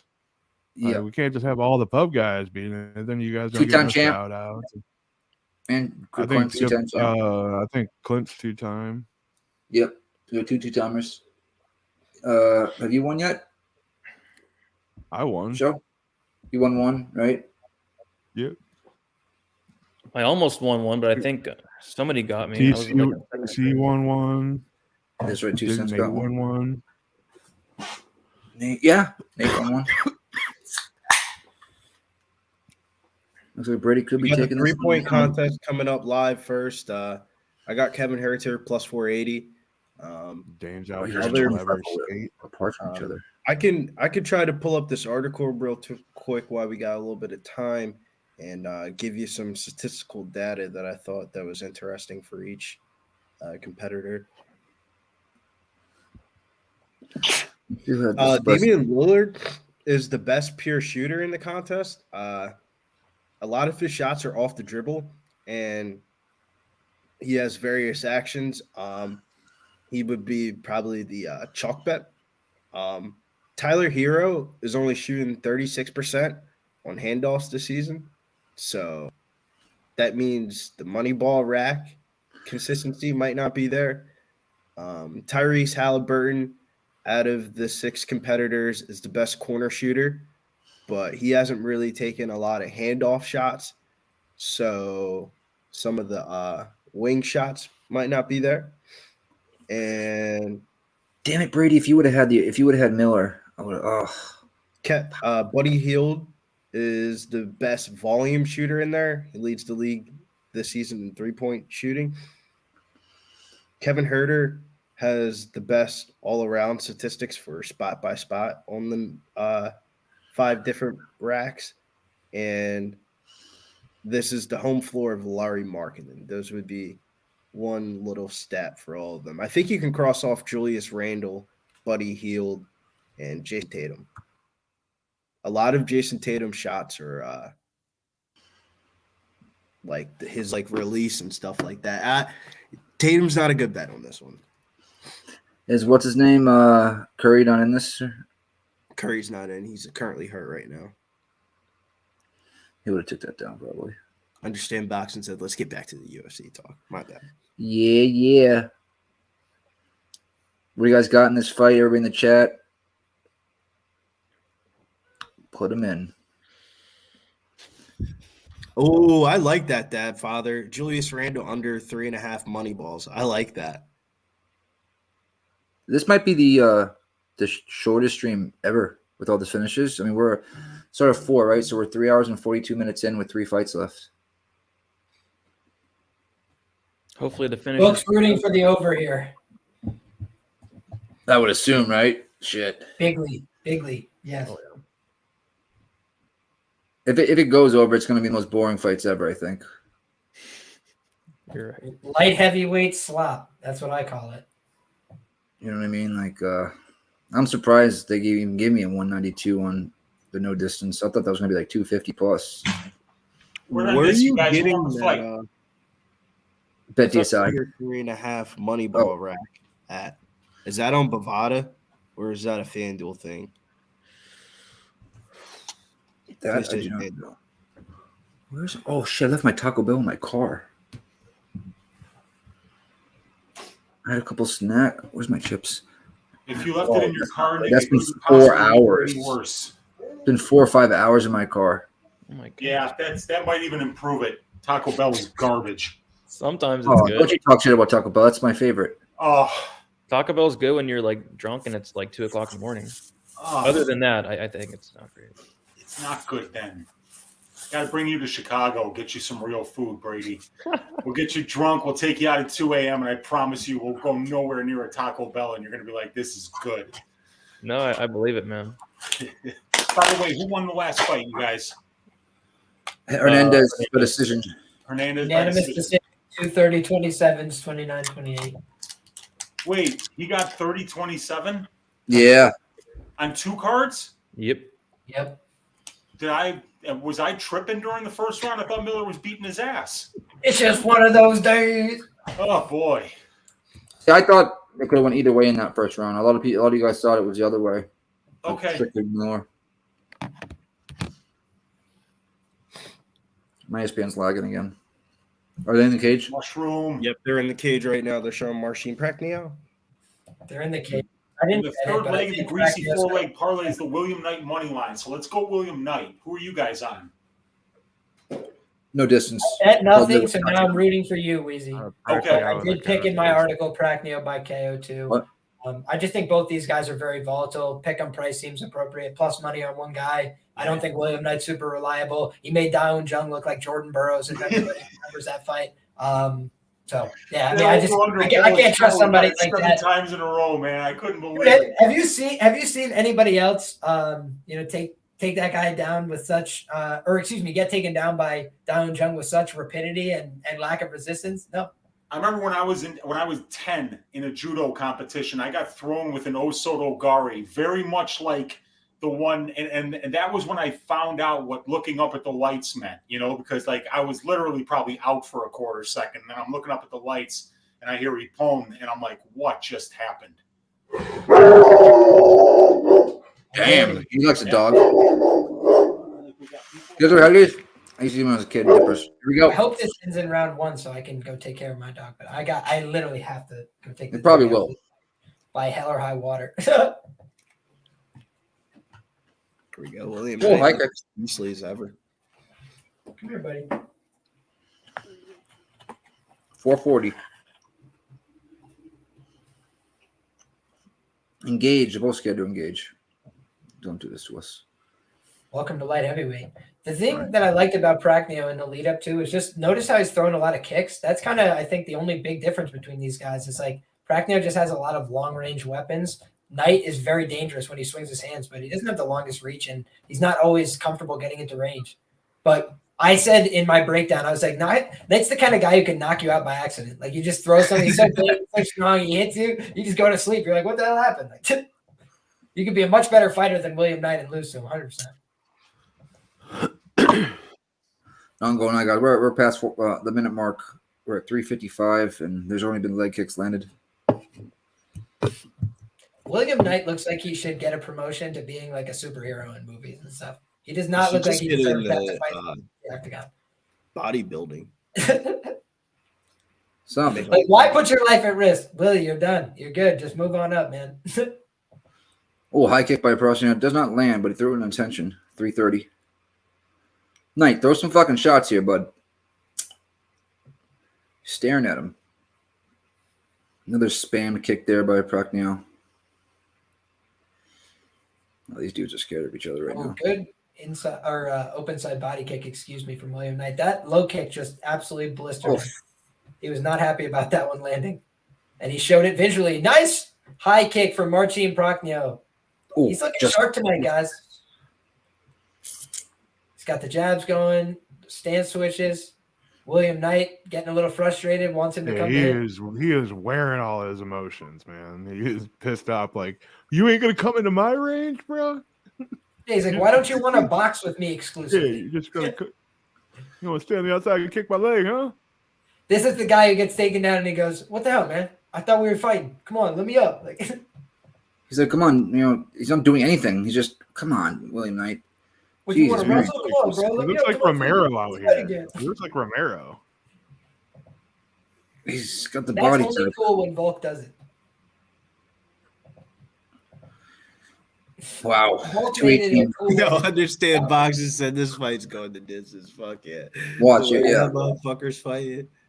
See, understand, Boxing. You're right about that. That's why I said Knight does not have the technique. I think Marcin's at a significant technique advantage, but just in terms of their natural gifts, Knight has knocked guys out off balance before because he's just so strong. He just lands on people and they go to sleep because he's built like a freaking tractor trailer. Brick shithouse. Yep. Although his legs are getting torched by Marcin Prachnio. And I don't think either one of these guys have landed an overhand right yet, right? Prachnio did. Did he? He landed it right? I think Prachnio's landed a couple decent punches, but most of his activity's been kicks. And what I think has been kind of cool is he's even thrown a couple kicks that were non-committal. Like, he just threw up a couple high kicks that were very soft, slapping, just to give Knight more things to think about. If there was a crowd, they'd be getting booed like a son bitch right now. For sure. Man, Knight is just getting picked apart. I'm just worried about Prachnio fucking his own foot up. Like, if he's just gonna stand there, he's gonna catch it one time when it's like really planted and actually fucking kind of get checked. I would say William Knight's lower body looks normal. It's just the arms and his chest that looks huge. This is crazy. 50 seconds left. Well, when you can fight at range and know the guy is not going to try to catch your kick, he's going to try to counter with a hook or something. Like, he's just going to. It's a small cage too. It's like you'd think William Knight would have a little bit of advantage with a small cage. 30 seconds left. Blocked on the elbow, kick by Prachnio. Yeah, it's a lot like being able to dump. Absolutely torched with leg kicks in this fight. He's not going to be able to stand in round 2 if this continues. Jesus, Mary and Joseph. Because his only answer is to lift one leg, and you guys notice Prachnio's waiting for him to lift it and then kicking underneath it on the opposite leg, which is now completely exposed. Because he started check now a little bit, but end of the round. Unbelievable. That was the worst round of the night easily and of a while. I'm going to look and it see was it was pretty clear, too, who won. Yeah. Prachnio kicks. Prachnio's now minus 300. Wow. What do I got? I got minus 250. Where's Tatiana Suarez? What's it going to give me? 8183. Yeah, right. I threw in. Oh, just suspended. I was going to take put Muniz in there too, but yeah, there was nothing about that pace that was going to wear Prachnio out either. If anything, it's going to be late fatigue from fucking kicking something as much as he did. Oof.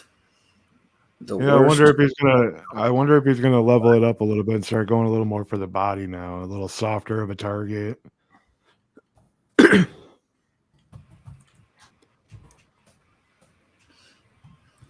you guys all have that 10-9 Prachnio? I couldn't see it. Yeah. Okay. Yeah. Damn. Dude, that was the closest night here. to a 10-8 round where only leg kicks landed because I don't think William Knight did an offensive thing of note in the whole fight. From what I did see, he was doing nothing. He checked one. Oh, he tried to shit. check one. What is going on right now, guys? I think William Knight, because he has the physique of a bodybuilder, is worried that if he throws his hand in a forward motion, he's going to gas the fuck out. So he's just not doing anything instead. High kick just landed for Marcin Prachnio and may have hurt him. William Knight is standing there on one foot like he doesn't want to be in there. Weirdest fight I've ever seen. What the fuck is William Knight doing? This is so what are you doing? This is Has so Knight weird. attempted a takedown yet? No. Knight? No. Yeah. He seriously No, hasn't attempted a takedown? Nothing offensive. He wasn't lying, Weezy. Nothing. Like, I don't think he's landed a single shot. He just I mean, gets Getting kicked in the legs. This is embarrassing for him. Is he on his last fight of his contract? If so, cut his fucking ass.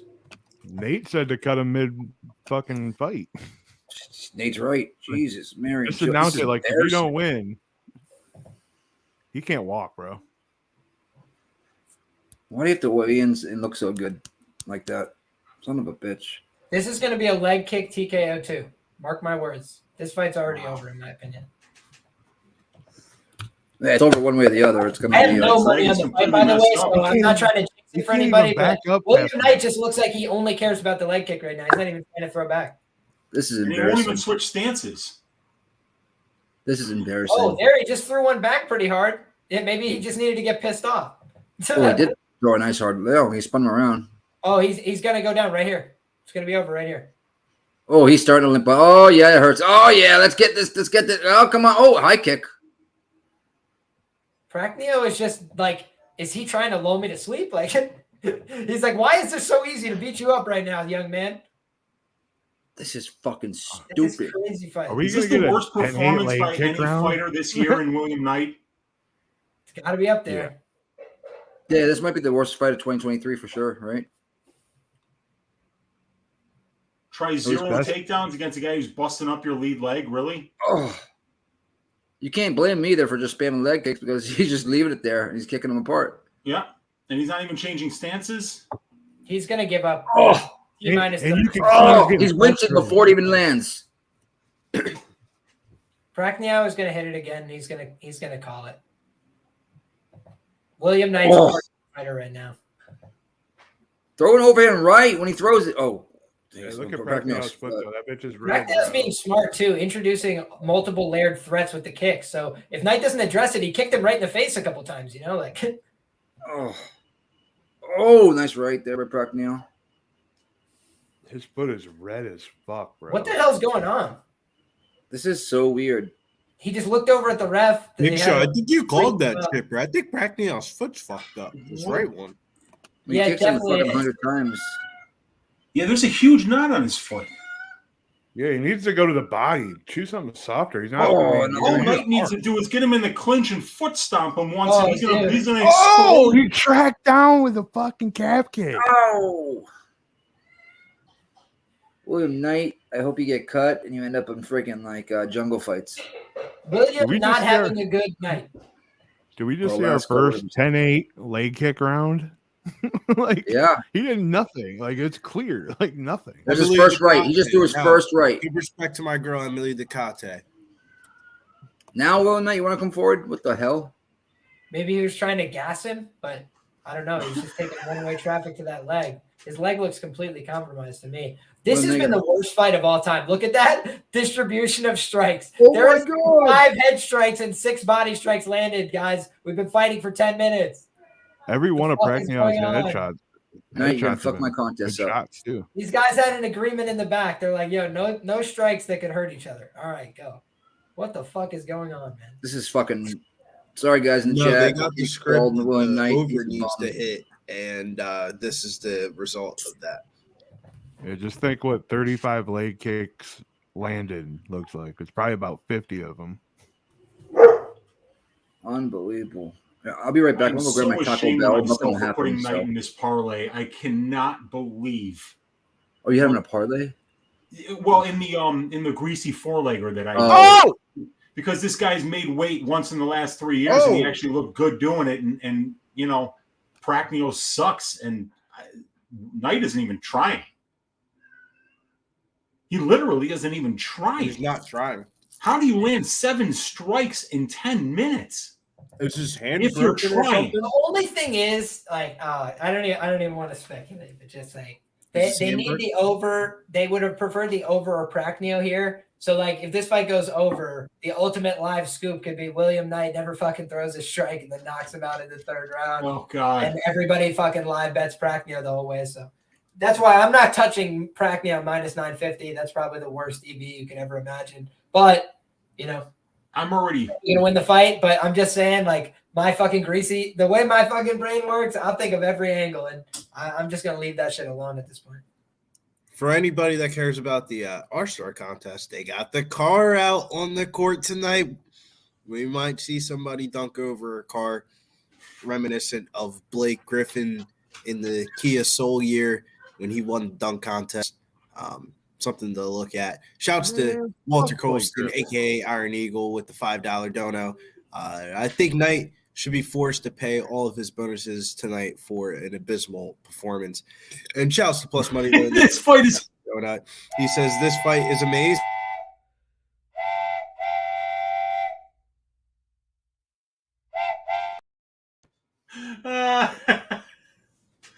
This fight is amazing.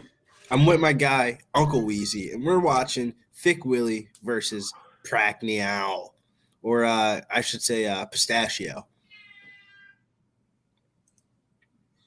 This has got to – I've never seen anything like this.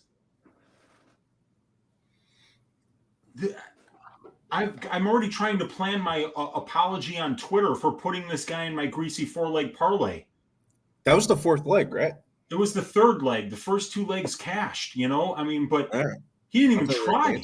You know, you should start dealing with the greasy 4-leg parlay, Weezy. What's round that? Robin it. I didn't hear you, dude. Round robin it. Yeah, you know, because I've been hitting 3 out of 4 legs every damn week. And this is going to be another one, dude. I mean, Knight's still shaking his finger. Dude, throw a punch. This reminds me of Yoel Romero versus Izzy Adesanya. Oh, that's what it reminds me of. Worse, though. That's what I said. Izzy, I think Prachnio's doubled Izzy's leg kicks in that fight. I think Izzy landed like 20 leg kicks, and Yoel didn't throw hardly anything the whole fight. I'm going to have to put on Twitter that when I put Knight in my parlay, I thought it was a bodybuilding competition and not a fight. Maybe people will believe me. Well, he would win a bodybuilding competition for sure. Exactly. And at minus 115, you know, you got to take that. He ain't winning no leg competition tomorrow. This guy tried no takedowns early in the fight. He didn't pressure a kickboxer. But Prachnio, I mean, he's lifting the leg. Can you not hit a right on his chin to knock him out? I mean, he's just standing there like Karate Kid on one leg.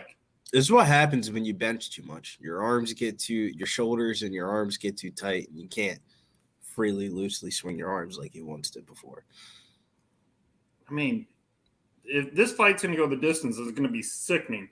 What up, Danny? You got any bets that you want to throw out in the chat? Shouts to our guy, Danny. He bets. He couldn't make it tonight, but he's with us. And cashed over 2.5 if you had it.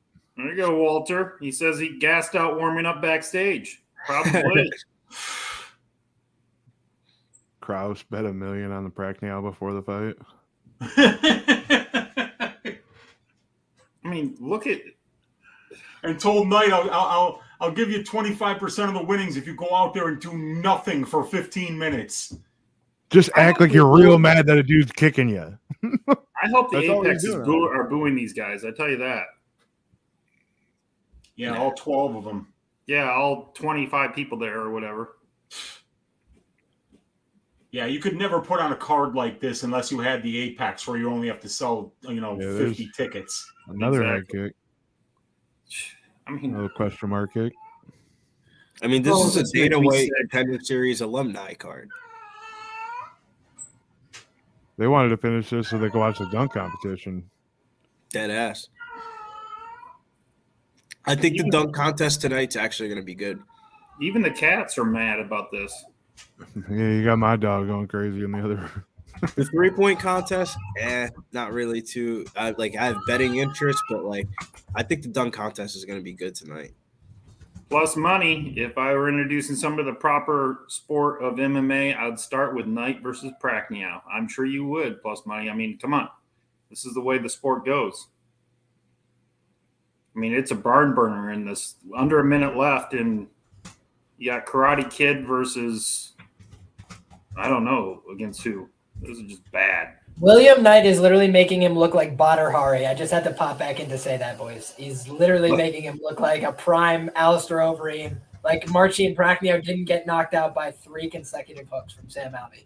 What the fuck is going on? Come on, Prachnio. You got 30 seconds. Why do they have Sean White? I mean, he's not even moving. Can you not land a big punch? He's so afraid of the return punch, but Knight is not throwing anything. Beautiful shadow boxing by Prachnio right now.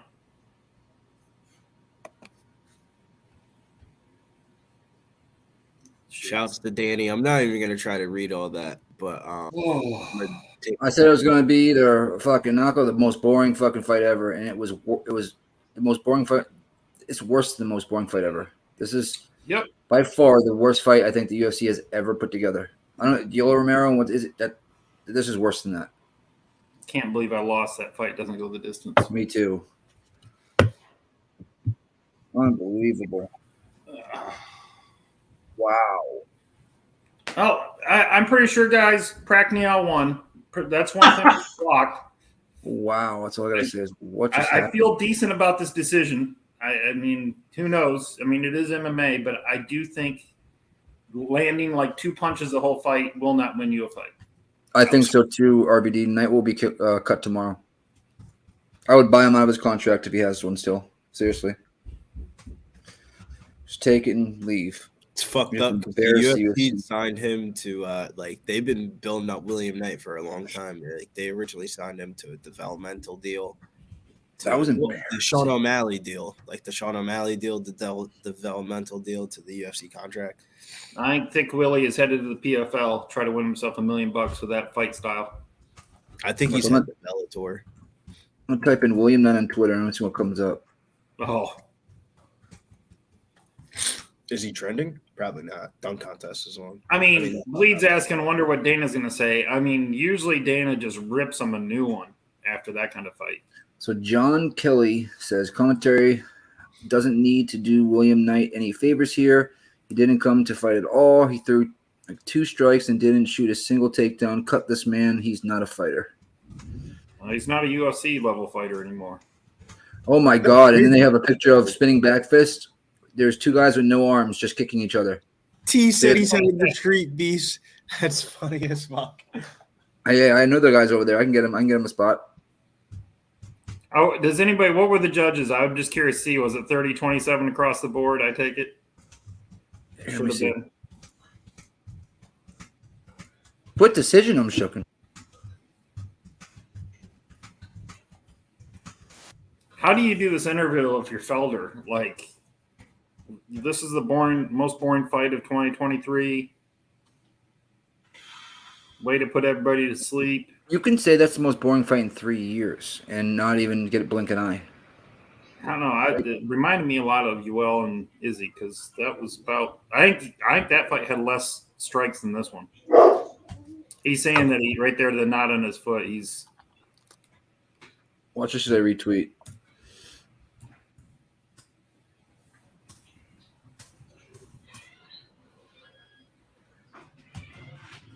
Hey, there you go, Spencer. Way to go. Somebody got Prachnio to start his parlay. There you go, Spencer. Good. Somebody did something. Wow, that's all I gotta say. Spending penny bumps. All right, well, can we go to the next one, guys? Because I'm over talking about that. That was ridiculous. Just checking the standings right now. Nothing really changed. Yeah, it's not a grid yet. All right, Pogues and Parisian. Oh God, two other bums. Billy, what are you doing here? I don't think Jamal Pogues is a bum.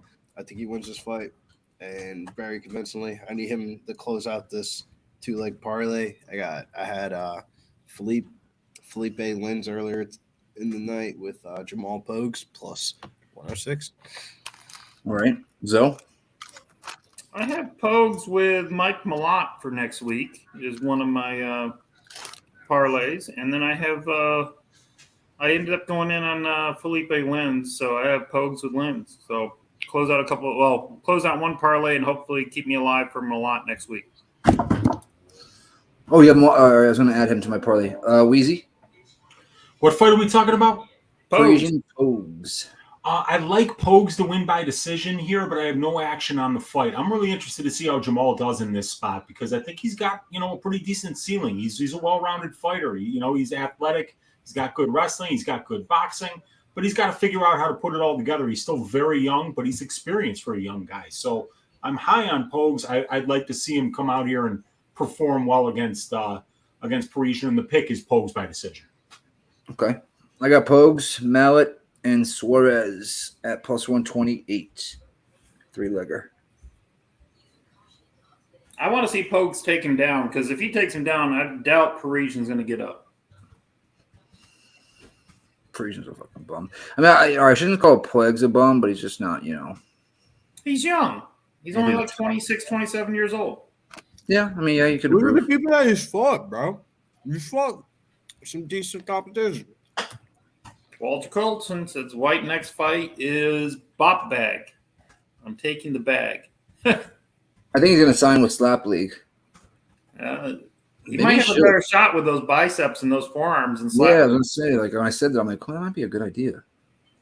Our only question is, can he take the slap? I'm with Joe. I don't think he can take the slap. So Pogues, was it Paul Ronaldo Jr. in Contendo Series? Tim Hilly at LFA. Alex lost. Polizzi. Yeah, lost round 4 against Polizzi. Alex Polizzi's legit. Yeah, that's not the greatest competition. No, I'm looking at his record. All right, and let's look and go over to the region. That's the way to explain it, Gerardo Hernandez. He's green. Alan Bladot lost to Dontel Mays. Beat Roque Martinez. Lost to Paca Porta. You remember Roque Martinez? Kind of, yeah. Remember how bad he was in the UFC? I don't think his career was that long, right? Let me see. Fought during COVID. Yeah, it was in 2021 was his last UFC fight. Yeah, he fought over at Brawl International in 2022. Yep, Parisian was his second to last fight for Martinez. He had 3 L's in a row, looks like. Yep. Romanov, Mays, and Parisian. Martinez lost in a row, and they cut him. They ran a trade on him. This Blanchfield fight, man. I wanted to parlay Andrade but short notice. I don't know. I did not know. What's it at? 4.5 with or 3.5? Under 3.5 minus 155. If you look at Andrade, usually when she loses, 6 out of 9 of her losses are like under 2.5 rounds. Okay. What do you guys got in the chat? What up, Sense? And I also think that gives you the upside of Andrade knocking Blanchfield out early, because I also think that is an outcome that could happen. She wants to get this dumb woman off my screen. Luis Fernandez. I know Pogues. Wheezy thinks by decision. I mean, do you guys think it's not going to be submission? If he's going to be inside the distance, think he'll be. I think it could be submission. I think that's the huge advantage. You think so? Is the wrestling. I'm curious to see what are the odds on submission versus knockout. Before his Contender Series fight, a lot of his fights he wrestled a lot.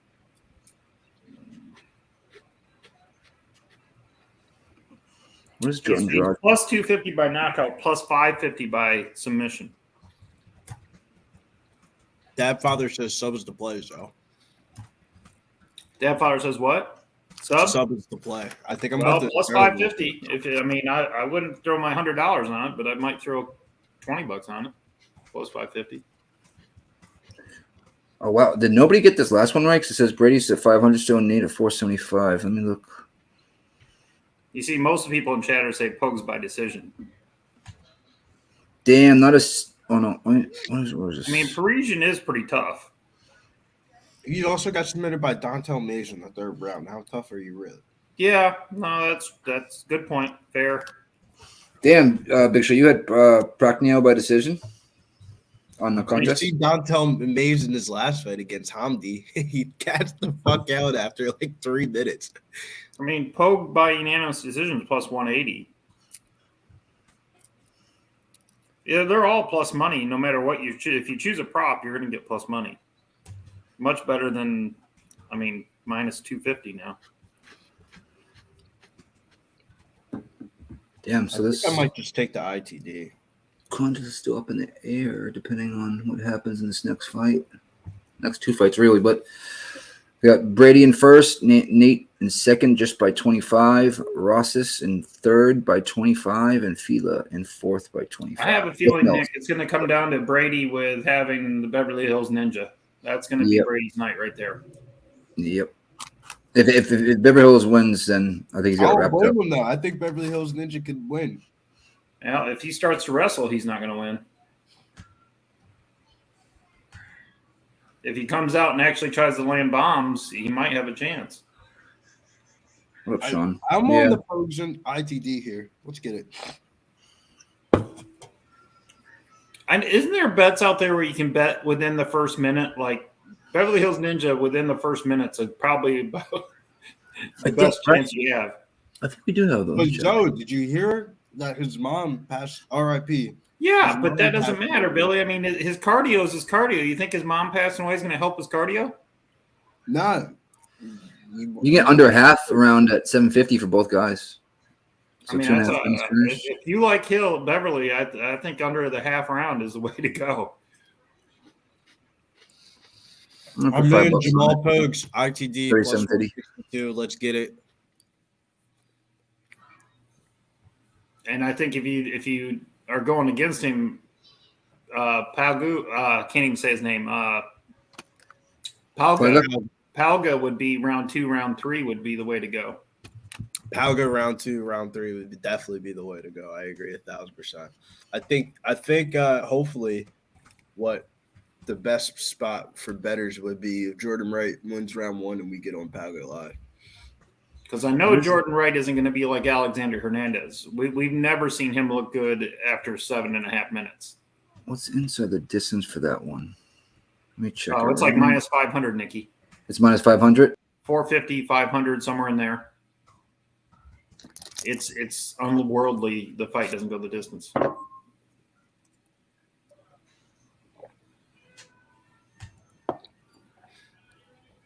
Anybody on the ITD of Jamal Pogues with me? Put it in the chat if you're on the ITD. Let's get it. Oh, Mushroom played Pogues by sub as well. Because I've been a little bit cold here on this main card.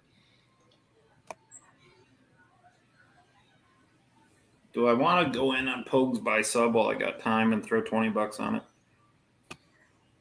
That's the fucked up part, though, isn't it? That they give you all this time in between the fights that you probably shouldn't be betting on. And let's go. I put $20 on the plus 500. What the hell? You only live once.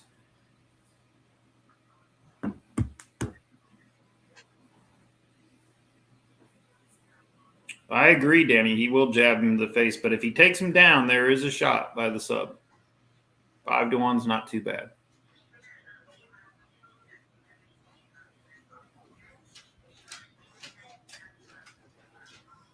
Anybody want to guess on what the excuse is going to be from William Knight for that performance? Is it going to be? Are we going to hear about extreme diarrhea? I was just going to say, that's exactly what I was going to say. Extreme diarrhea. I was thinking diarrhea, maybe food poisoning, maybe like if I threw one punch hard, I knew I was going to shit myself out there. Well, I was thinking the only other one I come up with, Weeze, is my tampon fell out.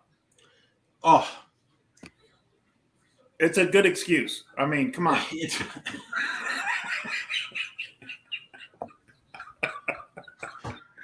I got to tell you, man, I'm really looking forward to a fight that I have no money on, and that is this fight. Let's go. Come on, baby.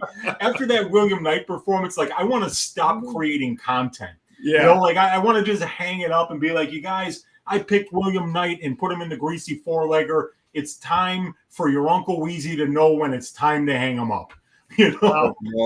The good news is, Weeze, is this next fight's about ready to start, and hopefully you won't have to remember it again for a long time. Oh, man. I'm looking forward to seeing what Pogues has for us here because, you know, like I said, I think this guy could do well in this division if he makes the right choices and has the right game plan for the right opponent. And it's going to come down to coaching, I think. Because he's a real heavyweight. He cuts to make 266. He's 6'4", you know. I think it's going to come down to cardio. He's got potential. Let's see if he can put it together here. This is his UFC debut, so let's see what he's got. The only better person for him to fight for his first fight would have been Dalton Mays. No, I was going to say Bardot. Alan Bardot. Oh, yes. my goodness. Yeah, that would have been one that would have been a banger. I don't know. Bardot is a really big dude, though. That's true. All right, here we go. I think that's the huge thing here that Danny was talking about. I think Jamal might have a huge speed advantage, too. He should. Right. Yes. I got 450, which means I'm probably behind some other people in here. Nikki, you want to take it? 441, 440, 439 right now. That's where I'm at. Sorry, my computer shut off. But I'm back on my laptop, which means that I'll be like a minute and a half behind you guys by the third round. Nice leg kick by Parisian. I'll take it for now then. Nice left hook by Pogue. So we got a leg kick by Parisian, left hook by Pogue lands. 420, blaze up. All right, you got it, Nikki? You're yeah. Good? All right. Nice jab there by Parisian. Nice leg kick, though, by Pogues. Make sure this is plugged in. What a sloppy overhand right there by Parisian. 4-minute mark. High kick there. Glance is there by Pogues. Pogues is fast. Sloppy overhand right to an easy takedown. Oh, nice takedown for Pogues. Wow. Let's go. This is what That's what we want. Now we want the sub. This is what I was talking about, man. That's what I saw in the film was the wrestling advantage. Yeah. Yeah, and that's the thing. You know, when you see a guy that at heavyweight nice elbow. can win a boxing match, can out wrestle you, you know, is fast. You know that they're going to find a couple of different ways to win fights against, you know, because at heavyweight, you just don't have a lot of guys that are going to be able to match you, you know, when you're good at 2 or 3 different things. Especially not at the lower end, Weezy. If you're outside the top 5, you can be a specialist. The only thing that I'm a little bit concerned about is Josh Parisian is the bigger weight. Exactly. And that was the big unanswered question for me was how is Pogues going to do when he faces somebody that's not, you know, just a blown up 205. Going for that neck right now. You know, a true heavyweight. 256. Grab that neck and choke him out. Give him my 750. No, he's not going to do it from right there. Yeah, he's looking for it. If he clasps his hands, he can get it. Clasp your hands. He's moving for it. It's in. Nice punch. Under the neck. 240. I don't know if I want to pull guard under half a round. Or no, he should. I don't want to see him pull guard though either. I like the way he's doing definitely right don't now. Pull guard here. No, you don't want Josh Parisian on top of you, dude. Nice elbow. He's got the I don't like when they do this. 224, 223, 222. The knee to the ground and opponent. It's a scorpion tattoo. Understand boxing. It's a scorpion tattoo because he trains at Scorpion Fighting Systems, not a lobster, but it looks like a lobster. Oh, front. Was that to the face? That land? What happened to Parisian after the front kick? He looked at his right hand. I think his right foot slipped. Oh, okay. The man's probably really sweaty from the last fight because they did a lot of work. I don't think when you're in a fight you should look down at your feet. That's good elbow, my opinion. Jab. All right, I'm sorry, but if Pogues is getting caught by Parisian like this, he's not good. I'm waiting for him to do another takedown here, Nicky. I'm waiting for Josh. Nice right by Pogues there, though. Mm-hmm. He's got to get rid of the jitters, cage jitters. First time. High kick, Pogues glanced. Yeah. Also, this is the third time he's been in the UFC Apex. So, I mean, it's the first time he's been. No, did he have a contender series here? He did. But it's first time in twice on the contender series. Yeah, he's been here already, Billy. That's what I said. Third fight. Yeah. Third time. I thought you said his first. Oh, they said first time in. No, I said first true UFC fight. I mean, he's in the UFC, not contender series. He's trying to stomp the. And they're gonna break him. Was it a nut kick? What's going on here? Or they warning him like don't get like knee to the nuts. That was a knee to the nuts. See, look at the clock still going. I hate that. Stop the fucking clock. Wow, they didn't stop the clock, but they did not. And they're just sitting here talking it out. It's literally 12 seconds off. I don't have an under here, except for the under half a round, which didn't already hit. Oh, big left, just missed by Pogues. Oh. Easy takedown coming here by Pogues. There it is. Really, I love the way he does that. He takes you one way and then he brings you down over the opposite leg, man. It's really good stuff against a big guy like Parisian. He almost has even get takedowns against a guy that big. He could have put him in the crucifix right there. Throw some elbows, dude. You got 10 seconds left. 5, 4, 3, 2. Pogues won that round. Yeah. 2 takedowns, and I guess they were equally as busy on the feet.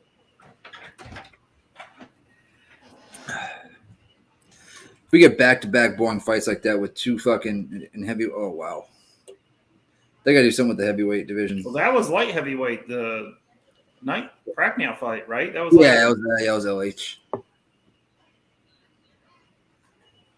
That's another that division, the light heavyweight division.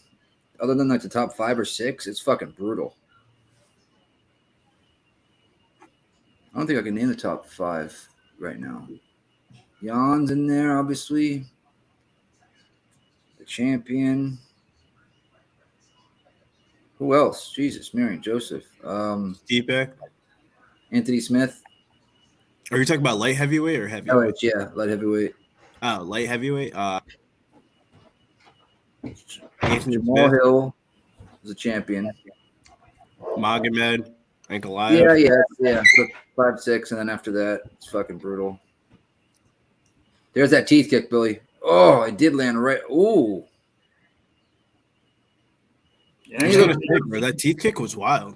I saw it. It was just a bad camera angle, like the original one. And then he did look down at his toes after that kick. Did he rip his nail off? I don't fucking know. Oh, big left toe adjustment for Pogues. 444, 443, 442. Another teeth kick there, misses by Parisian. He's fainting a lot here. Nice check left there by Pogues. High kick by Pogues, just misses. Overhand right there, misses by Parisian. I just want to see him go back to that takedown. He looks so good at it, like Weezy said. Understand boxing says Pogues is minus 1,000. Let's go. And then Austin bet Parisian plus 500. So would I at that number. Jesus. Yeah, plus 500 is not bad.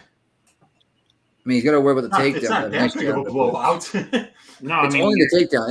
If this was on the feet, shit, I'd be taking that all day. But nice jab at Pogues. KFC. And here's that easy dump takedown. Wow. Look at his wrestling. It looks good, man. Good. Wow, that was super easy. He's throwing this guy around like a sack of potatoes. Yeah, he's going for the Kimura. Yeah, he's got to be careful here. Yeah, he's not going to be able to finish a Kimura here, but he'll be able to... he wants to sweep with it. Yeah, sweep with it. It would have been Parisian, understand boxing. After that teeth kick, he looked right down at his toes that kicked, the foot that kicked. Here comes another one. Another one, yeah. There it is. Dude, I'm pissed off I didn't take Pogues in DraftKings. 4 takedowns already. Yep. I think it would be better in DraftKings if you took Pogues and you did not take William Knight. I think that ruined your whole card if you have William Knight in DraftKings.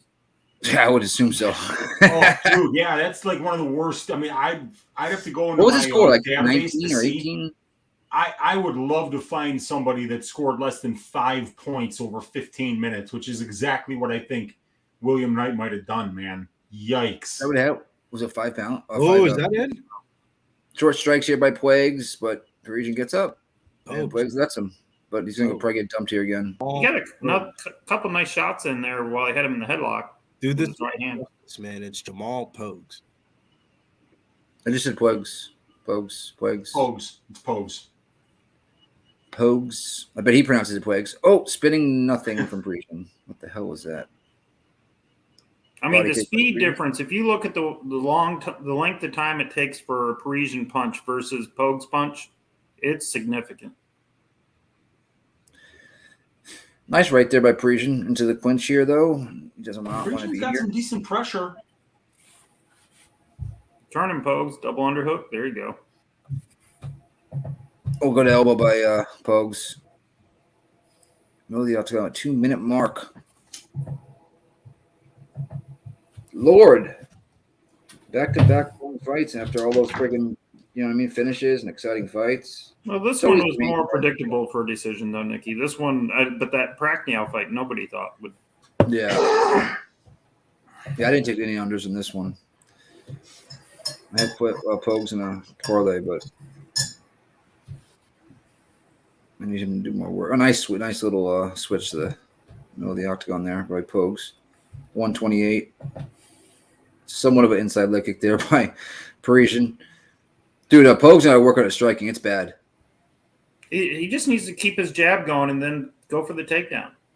Yeah, I think the pressure of Parisian's getting to him just a little bit. It's in terms of him not being able to just plant his feet and use the range. Good knee there a second ago. He's going to try for that trip takedown. I assume. Nice elbow by Pogues. Oh, yeah. Couple good ones in tight, and now he's right back to that underhook. He's been dumping. He's dumped 4 times. Nice elbow. Body lock him and then just do that where he switches from left to right and take him right down. Ooh, good uppercut by Parisian. Is Pogues really tired? Is this just me or is he really tired? It looks like. Oh, exchanging, but no. Pogues can't get that takedown anymore. Parisian might be equally tired. Parisian's not taking a backward step. And that's messing with Pogues and his ability to be able to just kind of win some minutes striking here. Uppercut, just a nice elbow. He's still doing better in the clinch. He's still doing better with the wrestling. There's a good left hook. By Pogues, yep. He's just telegraphing that takedown. He's just done. Spinning back fist lands by Parisian. He needs to land a strike before he changes levels. Yeah, he's got to throw a combination into it. Got to watch out for that spinning fat kick of Parisian too, man. You get clipped with that. He's using all that weight and I think that might be Parisian's round. Or how many takedowns did he have in the second? Could be. Did Pogues get 2 takedowns in the second? Yeah, he did. Yeah, he got 2 takedowns in both rounds, yeah. He just didn't do much with them. Yeah, at all. What do you guys think in the chat for the second round? I still think Pogues got it, but I think Parisian had a really good last minute. And sometimes that's enough to win a round. Just see what the live line is. Whatever the freshest idea is in the 2 minus 375 Pogues. So he was what, minus 1,000? Yeah, somebody just got Parisian at plus 500. Interesting. Got to be feeling pretty good about that. Yeah, they do, Joe. Because now you can just get out on the other side for minus 120 and guarantee yourself a nice little profit. Exactly. A little what we call that? What up there, Rocco? It's so weird. Minus 1,000 down to minus 180. An ARB. So you could maybe say Parisian won that round and it's 1-1. I think it's 1-1. Yeah. I think it was close, though. I think you could have a judge give that to Pogues, too. I'm just stunned that Pogues didn't get the sub when he was on top there. He got a lot of opportunities, and Parisian is not very good off his back, so that's a little. You let Parisian get back up. Oh, a couple of good left hooks. Oh, yep. That's been his best punch tonight. The jab. Pogues has got to stop stepping back, man. he can box this dude's face off. He's just letting the pressure get to him. Look at him. He's backing straight up. 430 mark. Oh, a little right there by Parisian. Did he get poked? No. Pogues is, it's an eye poke. That's a bad one, too. And I think he almost got poked right before that, too. It looked like he might have got something. He's yeah, so dude, tired. Parisian lands that spinning fat kick. It is going to be curtains. Good old beef that curtains. Kung Fu Panda type of, like that agility. They'll surprise you sometimes. And the movement of the fat can be a little bit hypnotizing, kind of like Homer Simpson on the treadmill with his shirt off, Got some jiggles. What up, Trance? Oh, whoa. That wasn't an eye poke. It wasn't? It was a nut kick. Oh, is that what it was? Okay. But it barely was a nut kick. Yeah, That's he closed weird. his eye like, oh, that hurt, But Yeah. the pain was somewhere else. That's a second nut kick. Book's rooting for Parisian. Understand boxing.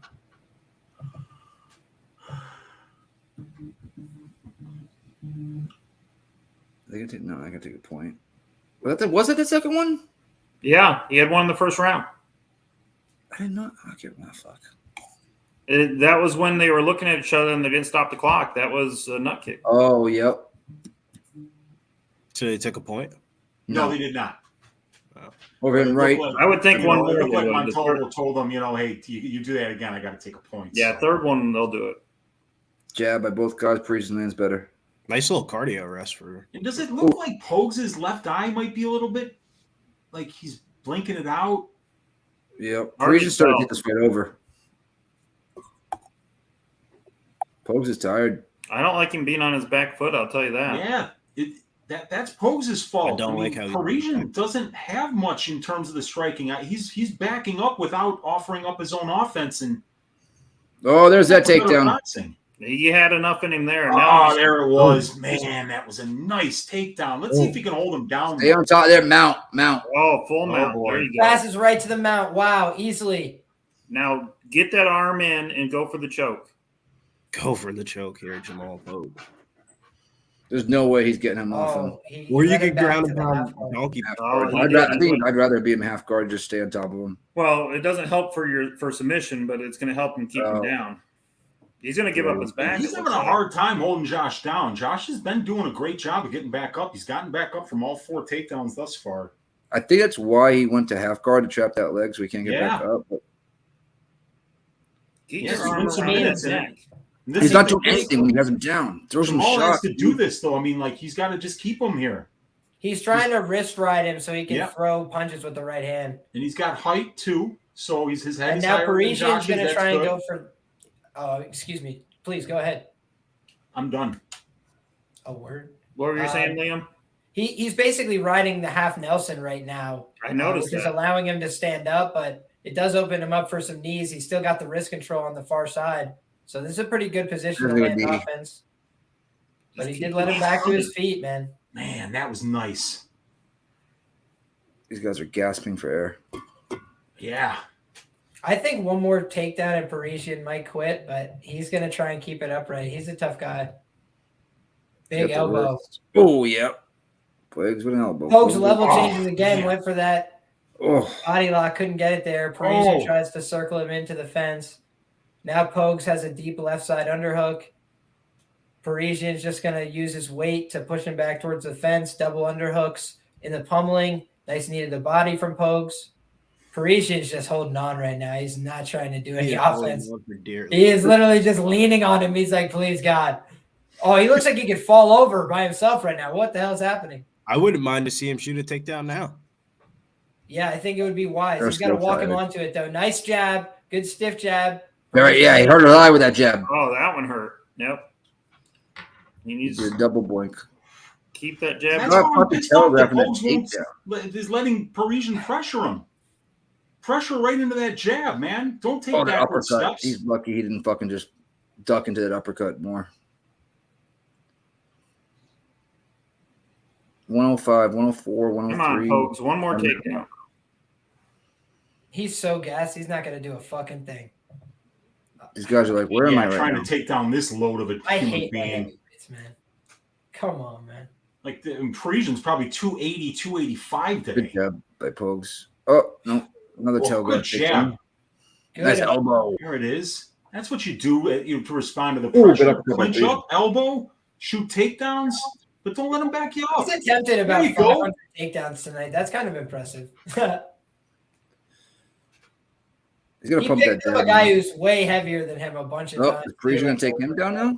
No. He's going to try, but I don't think he's going to he tipped him, but he didn't get to a real good position yet. Now he takes the back. Yeah. This sucks visually in the last couple seconds. Parisian might be this one. That's not good for optics. Stand up, folks. Yeah, he's got to stand up, even if it's not meaningless. He's got to get up here. There it is. 1 second left. Throw the elbow. Oh, it's right there. I think Pogues still won that. Yeah, I hope so. I think that's Pogues by decision. Pogues. Could be split, but it should be 29-28. Let's get it. But not a bad bet at plus 500 for those in the chat. They got 500 on Parisian. That was... Yeah, I would not mind that at all.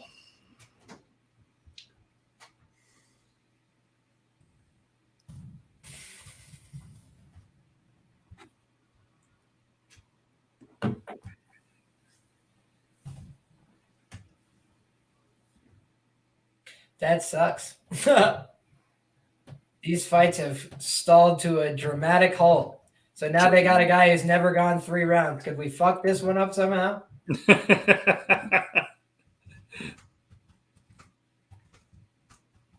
Did they pay this fucking guy to go over? Okay, hopefully these last 2 fights are good.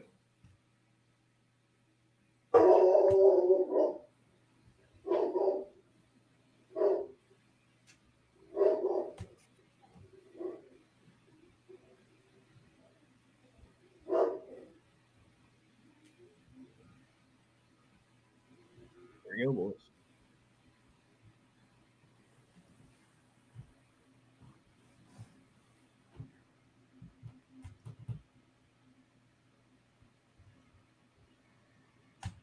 Wow. Let's see what they've got here. Looks like the decision's been rendered. I just turned on the volume. I'll let you guys know live what they've got. You know, I think Josh Parisian might have got that. He had the optics late. I thought it was a close one. I don't really know. 30-27, 30-27, 29-28. It's going to be Josh Parisian. It's got to be Pogues. You think? 30-27. Oh, it's Pogues. Wow. Okay. Yeah. 30-27. Baby. Let's go. That was a 20, man. Let's go. The 29-28 scared me, Liam, but I heard you said 30-27. That first round was for sure Pogues. Yeah. Let's go. Cash it, baby. I didn't want to scream if it went the other way, so I had to take myself. I heard, oh, Lord.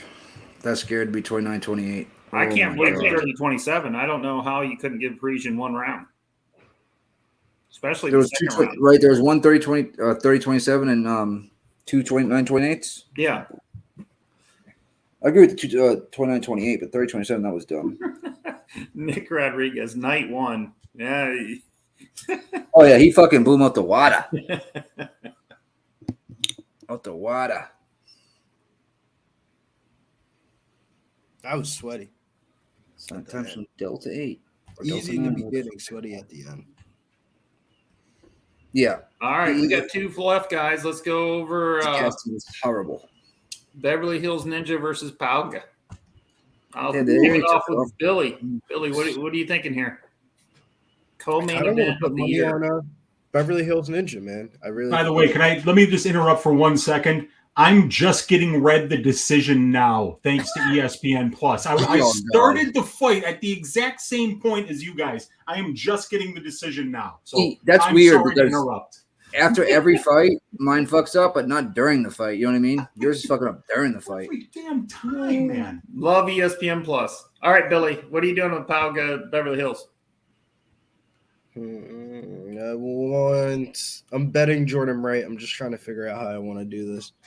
Because the submission round 1's 20-1, knockout round 1's 6. Come back to me, Zoe. All right, Liam. Yeah, these kind of fights being in co-main events make me want to puke in my hands. But the truth is, I think that the market is saying that Jordan Wright might be the side here. I initially thought it was probably going to be Pauga. It's just a tricky fight to call. I mean, Jordan Wright has looked sub UFC level in a lot of fights getting finished early, but he's also had a lot more experience. He's never seen the third round of a fight before. It looks like Pauga's a guy that likes to win those later fights, round 2, round 3 decisions. So for me, the difficulty here is kind of projecting out how this fight goes. The bookmaker's rooting for Jordan Wright and the over 1.5 rounds here.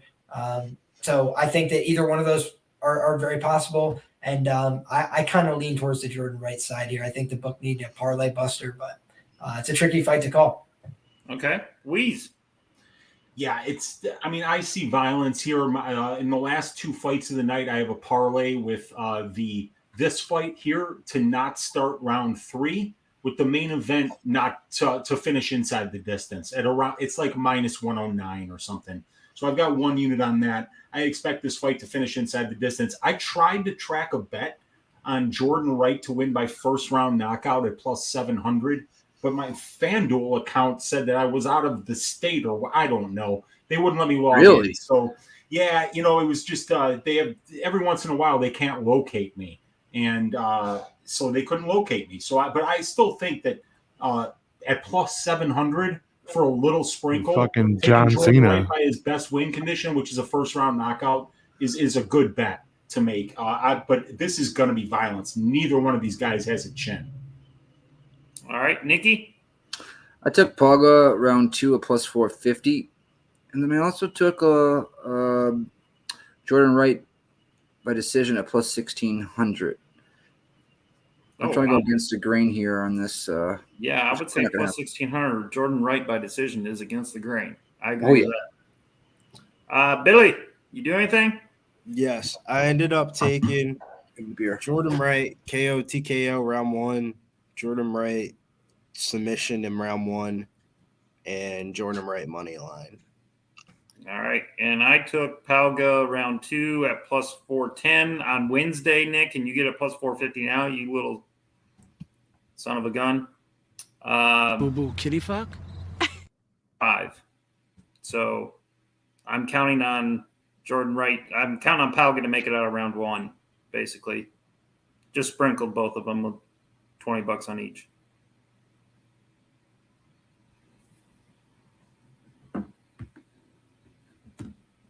Now watch Pauga get him out in the first round.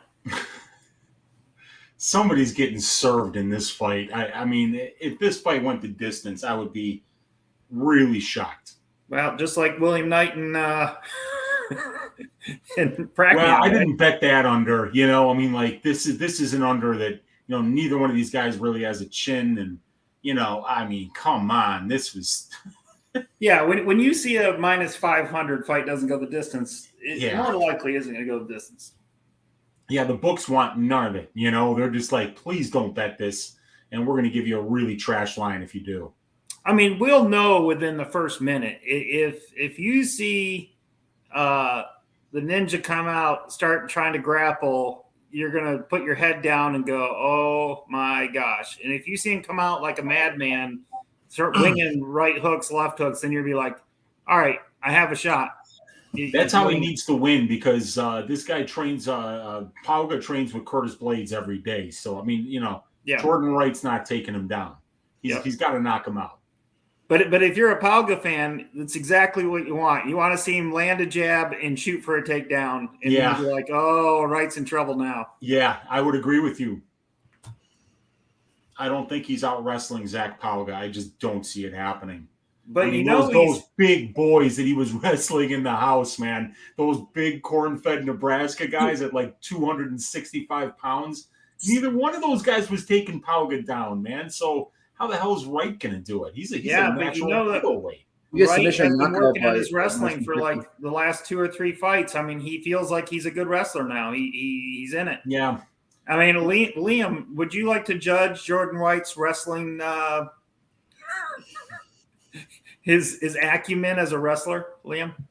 I mean, he didn't look terrible in his UFC fights, but he looks like a guy who can only wrestle for a very short period of time. The difference is he's not cutting to 185 anymore. That can be a blessing or a curse. True. If you're not cutting the weight and it makes you feel better, you might be out there feeling more fast, feeling more quick, more agile, faster to the step. But conversely, if you're muscling somebody around, right, and they weigh more than you do naturally, you're going to get tired way faster than they will. So yeah, these are the things to think about. Just look at the Jamal Pogues fight. Like Pogues, I thought was the clearly more skilled guy, but he was picking up a fucking 265-pound behemoth 3 or 4 times in the first 7 minutes, and now he's like, whoa, like I gotta fucking be here another 8 minutes. Like I better slow it down. So I think that just one of the most exhausting things you can do on the planet. I think that Jordan Wright, the idea that he can't win by sub here too, I think is a little bit farcical because Pauga, we just saw get hurt, and Jordan Wright is just an opportunistic finisher. If he drops you, he might lock on a choke. He might go for, punches on the ground. He could do any of that. So I just think either of these guys are susceptible. Neither of these guys are super trustworthy, but one of them's plus 235, and the other one is a big, chalk price. And he really hasn't proven very much at this level. But granted, he's back at a more natural weight class for him. So it's an interesting fight. I mean, he is coming. I mean, Usman did knock him out. So, I mean, that's the one thing that scares me. Yeah, that's the one thing that scares me about having Pauga round 2, round 3 is that coming off of a knockout is and then being favored inside the distance. What's that? You can get him inside the distance at 150 for Pauga. I just took round 2, round 3. I'm going for the plus 400, 800. I'm trying to see if I can hit something decent sized here. Yeah. So what I ended up doing is I added the inside the Betty side's knockout or submission, same shit though. 150 and then round 2 for Pauga plus 450 and a crazy Jordan Wright sprinkle at plus 1600 by decision. I mean, Pauga is not that great of a finisher either. I'm just counting on Wright being so gassed that it really won't matter. Yeah, the fight's plus 600 to end by sub and minus 330 to end by knockout. So the bookmaker is pretty sure this is going to end by knockout. Yeah. We'll see. Pauga by knockout is going to close about minus 150 or so. Wright by knockout plus 400, best available, plus 350 on some of the sharper outfits. Now, Usman was a considerably bigger man than Wright. I mean, you look at Usman versus Wright. I mean, you mean Pauga? No, like Usman that knocked out Pauga is considerably bigger than Wright. Yeah, bigger than Wright. Wright is like a true 185er. This is 205, right? Which, I believe this fight at 205. This is 205. Yeah. Yeah. And Wright used to fight at 185, so he's coming up. Usman's a true 205er. First 8 fights were awesome. Yeah, they were. No, fire. Shit on the stick. Main card's dog shit. No, it always works out that way too. Really weird. Most of the time. This is a hard main card to get through so far. It's unreal. This is the part that Twitter was brutal. talking about all week. This card's gonna suck, but the prelims are fire. Oh, they definitely were. One fight until this is a fight. The main event is the fight that I've been looking forward to. Though I want to see what Blanchfield looks like. Fighting wise, or like hey, baby, I want to see what she looks like against a contender, a legit competition. Yeah, and there's no shame if Andrade loses because she's taken it on short notice, and I don't think it really matters to her ranking if she lost this fight. But if Blanchfield loses, it's going to take her a while to get back up to the top. Yeah, Billy, you said what did they sign her for 8 fights? 8 more fights to get this fight? Yeah, and they're paying her $600,000 for this fight, Nikki. Jesus, Marion Joseph. That's a payday. I'd take the fight. Hell yeah! I mean, she beat the brakes off Lauren Murphy a couple weeks ago, right? Before you came on, Liam, I said, man, how mad would you be if you're Kevin Holland with how many short notice fights he's taken over the last 2 years, and then seeing her get paid $600,000? I guarantee he did not get $600,000. Yeah, I would have to think you're right about that, Wheezy. Or excuse me, who got 600K? Andrade. Wow. For this fight, nice paycheck, and she got signed for 8 more fights. So shit. Yeah, she's young, man. I mean, she's gonna be around. Is she? How old is she? She's only 31. You're right. Yeah, Jesus. Man. She got a long career ahead of her. She's in her prime. She's healthy. She's in great condition. You know, she fights all the time. It's a great signing. But just think, if Blanchfield's able to beat her at 23 years old, what is her limit? Man. Yeah, she's going to be a real problem for the division if she runs through Jessica Andrade. Does Jessica have most fights for chicks in the UFC? I mean, I'm going to count them. 1, 2, 3, 4, 5, 6, 7, 8, 9, 10, 11, 12, 13, 14, 15, 16, 17, 18, 19, 20, 21, 22, 23. It's got to be her and Angela Hill. I think Angela Hill a lot. Might be 10 and 13. Oh, Nigel's correcting me. Well, Holland did get 500K for fighting Cosmot, but that's true. It's true. But I think that was because nobody else would get in the cage with Cosmot. I think we were talking about this earlier. Dude, Kevin Holland made a lot of good money off the UFC. Well, only the Cosmot fight. I think he took another one where he might have got like 100,000. The Jacare Souza fight, he got paid. He short noticed and the fight started. Pauga's wrestling early. Yeah, go ahead. Take it, Liam, because you're going to be ahead of me. Sure thing. I'm at 435, 434, 433 if you guys are trying to sync up. Jordan Wright's just throwing some short shots. He's got his back up against the fence. He had a smile on his face before. Now he's kind of just got like a mild annoyance from being pushed up against the fence. In this spot, Pauga tries to explode with an elbow up top. Nice knee to the body from Pauga. Now Jordan Wright has his collar tie. Ooh, he likes to be here. Yep, but Pauga now dumps to a takedown attempt, which forces some respect from Wright. Now they're exchanging knees in tight. Jordan Wright's being pressured, though, head against the fence. Pauga, good game plan so far. Jordan Wright takes a deep breath there, trying to reorient himself. Nice short shot there from Pauga. Goes for a trip. Not really committed to it. Just half-hearted. Jordan Wright's not really forcing himself off the fence here. He's kind of taking his time, being patient, eats a shot there in short. He's complaining to the referee about something. The referee seems to not care because I don't think it was a foul. Decent knee to the body there from Pauga. Pauga said he was going to push him up against the fence, lean on him, and hurt him. So he's trying to do what he said he was going to try and do. I like this for round 1 for Pauga. Wear him down where he can't kill you in the first 2.5 minutes. Yeah, and Ike Villanueva held Jordan Wright up against the cage for a while after Jordan split him open with that first kick that he threw. So maybe Pauga saw that and said, maybe I can win some minutes here, tire this guy out, and finish him in the second. Exactly. Weezy, do you remember the result of that fight? Who ended up winning? The Villanueva-Wright fight? Yeah. It was Wright who won on a cut stoppage. Okay, I was going to say, I think I had money on Villanueva. I mean, it's Villanueva, Billy. Yeah, he cut it Ike Villanueva right away, but then Villanueva got Jordan Wright's back up against the cage, and he was actually doing good work there. But when Wright actually pushed off, the ref stepped in, checked the cut, and it was over. Jordan Wright has landed a couple good knees to the body. Pauga's now trying to keep a little bit closer with his hips to avoid some of those shots. Wright does appear to be uncomfortable here, though. Keeps getting his left leg extended here by Pauga. Pauga has come dangerously close to that nutsack a couple of times. I do like the head placement of Pauga, though. You notice he's putting it right up underneath his chin. Yep, that's been the difference maker so far. Nice knee to the body from both men. Wright seems to be thinking that these are low blows, and he's looking at the ref like, bro, are you dead serious?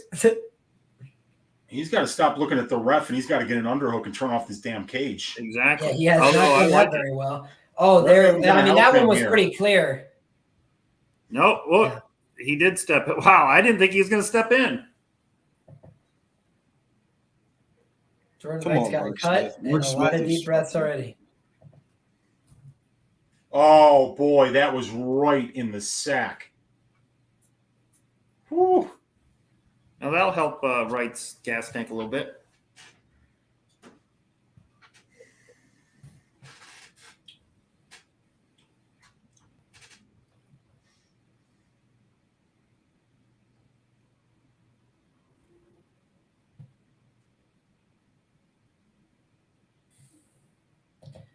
Jordan Wright, not a Rhodes Scholar there, took 43 seconds when he could probably. Oh, it gives him the position back too. I think they said he got a low blow on Pauga because they wouldn't give him the position back if it wasn't a low blow. No, I think it's just referee incompetence because definitely they were waiting on him to give the okay that he was not hurt anymore, and then they put him right back in the same spot. Yeah, but they should. They're like, sorry about. I know that's what I'm saying. I'm saying it's misofficiated. But that was definitely a low blow to Wright, and then they're like, yeah, tough shit. Get back on there. Mark Smith did that to Yijia. Yijia gets kicked in the face while he's on the ground, and then they stand him back up when the guy was doing nothing but trying to get takedowns. So I just have to thank Mark Smith being on the Pauga side. I think Zach Pauga might be the one that's supposed to win this fight because. Yeah, I think he's about to win this fight. Jordan Wright's busted open. Yeah, he is. That left elbow. It opened him up. This fight's over already. It's over before it began in many ways.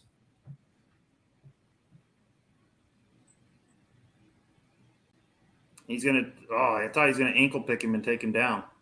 This guy, Jordan Wright, just finds new ways to break your heart, huh? Yeah. It's not over. I mean, we'll see what he looks like at the beginning of round two. Yeah, I mean, actually, you're right. Pauga looked great in his last fight, and then he all of a sudden just went to sleep. So yeah. But Jordan Wright's not really known for them long exchanges, you know? No, but he just landed another beautiful left elbow Pauga did right on the same spot. Out of there, Wright. What are you – man, he sucks, dude. He can't get He's off licking the his own blood. And he's smiling about it. Oh. I need round two to start, though. Love this guy. And everybody and their brother's got a violence bet, and it looks like this guy's not going to be able to get off the cage and force a fight here. Do you guys hear me? Yeah. We can now, Nikki.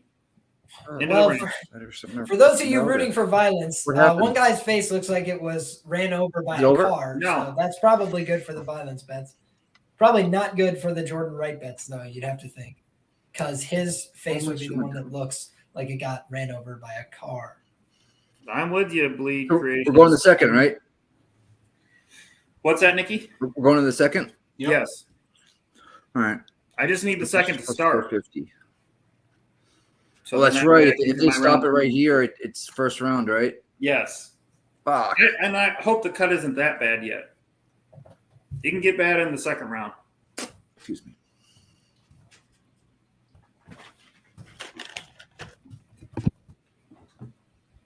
You guys ever have these before? I'm sure you have as a kid.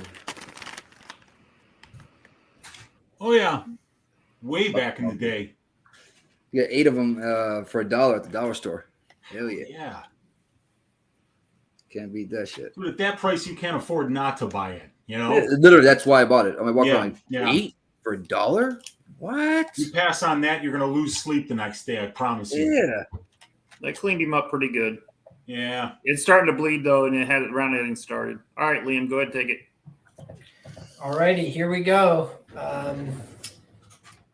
Jordan Wright throwing some jabs, exchanging with Pauga. Pauga looks like he's in a football stance, about ready to try and barrel into Jordan Wright. Throws a right hand, connects, steps in, eats a big body kick, and looked like it kind of bothered him. Then a right hook, but now he's right back to square one, exactly where he was for all of round one. Head under the chin, looking into Jordan Wright, winning the head position battle and leaning on him. So this is going to be one of those, boys. Yeah, Pauga got the memo on what the books needed. Hey, let's get this to the third it's like round. Drag this over to one and a half against the cage and do nothing. And Mark Smith, make sure that you don't pill him off for doing nothing. And in addition to that, if Pauga fouls, Wright, then put Pauga back into position on that cage so that he can carry on this fight. I mean, Mark Smith might be the company man. If you ever watched basketball about 15 years ago, he might be the Bennett Salad. Oh, Jordan Wright just went for a takedown, nearly got it, was able to separate there. That was actually a really interesting exchange. He just tried to go for that body trap, basically like a body lock on the feet. Nice kick as well. He's showing some dangerous looks here. Taking a big, deep breath. High kick from Pauga. Big smile from Jordan Wright. Never seen somebody happier to get their butt whipped. I know. Wheezy, you're not saying that FanDuel is sponsoring Mark Smith, are you? No, James Krause. DraftKings, the official sponsor of Mark Smith. Did you know he was a Navy SEAL? Yeah. It's amazing. Navy SEALs. It's just a bit, guys. It's just a bit. You think about Mark Smith being a Navy SEAL, and you're like, wow, we're still a free country too. You know, I mean, it's a miracle. It's back to his he paid his dues. Hey, Sean, I'm trying to make something happen here. I mean, God, they're not giving us much. You got to celebrate when somebody tries to go for something. You know? 255. For the love of all things holy, they've spent a lot of time with their ass against the fence at this point. These last 3 fights have been brutal. Yeah. You see the refs? You see the other refs stateside? They're like laughing. UFC fucked the fans is what this should have been called, dude. Boring. Thank God this was fucked the fans. If this was not in the Apex, I almost dipped my cigarette into my fucking cheese. And I just, damn it, cigarettes just went into my cheese. Pauga went to Randy Couture's school of fighting. Yeah. Yeah, that's what. Oh, nice elbows. Oh! 4 of them. No, don't try to finish. Around. Don't. I mean, if he would have did that a few more times. It's passed over 1.5 mark. You can go for it. Yeah, now you do whatever you want. No, the books need this to start round 3, dude. The fight doesn't start round 3. It was minus 330 out there. So how was that? They're going to get exactly what they need here. Pauga's doing a good job with a bear hug here. He's got a nice bear hug to kind of slow this down. Yeah, pathetic. He got close to My finishing article him. prediction was let me hug him, 3. so I don't finish him because I'll get a bonus from the. Oh, God, man. Guys in the Zach chat, Pauga found a way to make a Jordan Wright fight boring. He's going to see the first fucking third round of his career at this point. My God. Yep. Thank you, I don't Zach blame him. Pauga. If that's his win condition, that's what I would do too. If that's my way to win, I would do it. 114. Man, if I was 35 years old and it was coming off a loss and fighting this bum, you better believe I'd be trying to get him the fuck out of there, man. Pretending like I gave a shit about my career. But Zach, I don't know about this Zach. This is fucking stupid. He's winning the fight, Nick. I mean, yeah, but I want the second round. I mean, and I got round 2, round 3. I'd rather see him get the finish, but this is a spectator sport, though. In all fairness, what the fuck have we been watching for the last hour and a half? Yep. I mean, Jesus Christ. That is we got excitement for guys, 4 hours or 3 hours. Listen to me. We need stalling in MMA. We have it in wrestling, so people can't fucking do nothing. We need stalling in fucking MMA because with Islam last week just fucking hanging out in the back, when you know you have the better position, why the fuck would you do anything? You wouldn't. Your incentive isn't there. Unless the referee can say, bro, if you don't do something at all, then you have to move, progress, attack. You can't just fucking be stationary. This is a fight, and you have to progress the fight because it's getting fucking ridiculous, man. This is stupid. We got 10 seconds left in the second round here of the co-main event, guys. Oh, big elbows though at the end there. Oh, shit. Oh, my God. But nope, it's going to get out of the round. Get to round 3. All right, I need Pauga to win it in this round. Yeah, I need inside the distance here to save face for this fight. Unless they give a nice little Jordan Hill by decision, or whatever the fuck his name is. Ken Peacock in the chat is referring to those right punches when he had the head right up. He was just like little pillow punches. Plop, plop, plop. Devastating. Now I'm looking at furniture. And now Verizon. Billy, you watching the 3-point contest? Oh, yeah, yes. You know that. Yeah. This shit is fucking horrible to watch. Well, there's no way the main event can be worse than the last 3 fights prior, so that's good. I'm excited for the main event. Don't get me wrong. Isn't that weird? We're excited for the main event because these last 3 fights, really. No, I was excited for the main event. Damn. When Erin Blanchfield got announced that she was getting a main event. And what's because you invested in her OnlyFans, so. Nah, I'm invested in her financially. Exactly. Nah, not in OnlyFans. OnlyFans costs money. Here we go, round 3, guys. That blood is dripping all the way down already. Plus Money says best fight I've seen in nearly 45 minutes. Thanks for the dono, Plus Money. Plus Money. Oh, big shot by Jordan there. Damn. Low key, it has been though. Yeah, that's the crazy part about it. Better than the night fight. Nice jab by Pauga. Yep. 435. Nice jab again jab by Jordan there. Come on, Pauga. Knock him out in the third here. Yeah, I need to inside the distance right now to save some face. To break even.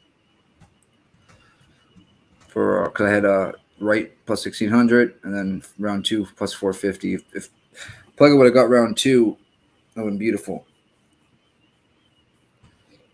Excuse me. 410. Third round. Co-main event. 2 bums.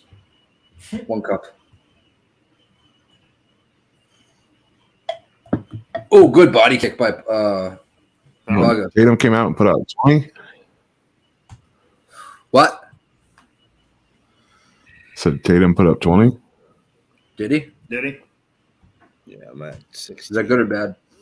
That's good. Decent. For 3 Nice points. jab by Jordan. Come on, Pauga, finishing. I don't think he's going to. I think he's going to have grappling again here. He's going to have him in the cage soon. Oh, big overhand right, drops right. But it was like more of like off balance. Oh, an uppercut just grazes him. Big uppercut, lead uppercut by Pauga. See, Wright likes this because he's actually able to stand and do something. Nice jab. Oh, and a jab by Pauga. That hurt him. He knows it. I think right now it's a win for him to get out of the fight for Jordan. Come on, sleep him. Sleep him. Night. See, this is my problem. Pauga's not that big of a finisher if you look at all of his fights. I just thought Wright was more tired. He's not. He's fighting maybe the chinniest guy in the upper weight classes, though, and he's not trying. So that, that's why you don't finish fights. Yep. Some people have urgency, others don't. I don't know what Pauga by decision was. And Pauga's protecting his chin because Pauga's very chinny in his own right, so he's fighting smart. Here we go on the cage now again. Yeah. Short knees by Pauga. You need a big elbow by Pauga to knock him out. Knee by Jordan, knee by Pauga. They're playing touch butt right now. Nice elbow by Pauga. How much time do you guys got left? 2-minute mark right now. I'm 3:05. Holy fuck. Yeah, you might want to refresh there, Wheeze. And when you refresh, go X out and then put it type it back in. That's the only way it works for me. Oh. Jordan reverses Pauga, but they break in the middle of the cage. They are with 140 left. I always just go back 20 seconds on a little quick flipper thing and then hit live. And it always works for me. I never thought of that. Come on, guys. Stop staring at each other. 1.5 minutes left, really? Oh, lead left by Pauga somewhat lands. Hallie put up some numbers. Ooh, big right. Oh, big, yeah. I don't know if it touched him, though. His hair went everywhere. Oh, that one kind of touched him, too. That was glancing. Oh, that one touched him, but he ate it. Wright's looking for this now, though. He wants to have an absolute brawl. He needs it to win. Yeah, I mean, he's got to get in a firefight here because he's down 2 rounds. Jab by Pauga. Spinning ninja kick there by the ninja. Jeez. 45 seconds left. Jesus, Mary and Joseph.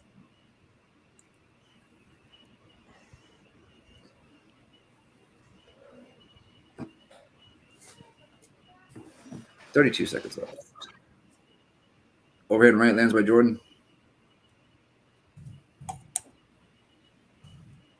That's 3 boring fights in a row. Yeah, overly boring.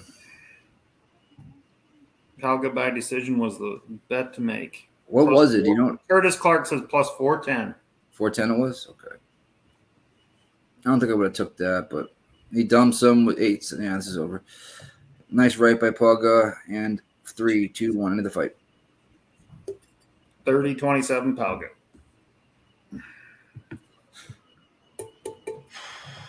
Yeah.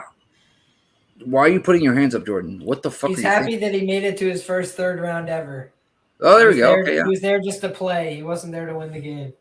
He forgot the fucking age-old quotes. What a bastard. Guzzler of you know what.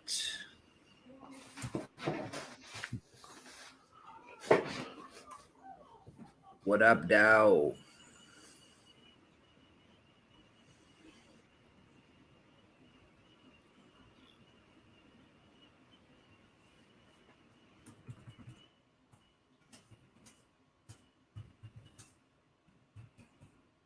Well, that was a fantastic showing of two literally specimens of fighters. I'm just going to say it. This card sucked the fucking horn. It's been a waste of life. My goodness. I hope that fucking this is somewhat of a redemptive main event because, I mean, my word.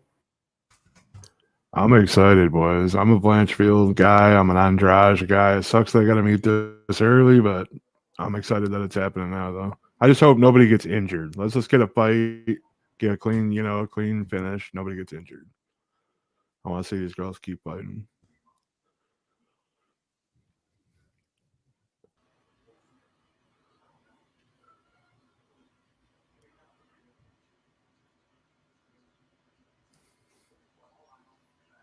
Good talk. Would you ask a question? I thought you were making a statement.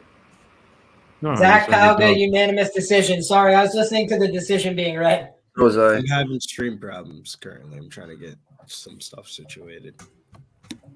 UFC's gone on the back burner. This is what I'm saying. Well, I hope this one gets ended early. It was probably not. The next one. We're going to have 4 fights in a row go the distance.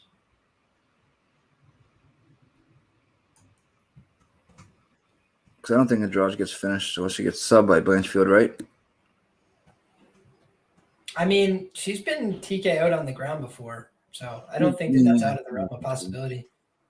Erin is not like a fighter that's just committed to the subs on the ground. If you watch that Molly Meatball fight, she was just trying to beat the shit out of her. She went for the Kimura, wasn't there, so she started beating the shit out of her again. And I was like, whoa, this shit's aggressive. She's really trying to like hurt people. She's throwing elbows. She's really trying to get after it. So I think that the main event doesn't go the distance. Every fight on the main card to decision, right? Literally every card, everyone.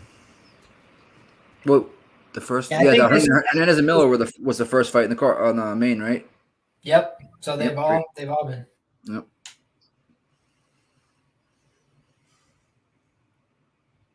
Meatball is not under. That's true.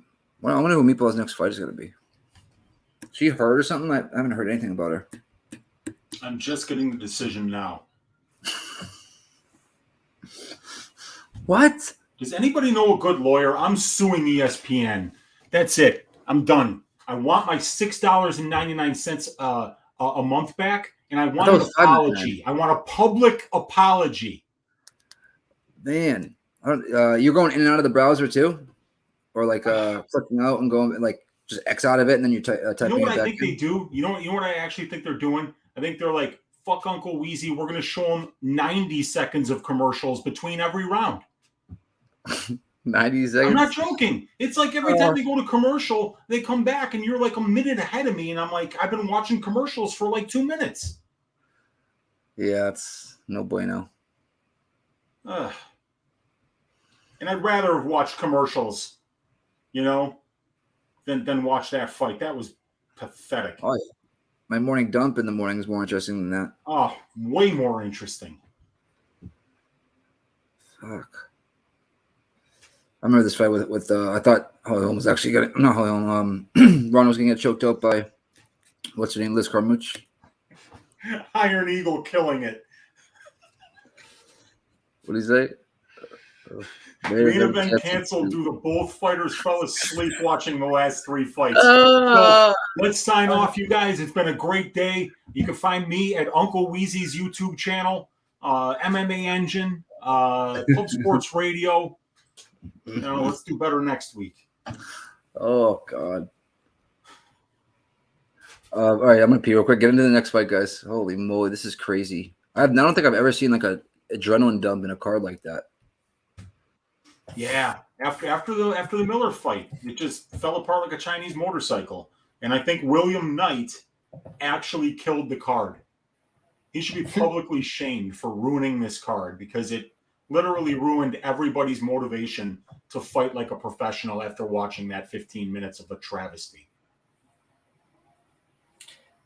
I can't push back on a single word of that. It seems very fair. The William Knight public shame campaign, I'll be a part of it if I have to. It's absolutely brutal. Oh. Wow. Because a lot of people were shitting on this card, and then we got the Elder Sadikov fight. And it was like, okay, we saw a good performance out of Fletcher, good performance out of Carpenter to start the card off. Mayra Bueno Silva looked great. And then that Sadikov Elder fight was fantastic. And then the Miller Hernandez fight was fantastic. And it was almost like, hey, the UFC is showing us again that they don't necessarily have to put together the best cards for them to be action-packed. And then on the main card, when most casual fans are watching, this happens. Wow.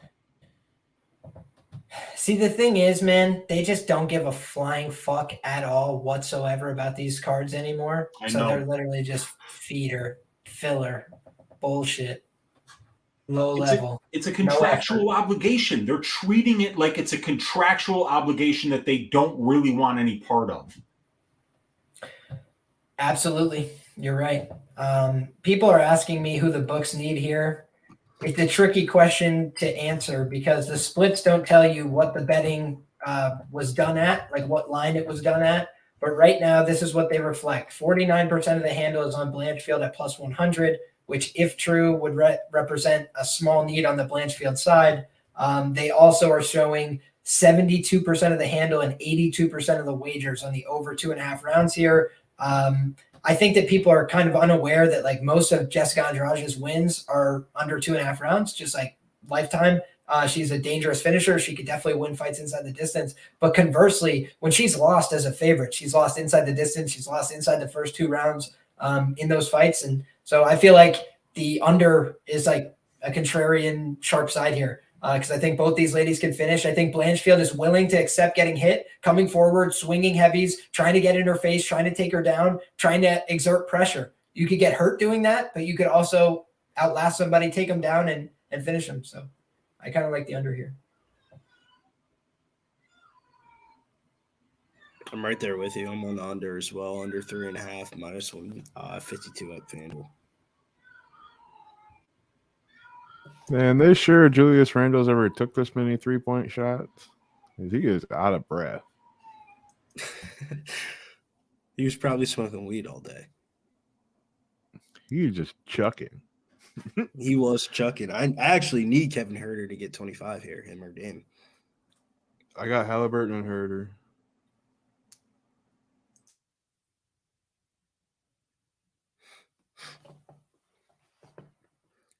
That was not a good showing by my guy, Big Julius. That was the one that I felt like I could cross off pretty confidently. Let's hope this fight can save the night, though. Not the gambling night, because that ship has sailed a long time ago for your Uncle Wheezy here. This is a high-level women's flyweight fight. Whoever wins this fight hopefully gets a title shot next, so hopefully we get a really good high-level fight to pay us back for the eye rape that we all just witnessed here for the last 3 fights. I'm ladder in 2.5 and up. I'm going to take a chance that we get another decision. I need Herter to pick it up here. Come on, Herter.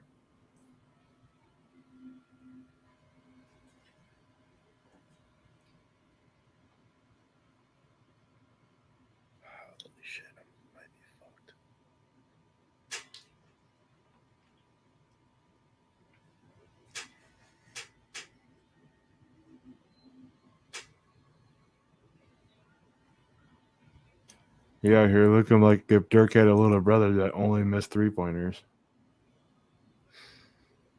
I think you're talking about the over, understand boxing. The under is chalk. It's like minus 152 for the under 3.5, unless you have a great line.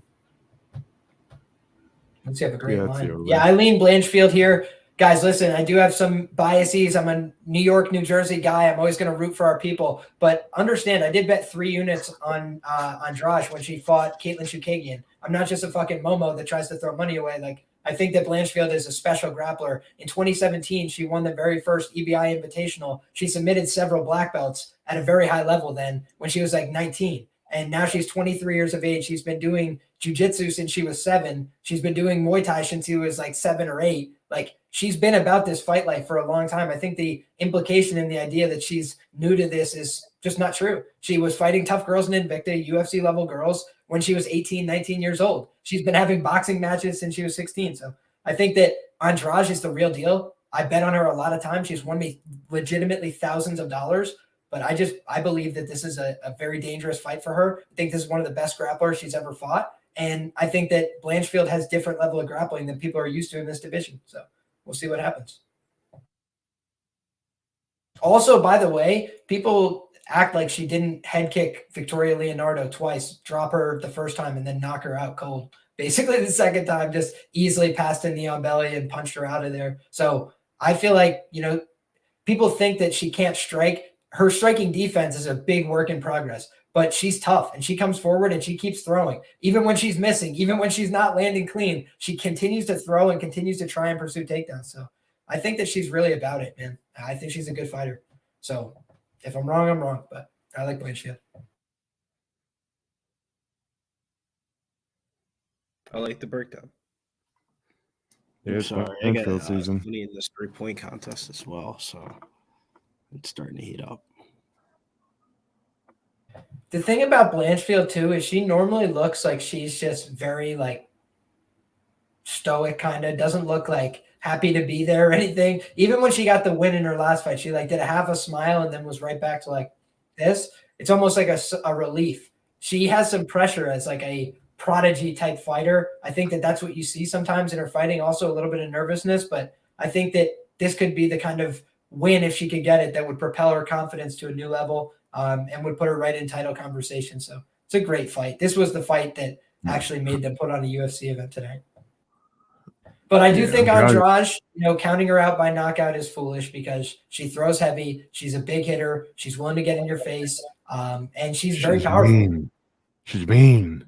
They're both mean, though, dude. I'm telling you, Erin Blanchfield is not nice in fighting, dude. Not nice at all. She is cold-blooded. That's her nickname. Watch the fights. Dude, she is mean. She'll hammer you. If she's on top, she doesn't care. She'll bust your face. It sucks up. they got to meet this early, but I'm glad they're meeting this early. We get to find out how good. And it's kind of a weird circumstance.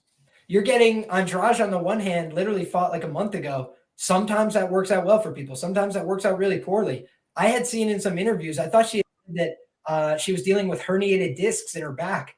Really big problem normally for the grappling. If you guys notice, she didn't engage in the grappling at all, hardly with Lauren Murphy. She really tried to avoid it there for the most part.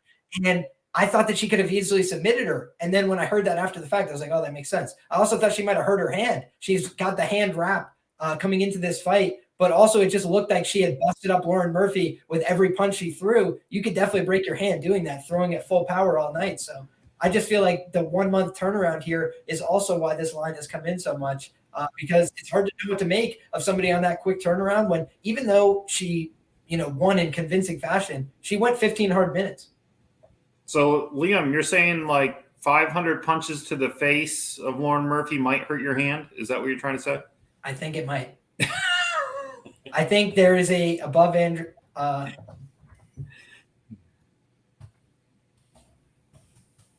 My girl Murphy, though, I had that fight go to decision, and I was clinched the whole way. Why's my thing muted? Murphy's tough. Talking the whole time. Jesus, Mary and Joseph. How many shots did she take? It was over like 150, 160, right? It was a lot. Yeah. Let me pull up UFC stats here. I got it. It was at least 150. He landed 231. She absorbed 100 on the comeback. Yeah, so and she had one takedown against Lauren Murphy. 231. That's a lot of punches to the face. And Murphy. Were they all to the head? Most of them. For my memory, it was maybe a little bit of body work, but a lot to the head. Yeah, probably at least 175 then. It was 231. Jesus. Well, it's 3 rounds. Yeah, shit, Jesus. New York and New Jersey, stand up, baby. In the name of the Father, the Son, and the Holy Spirit. 845 in the building. Let's go. Golden Rule TV looks like Blanchfield has no chance. Max from New City, New York, and then I dated 2 girls back to back, junior and senior year, I think it was. Yeah, one was from New City, and the other one was from Manpack. Name is that a city, Manpack? Yes, but that's a little bit. It's probably like an hour for me, something like that. I'm not from New Jersey. I'm from New York, brother, but I grew up close to Jersey, and I know. I'll tell you from experience, guys. New Jersey can wrestle. I know the states in this country that can wrestle, and the ones that can't wrestle so good. New Jersey can wrestle for sure. Very, very good wrestling prowess there. So I would not be surprised if she got takedowns here. But Andrade is a killer. One of my favorite fighters. I think this is a fantastic fight. You can see Blanchfield's bigger, though. I also mentioned, Andrade really is a natural 115-pounder. People were talking all week about the Amanda Lemos fight. That was a main event at 115 pounds. She's at 125 pounds here, and she's fighting somebody who's not, a bunch of years her elder. So I think that's kind of, that's kind of a factor here, where she's fighting somebody who's young, scrappy, really wants to be here, has no other options. You know what I mean? Like, people were thinking about the next stage in their career at 38, Lauren Murphy. But I think the opposite is true here. All right, who's taking it, guys? Nate's in first place, by the way, with Brady. So if anybody else wants to get it, I understand. You want to take it, Nikki? I'll rock and roll. Yeah. We got nice. Big shots by Andrade right away. Yeah. I got 438. Oh, you're 3 seconds ahead of me. 438? Yeah. I got 435, 34. Nice shot by Blanchfield there. Nice left, though. But a shot by Blanchfield in the middle of it. Oh, nice jab by Blanchfield. Kick by Andrade, but a nice shot by Blanchfield on the feet. This is going to be the key. Let's see how Blanchfield does on the takedown. Oh, she's going for a ride here. No, she got that underhook. No, she can get tripped. Maybe not. I don't know. The thing about Blanchfield is she doesn't always go for the takedown right away. She likes to press you. She likes to apply pressure, get you backing up, and then look for the takedown in transition. But once she gets it to the ground is where she's very dangerous. Yeah, the key is to see if she can get Andrade down. I think she can. We'll see. 354. Nice leg kick by Andrade. You clinch up there for a quick second. Separate.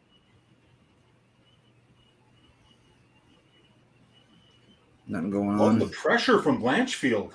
Oh, that was a head. The other way around. Andrade get that head right into that chin.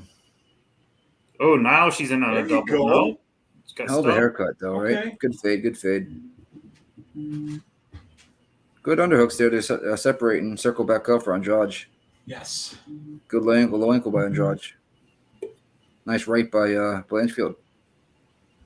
317, 316, 315.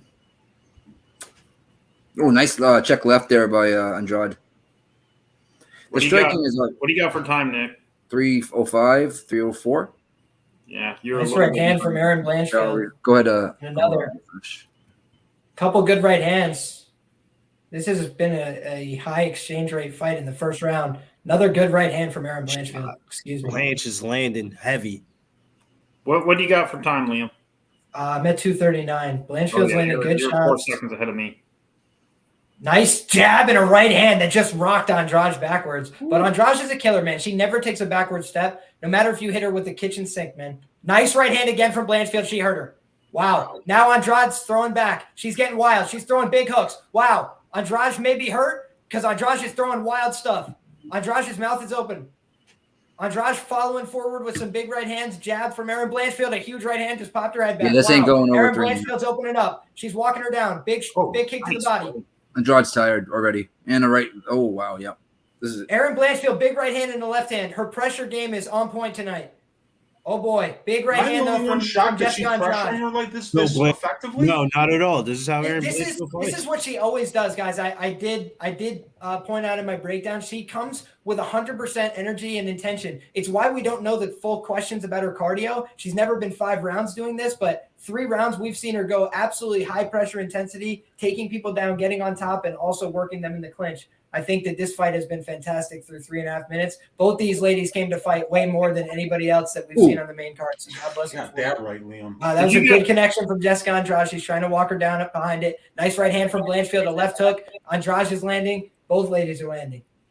Did you guys see that step-in elbow that Andrade tried to throw and Blanchfield eluded? Missed it. It was almost like a Yair Rodriguez. Elbow. Sorry to interrupt you, Blaine. Go ahead. No, you're good. Please. Oh, that was a beautiful connection from Andrade. She just landed a couple good hooks. Now Erin gets a hold of her head. Nice elbows on the inside. Erin's getting dirty with this fight, trying to put a lot of pressure with the head and clinch control, but her face is showing some damage. It is. It's been a brutal fight so far. They're both going to be tired. I mean, both ladies have done a lot of damage. Nice 1-2 from Erin Blanchfield. Great counter right hook from Jessica Andrade. Takedown attempt from Blanchfield. Most promising one of the fight. Looks like Andrade could fight it off, but no, she's got this body lock deep. She's going to keep going. She's going to keep going with this. And she's going to cut her back. Nope. Andrade tries to step through. Nope. Oh, wow. What an exchange. But she's forced to work at an insane rate. What a fight. Wow, Andrade. These ladies came to scrap it out. Andrade's takedown defense is on point. I can't believe she didn't go down, Weezy. If you remember, though, she did not take down J.J. Aldrich in the first round, guys. But what did she do? She put J.J. Aldrich under duress by constantly marching her down, attempting takedowns, forcing her to think about it. And then in round 2, J.J. made one mistake. She slipped coming out of a clinch. She went for the headlock, and the fight was over shortly thereafter. So I give Blanchfield that first round, guys. Same. And I had people mocking the on my show. He said that Blanchfield, he thought it was going to be 50-50 on the feet. He thought it was going to be even on the striking exchanges. And I'm not saying that that's going to be the case all night, but I'm just saying I think people need to give her some flowers for the fact that she just went out there with somebody who's been doing this in the UFC for 10 years and is an absolute badass with huge power. And she went strike for strike in the pocket for most of that fight. She was not going just to the takedown. She stayed in there and threw, and she represented herself like a badass. So it was a good fight. Good round. So looks like let me see here, actually. Blanchfield should be favored on the line. Now I'm looking at the competition. I'm seeing what Nate has right now. It looks like the first place is going to be a tie if Andrade wins. Let me see here. Yep, they both have the same person here. They got Andrade by submission, 3rd round for Nate. DFS has knockout round 2, so okay, it could go different. Go ahead, Liam. Take it. So Blanchfield is in the center of the octagon. Jessica's trying to land her big right hand. She's trying to line that up. Just threw a low kick to the outside. Blanchfield's trying to feint her into a bad shot, it looks like. Jessica's been doing a lot of dipping, a lot of ducking in her boxing approach here. Blanchfield's now conceding a little bit of that back foot. She went for a 1-2. Didn't seem to connect. A little bit more tepid start to this second round. Good connection, though, with that left hook from Blanchfield. Steps off on an angle. Another good left hook. She's catching Andrade in the pocket now, dipping her head on these boxing exchanges. Nice job with the jab. By the way, Blanchfield. Oh, nice right hand from Andrade. Excuse me. Let's go. Blanchfield's minus 135, by the way, on the money line right now, live line. Nice shots from Blanchfield. Landed a 1-2. Good outside kick from Andrade. Now Blanchfield inside trip. First takedown of the fight. Absolutely clinical. Steps over into the side control position. And she is on top in round 2, looking to advance position. Erin cold-blooded Blanchfield. She is trying to establish what would be a Kimura grip. Unable to do so right now. Jessica tries to pop to her feet, but she's exposed her back, and it's over. The fight is over. She's going to have to tap. This rear naked choke is in. Erin, cold-blooded Blanchfield. It's a new goddamn era in the UFC. What the fuck? Wow. Is it done? Blanchfield and under 2.5 rounds at plus 540. Erin Blanchfield, ITV plus 310. She did not have no chance. Shut the fuck up. Excuse me. I'm here to say, Silva is in the goddamn building. Don't you come around me and talk like you want to talk like a man before the fight? Talk like a man after the fight. What's up? What's up? Erin Blanchfield just made me a lot of goddamn money. Remember that. Let's go. Under 3.5 rounds. New York, New Jersey. They'll teach you how to wrestle. Them New Jersey girls just did it again. Patchy Mix did it. Aljamain Sterling did it. Now you slept one more time on Erin Blanchfield. Don't do that no more. Henzo Gracie of New York City and Silver Fox BJJ in Jersey. You can hardly find better Brazilian Jiu-Jitsu than that. Welcome to the Blanchfield era. She's coming for that title next. Watch it. Wow. Bang, bang, bang. Article prediction was Blanchfield by sub in round 1 or 2. What did you think? What did you think? I was going to get every fight wrong tonight? No. I already got all my fights wrong so I could get this one right. What the fuck? What the fuck, boys? I got them all wrong so I could get this one right. Huh? It looks like Brady and Brady and Nate are going to split first place. I lost a little bit on. I was not confident at all, brother. My 1.55 units tonight went on Blanchfield and under 2.5 rounds at plus 540, and Blanchfield ITD at plus 310. So excuse me.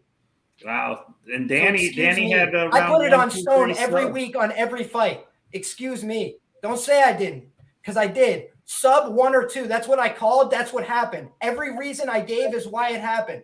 Bingo. So don't say that. And by the way, I said that the Aldrich fight was the reason people are misjudging this, because the same thing just happened.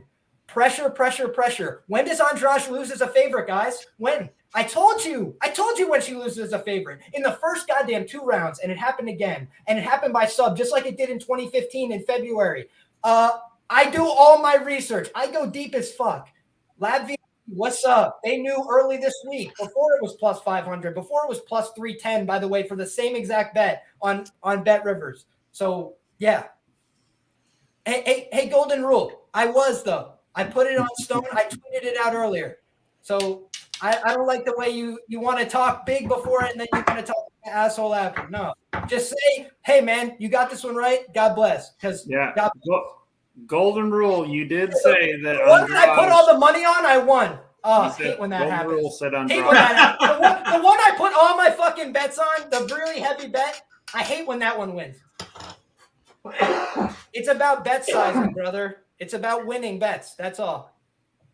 And I don't think that hurts Andrade at all. She took the fight on short notice. I don't think it really. No. She signed an 8-fight contract, made $600,000. Yeah, I mean, I don't think that hurts her. Blanchfield should get the title shot next. She should. They have to. She's gonna go to sleep tonight on her own. She just used Blanchfield to go to sleep. I think she did. I think she did go out. Shout out to Nate and Brady. They tied for first place in the contest. Congratulations. That was quick because Liam was calling. I'm not trying to be a dick. I'm fired up. I've been having a tough night, and a lot of people have been shitting on me, and it's all good. But I let that one get to me. So God bless you. But this was the one that I was the most confident in. I did say that in the lead up. I did put out my bets beforehand. So apologies if you got the brunt of it. But brother, a lot of people, you can go through my YouTube comment section, which a lot of them are going to get deleted, by the way. But I screenshotted. Don't worry. A lot of them are going to get deleted, by the way, like they always do. But people were saying Blanchfield has no chance. You're a fucking homer. Terrible pick. Stupid pick. Andrade is going to kill her. Andrade is going to knock her out in the first round. And I had to deal with all that in the lead up. So now I got to say, no, I'm coming back with the receipts. Because I said it was going to be a sub in round 1 or 2. Erin Blanchfield's submission grappling is as legit as it gets in women MMA. That's did Andrade even tap? I didn't even see her tap. It looked like she must have gone out or something because the ref just jumped right in. I did not see a tap. I was checking the scores for the contest for everybody, and I didn't get to see any of it. Did anybody see her tap? Because it just looked like she flattened her out and it was over. I think she went out. And I've been looking at the chat, and I haven't been looking at the replays. They showed one, but right when they showed it, it was already like the camera was panning off of them. They're saying she tapped. That was a beautiful win. I think a couple of things that people didn't factor in when they thought Andrade in this fight was it was at 125, not at 115. And Blanchfield was clearly bigger. And Andrade took it 1 month after beating the hell out of Lauren Murphy. And so wasn't a full camp for this. But all the props to Blanchfield. I mean, she did it. She did it. 23 years old. That's the first tie we've had for first place, right? I think so. Yeah, I believe. Yeah. You would think you get more ties too. Nate and Brady. I think the tiebreaker should be how many. If it's prelim, they both tied for prelim and main. Let's see here. Brady, you said you already taped the next week. Please tell me next week's card looks a little bit better than this one. Yeah, there's some fun fights. The heavyweight fight isn't completely horrible. It's going to be Dante Almeida versus Augusto Sakai. That should be a pretty fun fight. And the main event is not like this super high level main event, but Span versus Krylov, that's a super fun fight. That fight might last less than a minute. It's going to be an absolute car crash. So definitely looking forward to a couple of these fights next week. Good. Yeah, let's wrap this bad boy up, guys. It's been a long night. All right. Zoe, Michigan, Zoe Blue. Yeah, Jacksonville Zoe on Twitter. Appreciate everybody in the chat hanging out with us tonight, even though we had 3 very boring fights on the main card. Main event was a good one.